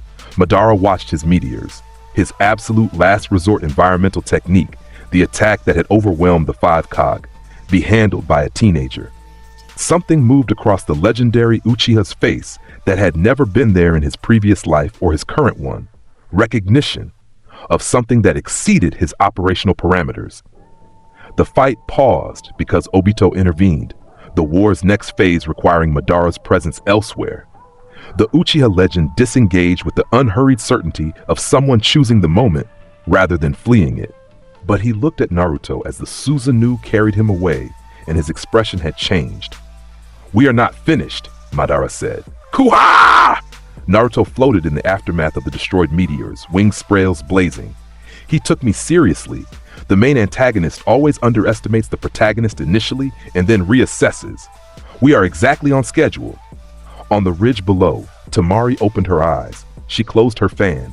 She climbed down toward the battlefield. She walked to the position where Naruto was descending. Wings folding, scales fading, the gold settling from full blaze to ambient glow. She walked up to him. She took his hand. He looked at their joined fingers. He looked at her face. His eyes went gold, fully gold, but from blood rather than aura, the flush of something entirely human happening inside a body that was otherwise ancient and inhuman. He opened his mouth. "This is in the sacred texts. The romance arc advances during the..." "Naruto," she said. "Yes." "Stop talking about manga." He stopped. His fingers closed around hers. The wind moved between them in a tighter spiral than ever before, wrapping around their joined hands like an acknowledgement, like a seal, like the universe noting something in its margins. Inside the mindscape, Kurama was producing a sound that could only be described as the laughter of a being who had been waiting for this moment with increasingly strained patience. Naruto ignored the fox. He held Temari's hand on the ridge above a battlefield that was still burning and said nothing at all, and it was perfect. The war escalated past what escalation usually meant. Obito completed the 10 Tails' revival. The ancient beast rose from the earth at a scale that made Shukaku look like a toy, and the 9 Tails look manageable by comparison. Its presence warped reality in a radius that extended miles from its position. Bijou across the continent felt the pull, the gravity of the thing they had all originated from, the source calling its fragments home. Inside the mindscape, Kurama stood rigid. His 9 tails were stiff. His enormous eyes were fixed on something beyond the mindscape walls, something he could feel approaching through the seal. "That is where I came from," Kurama said. His voice carried something ancient and heavy, a recognition that went deeper than memory, deeper than identity. "I know," Naruto said. "It will pull at my chakra if you are close to it. Then I will be close to it, and you will stay with me. You are your partner. We do this together." Naruto grinned inside the mindscape, the full grin, the real one, the one that came from 2,000 years of existence distilled into absolute certainty. Full cooperation, Kurama, from the beginning until the end. The fox held his gaze for 3 heartbeats. Then Kurama's massive head dipped, a nod, a confirmation, a commitment. Full cooperation. Let us end this. The true dragon manifest erupted over the battlefield for the final time, but this time it burned brighter, Kurama's chakra pouring through the seal without reservation, merging with Naruto's magic at a ratio that produced something new. The gold was deeper. The red threads of Kurama's power wove through it in visible streams. The combined output made every sensor on every side of the war stop they were doing and turn toward the source. True Dragon's domain, absolute storm. The domain expanded to its theoretical maximum. The entire battlefield, all of it, miles of contested ground, the allied forces and the 10 tails and everything between, fell inside its boundary. Inside the domain, Naruto's will governed atmospheric conditions in total. Wind systems responded to his intent. Lightning gathered at his direction. Pressure shifts occurred because he decided they would, against the 10 tails attacks. The Bijou bombs that were measured in continental damage potential, Naruto redirected atmospheric pressure to create buffer zones. Wind walls a mile wide. Pressure differentials that bent the energy output of the beast away from the allied forces.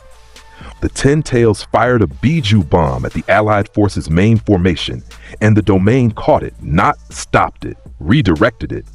turning the beam 45 degrees and sending it harmlessly into the sky, where it detonated above the cloud layer and turned night into noon for everyone within 50 miles. Genesis roar, he gathered, from every storm system within a 1,000-mile radius, from the clouds above the battlefield, from the lightning in the atmosphere, from the kinetic energy of every wind current on the continent. He pulled energy inward. The gathering was visible from space. Weather satellites would have shown every weather pattern within 1,000 miles curving toward a single point in fire country. The sphere formed above his raised hands. It grew, past the size of a building, past the size of a stadium. A compressed star of atmospheric energy, burning gold with red threads, the combined output of a true dragon's gathering technique powered by a nine-tails cooperation. He brought it down. The impact reshaped 50 miles of terrain. The 10 tails staggered. A being the size of a mountain range driven backward by the force of an attack that treated continental geography as collateral. Craters formed in chains spreading outward from the impact point. Rivers changed direction. The landscape was rewritten in a circle that would show up on satellite imagery as a new geographic feature. Madara absorbed the 10 tails into himself. The transition happened during the assault's aftermath. While the battlefield was still shaking, while the world was still processing the Genesis Roar's impact, the Uchiha legend took ancient beast into his body and became something that the word Kage could never reach.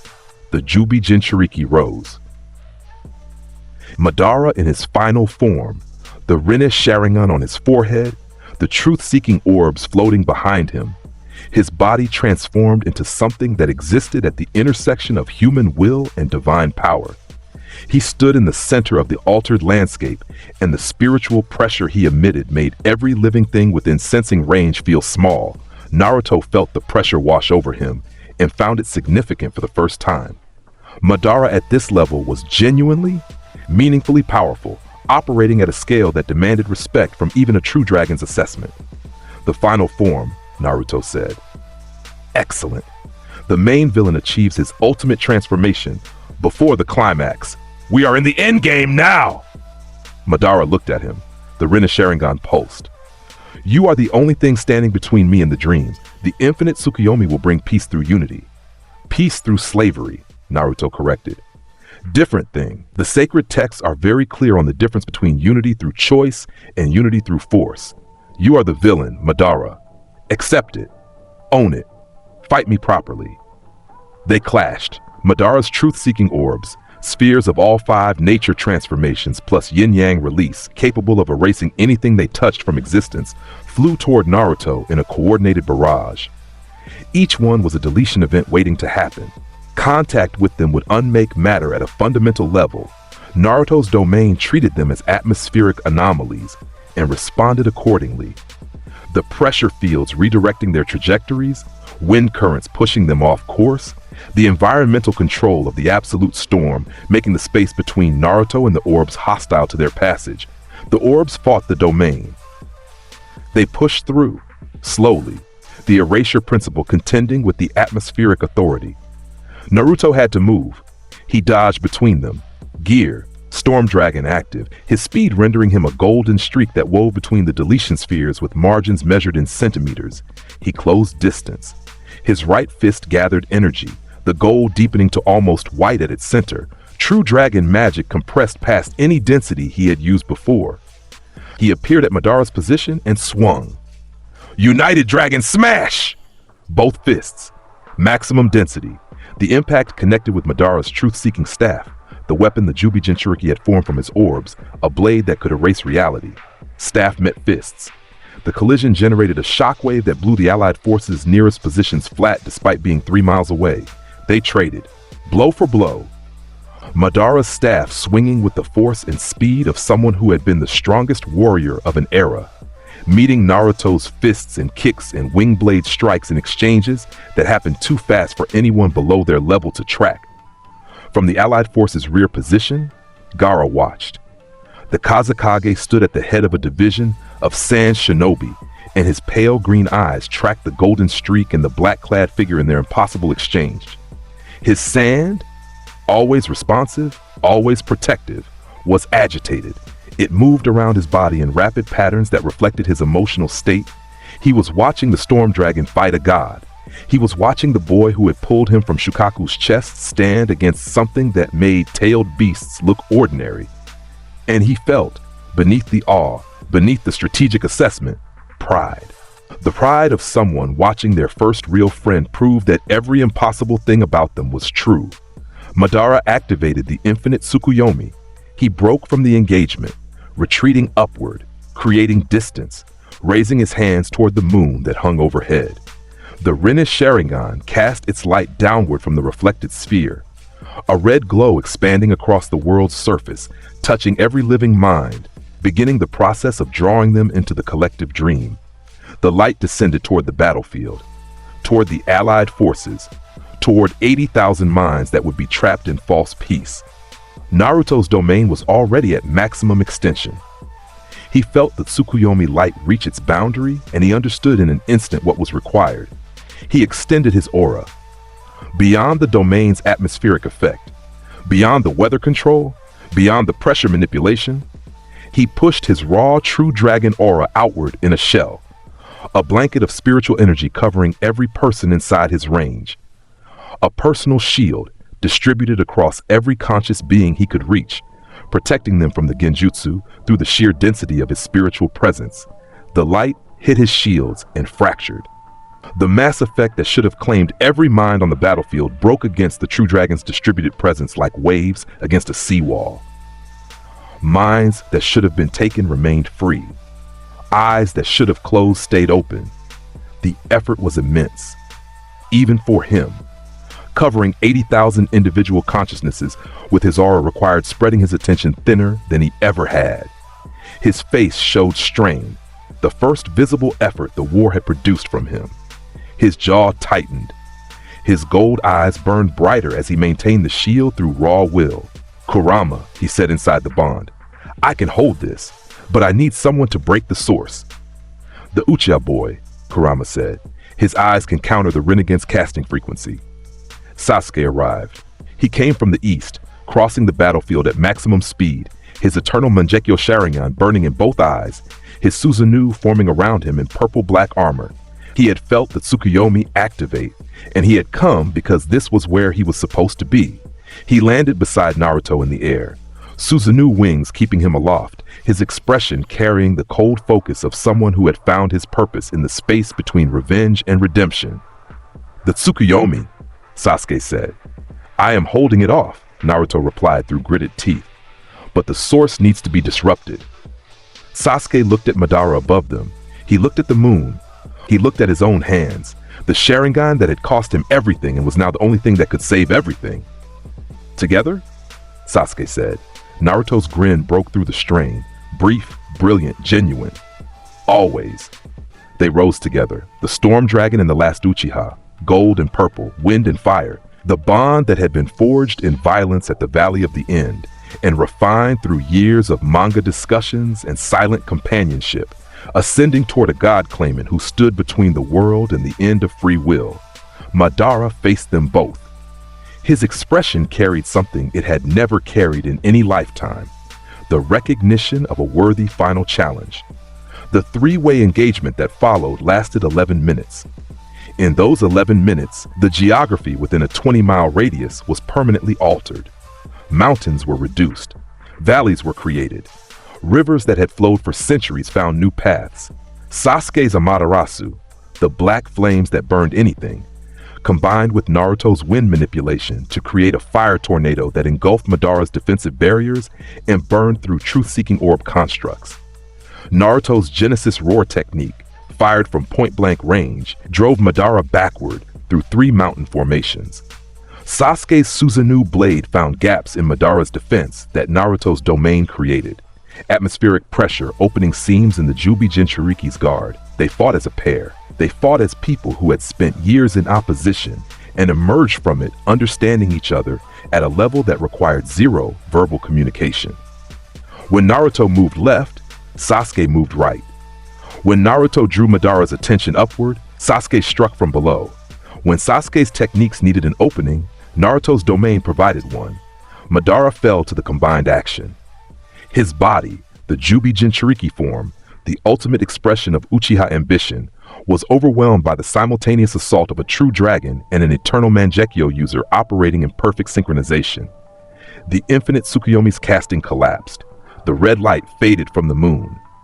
The world returned to its own governance.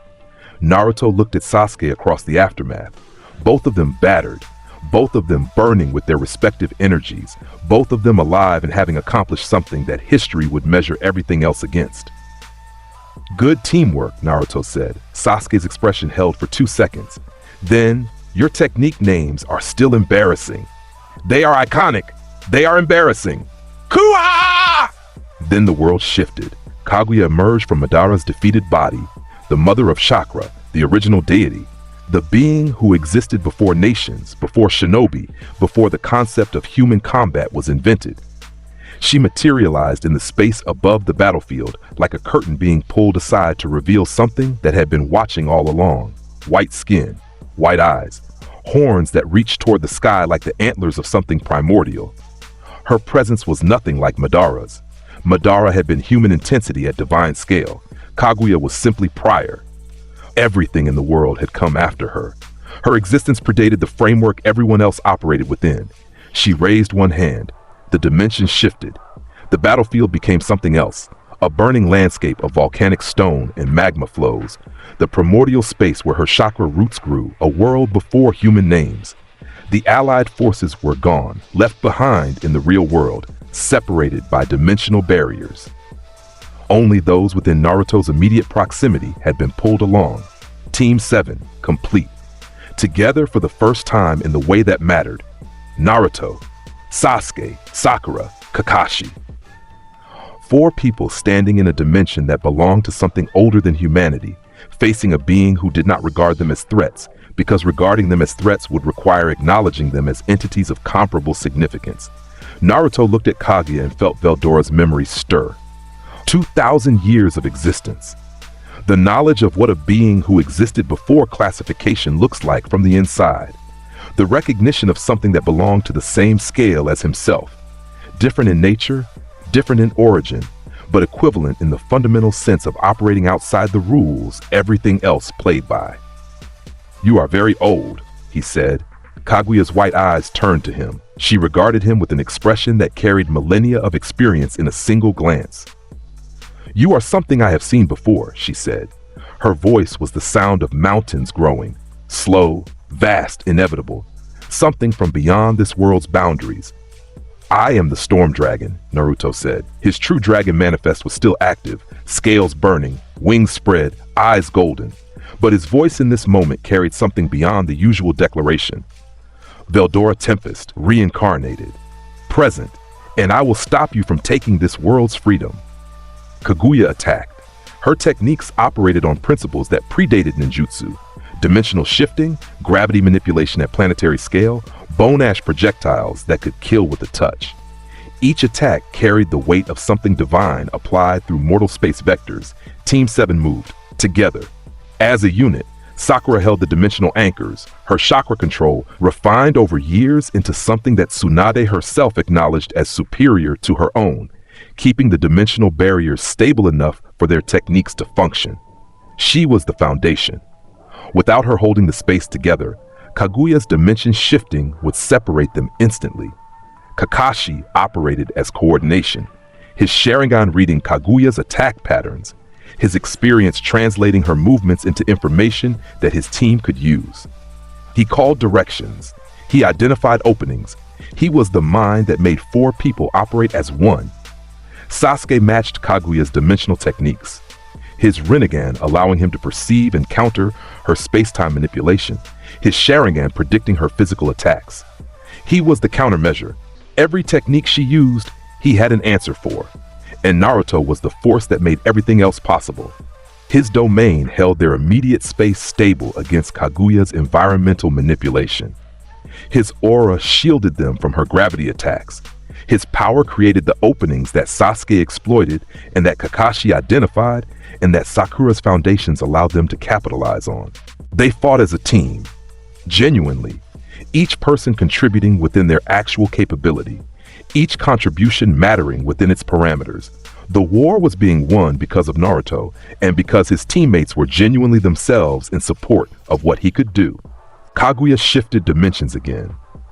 The volcanic landscape became an ice field, became a desert, became a space of pure gravity that pulled at their bodies like the inside of a collapsing star. Each shift was an attempt to separate them, to break the coordination that was allowing a team of humans and one dragon to contend with something that should have been uncontestable.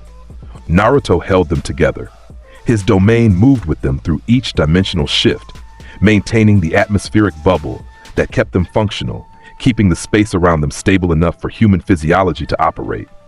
He was the anchor, the immovable point around which everything else could function. The moment came. Kaguya materialized above them in her final form, the truth behind the human facade, the original shape, the being that had descended from the stars and found a world to take. Her power was complete and total and aimed at them with the intent of something reclaiming property. Naruto looked up at her. He looked at his team. He looked inside himself, at Kurama, standing ready, all nine tails rigid, every ounce of chakra flowing through the bond without reservation. He looked at the paper crane in his pocket. He felt its weight. A small thing, a dead woman's gift, a promise from a boy who owed a dead teacher a story worth writing. "Kurama," he said. "Everything," the fox replied. "Take everything I have. I trust you." The trust moved through Naruto like electricity. Two beings who had shared a body for 17 years, who had argued about power scaling and debated protagonist archetypes and invented techniques in the space between heartbeats, arrived at the moment where all of that accumulated partnership meant something at the highest possible scale. Naruto gathered Kurama's chakra, every tail's full output, every year's accumulation, the complete and unreserved offering of the nine-tailed fox, given freely to his partner.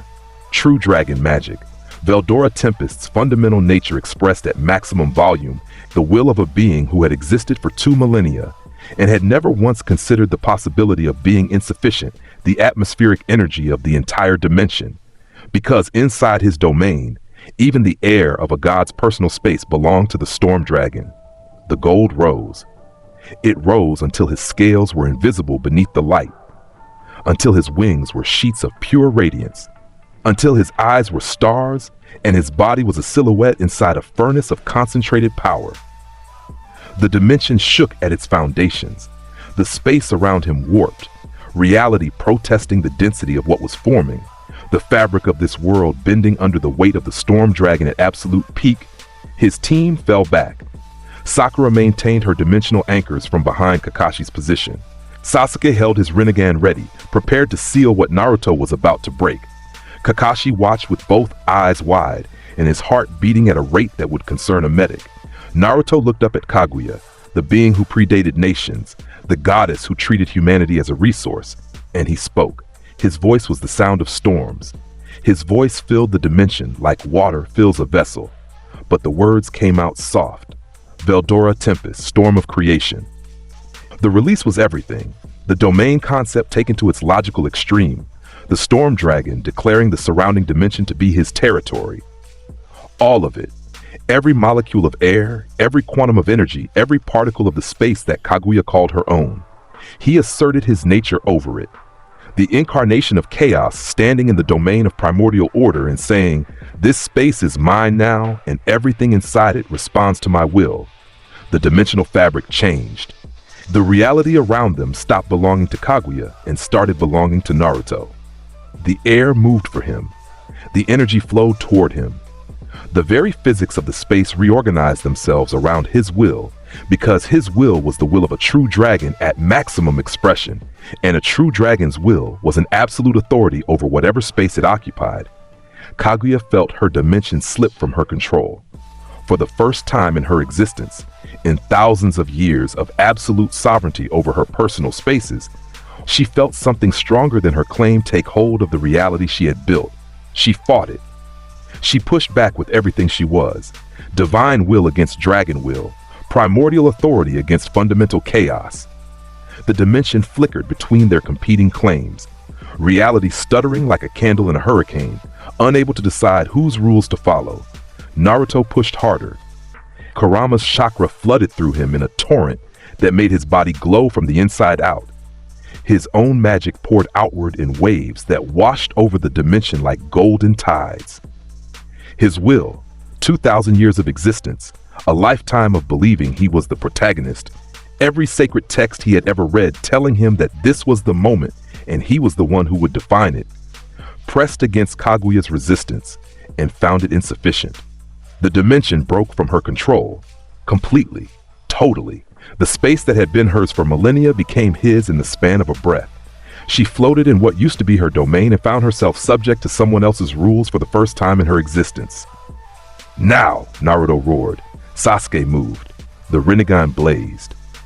The sealing technique, developed in the seconds between exchanges, improvised from Sasuke's understanding of dimensional principles and Naruto's understanding of binding magic, activated. It required both of them. It required the Rinnegan's capacity to interface with dimensional barriers and the true dragon's capacity to hold those barriers closed against a god's attempt to escape. Kaguya's body seized. The seal formed around her, layers of binding, each one reinforced by the combined will of the storm dragon's claimed territory. She could not shift dimensions because the dimensions were his. She could not break free because freedom required overcoming his authority, and his authority was absolute. She was sealed, permanently, completely. The original goddess, the mother of chakra, the being who had existed before human names, contained within a prison that two boys had built together in a space they had taken from her through sheer force of combined conviction. The dimension released them. The world snapped back to normal, the battlefield, the sky, the earth beneath their feet. The war's landscape stretched around them in its altered state, scarred and reshaped by days of fighting at scales that the world had never produced before. Naruto landed. The true dragon manifest released, scales retracting, wings folding and vanishing, gold dimming from his eyes back to blue. Kurama's chakra pulled back through the seal, settling into its usual depth. The transformation unwound, and what remained was a 17-year-old boy standing in the center of the war's final battlefield with his hands at his sides and the weight of what he had just accomplished settling onto his shoulders like a garment. Sasuke landed beside him. The Rinnegan faded. His Sharingan returned to its base state. He looked at Naruto, at the boy who had just claimed a god's dimension through force of personality and held it long enough for a seal to be completed. Their eyes met. The moment stretched.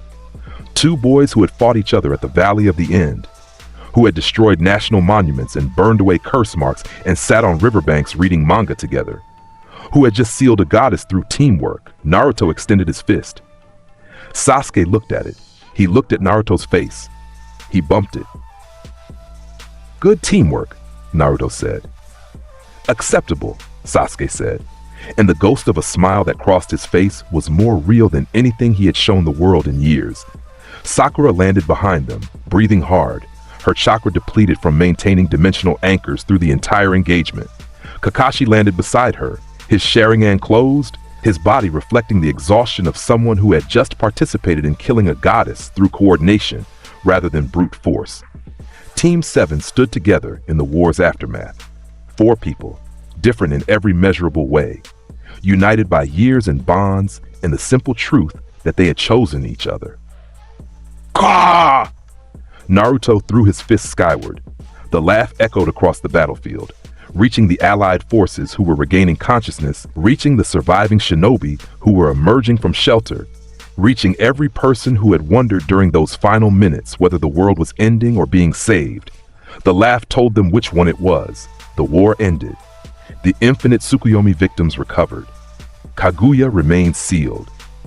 Madara's body, freed from the Jubi, freed from ambition, freed from everything that had driven him across 2 lifetimes, lay still on the battlefield with an expression that might, with tremendous generosity, be called peaceful.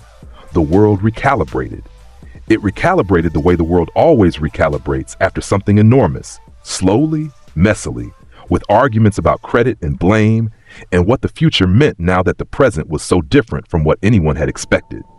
The 5 Nations alliance held, the villages rebuilt, the dead were mourned and the living were celebrated, and the specific details of who had done what during the final battle became the subject of arguments in bars and briefing rooms and classrooms that would continue for generations. One fact was undisputed. One name appeared in every account. One presence dominated every retelling: Naruto Uzumaki, the Storm Dragon. The ceremony happened 3 months after the war. The gathering filled Konoha's largest public space. Every surviving Hokage, every alliance representative, every person from the village who had stood on the other side of the gap, from a boy with gold eyes and a laugh that made windows rattle, they were all here. The Reincarnated, his body failing to lean back this time, his respect won through witnessing rather than being told. The Tsuchikage, finally satisfied that his classification system was complete, that the top of the list had a permanent occupant.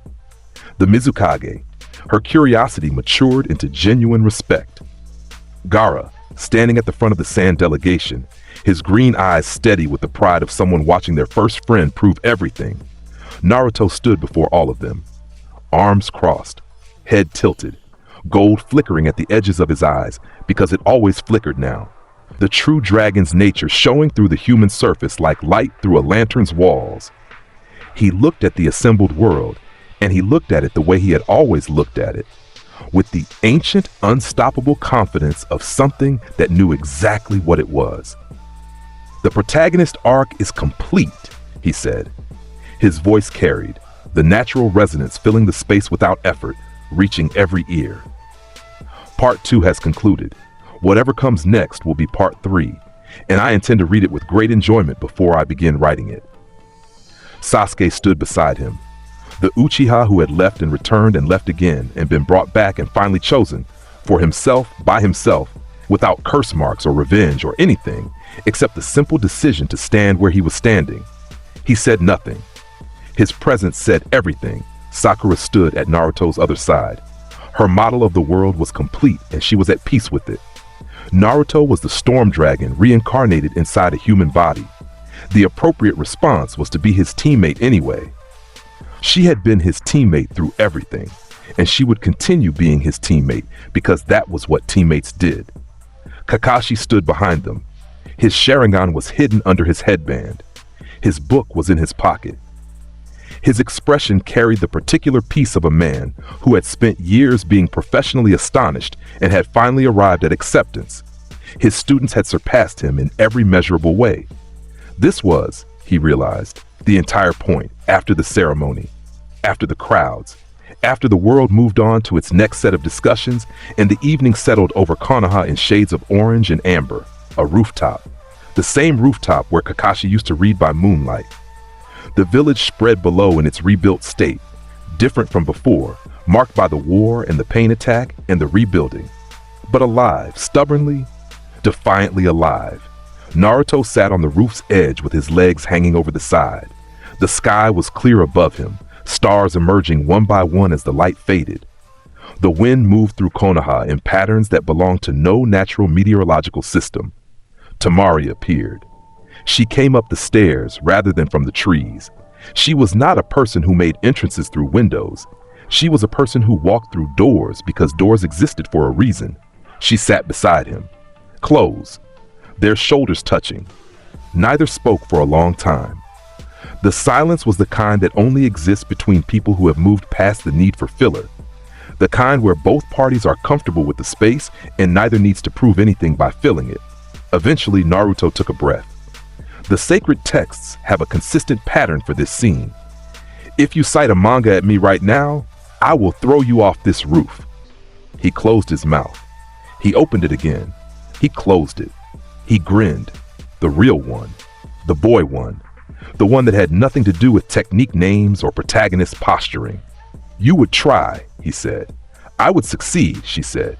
You like me. She looked at the village below. The wind between them moved in its familiar circuit.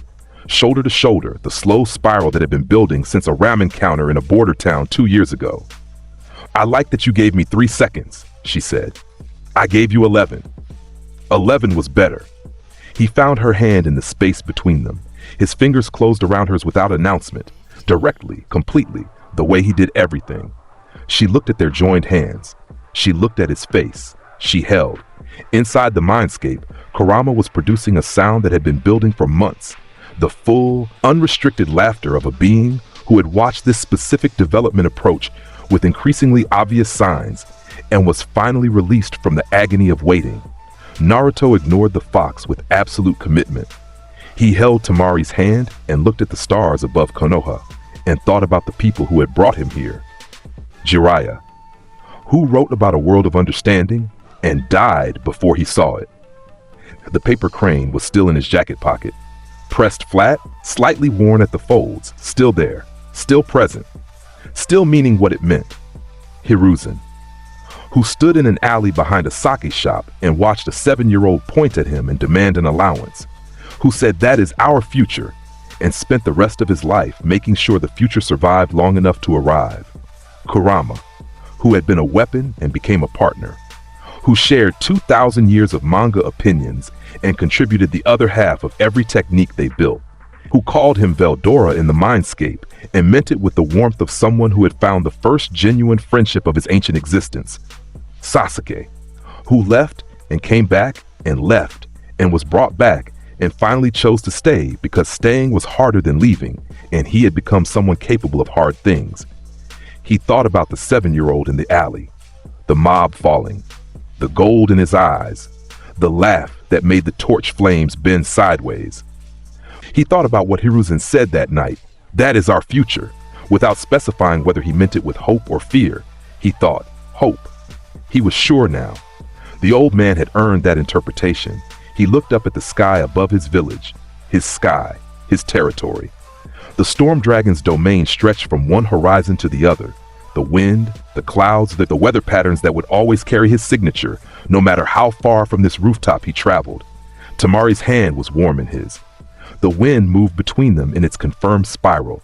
The stars turned overhead in patterns that Veldora Tempest had watched from other worlds and found beautiful then, and found beautiful now. Kurama, he said internally. What? Part 2 completed. The fox settled in the mindscape. 9 tails curling around his massive frame, his enormous head resting on his paws.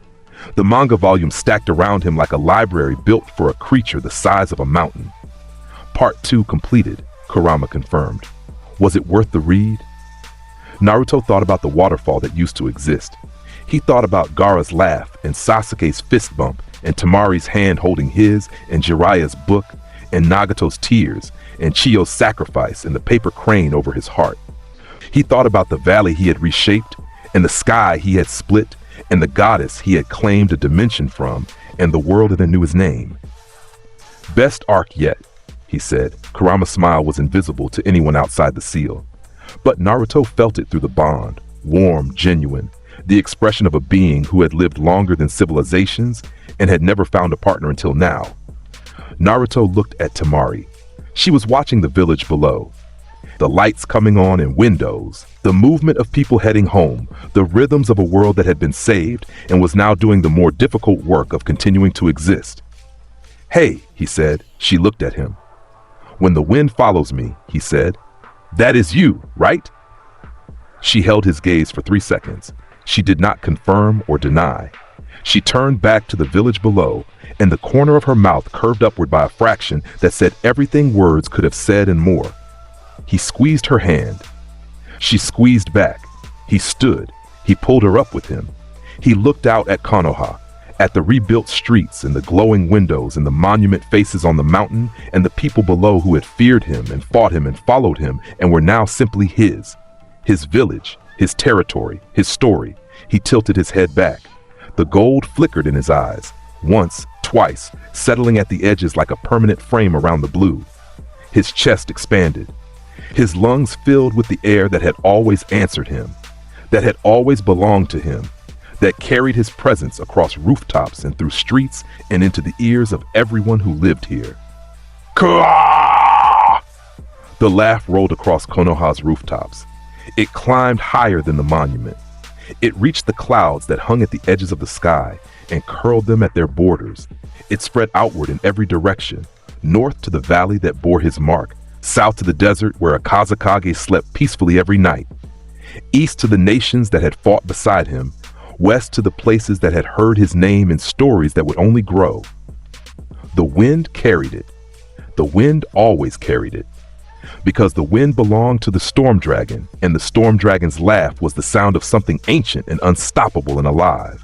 Something that had been many things across many lives and had finally, genuinely, completely come home.